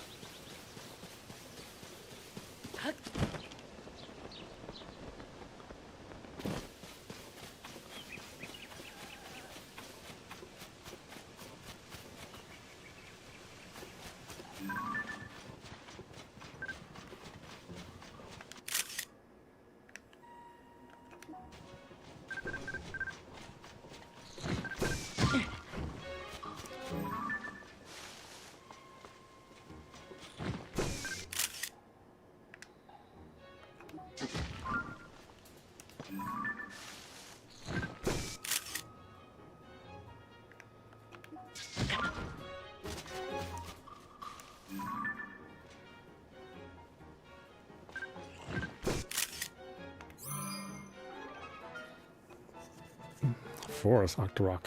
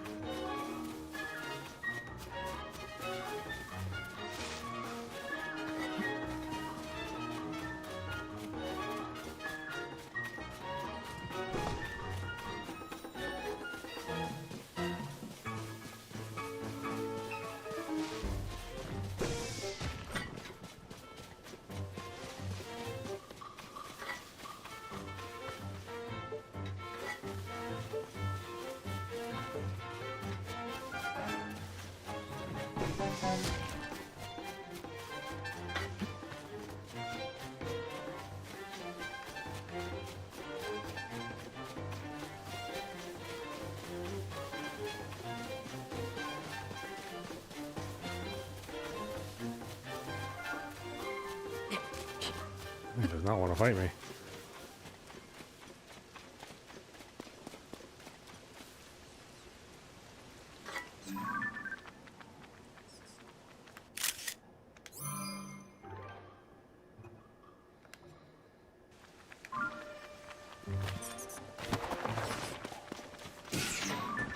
Huh.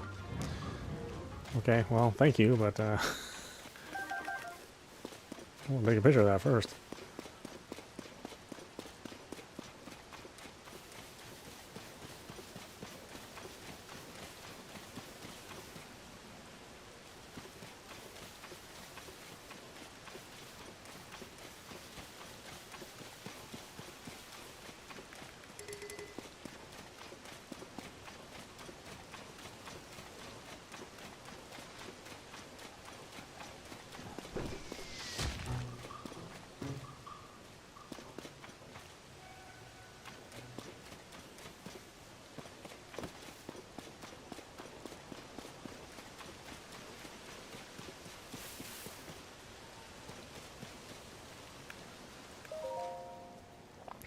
Princess Zelda's meat and rice bowl.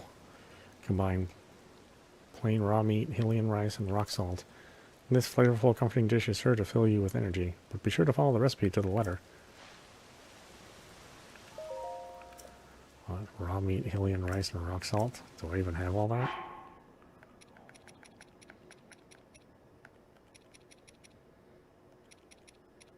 I don't know if I have Hylian rice.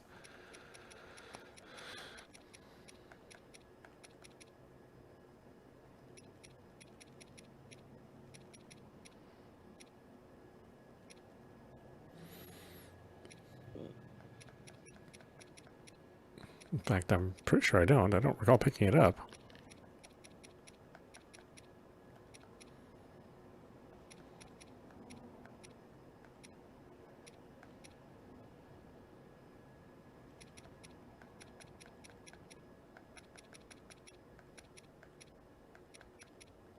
Yeah, I don't have that. Who said monster meat? Ugh. Ugh, I think animal meat, right? Maybe? Ugh. Recipe's right there. First rule of cooking, always follow the recipe. Help, please. Princess Zelda, her recipe as written. Don't improvise. Okay. You bunch of morons.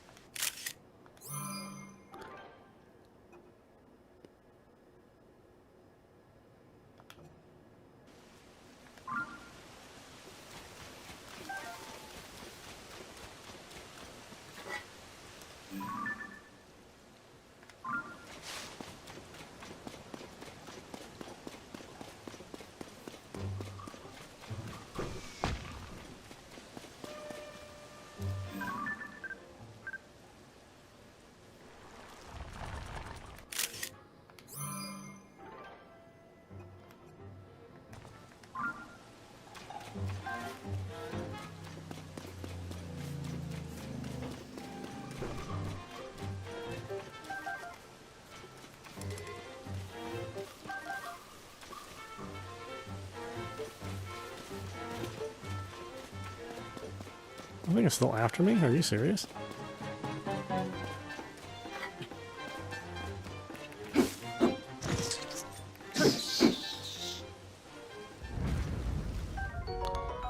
Octoballoon.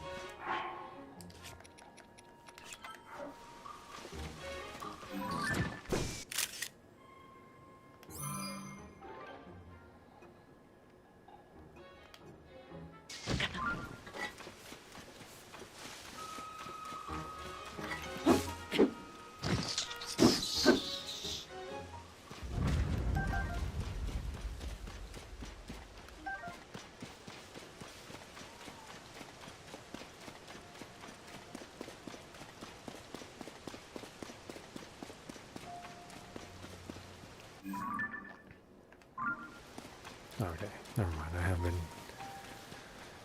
Just made a big circle.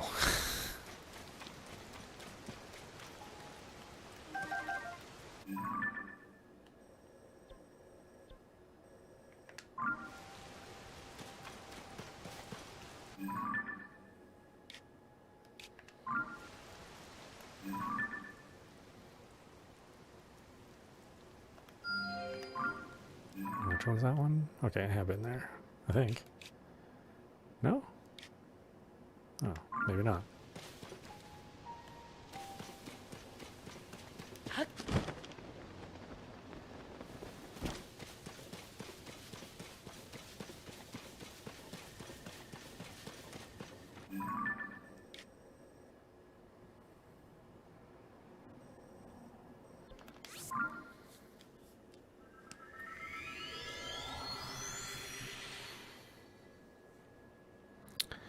But not.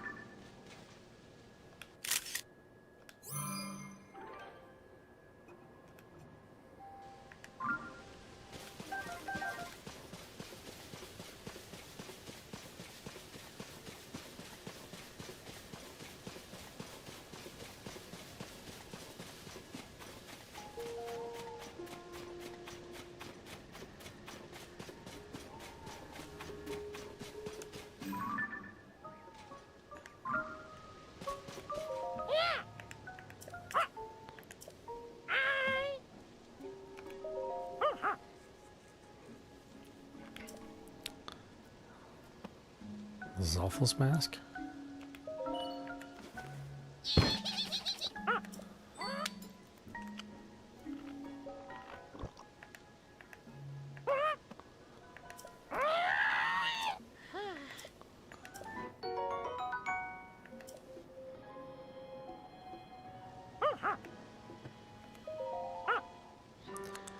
Ice breath with Zolfos tail.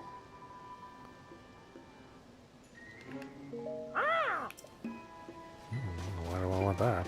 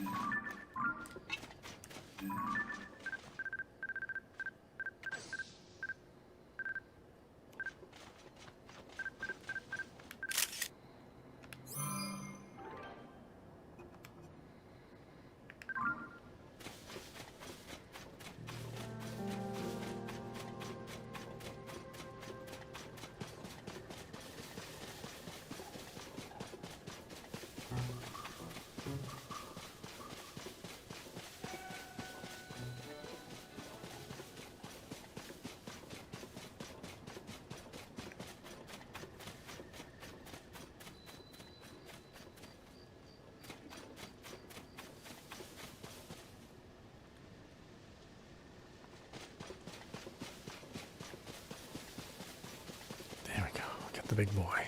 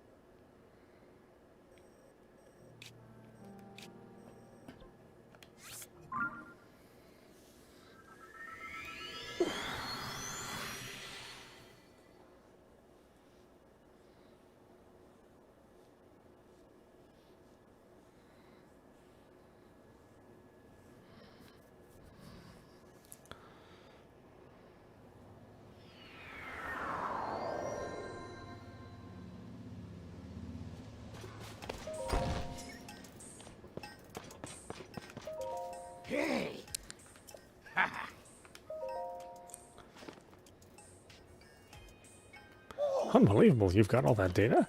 Then I can install that sensor upgrade right away. Let me have the Purr pad for a moment. Now, give me just a moment. Sensor Plus, you can now select something other than shrines of light as a sensor signal. The sensor has a stronger reaction as you get closer to the target. Now you can search for more than just shrines, just like what you want to find from the Hyrule Compendium.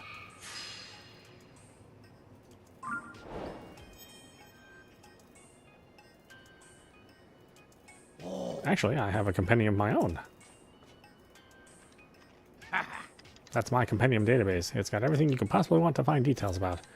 Oh yes, it's all there. Creatures, monsters, materials, equipment, and even different kinds of treasure. In short, a perfect collection of what you might one day achieve with your own Hyrule Compendium on the Purr pad. Curious? I invite you to access that database and see for yourself. Ah yes, I should prepare instructions for this feature too. Hang on a minute. Here you go, the operation instructions for the Sensor Plus feature. Now you can review Sensor Plus details anytime you want. Just read that poster there.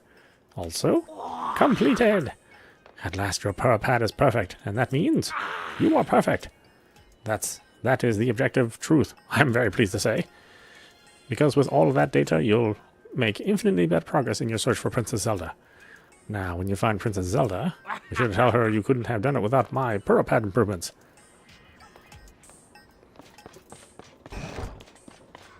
Well, I mean, that's probably true.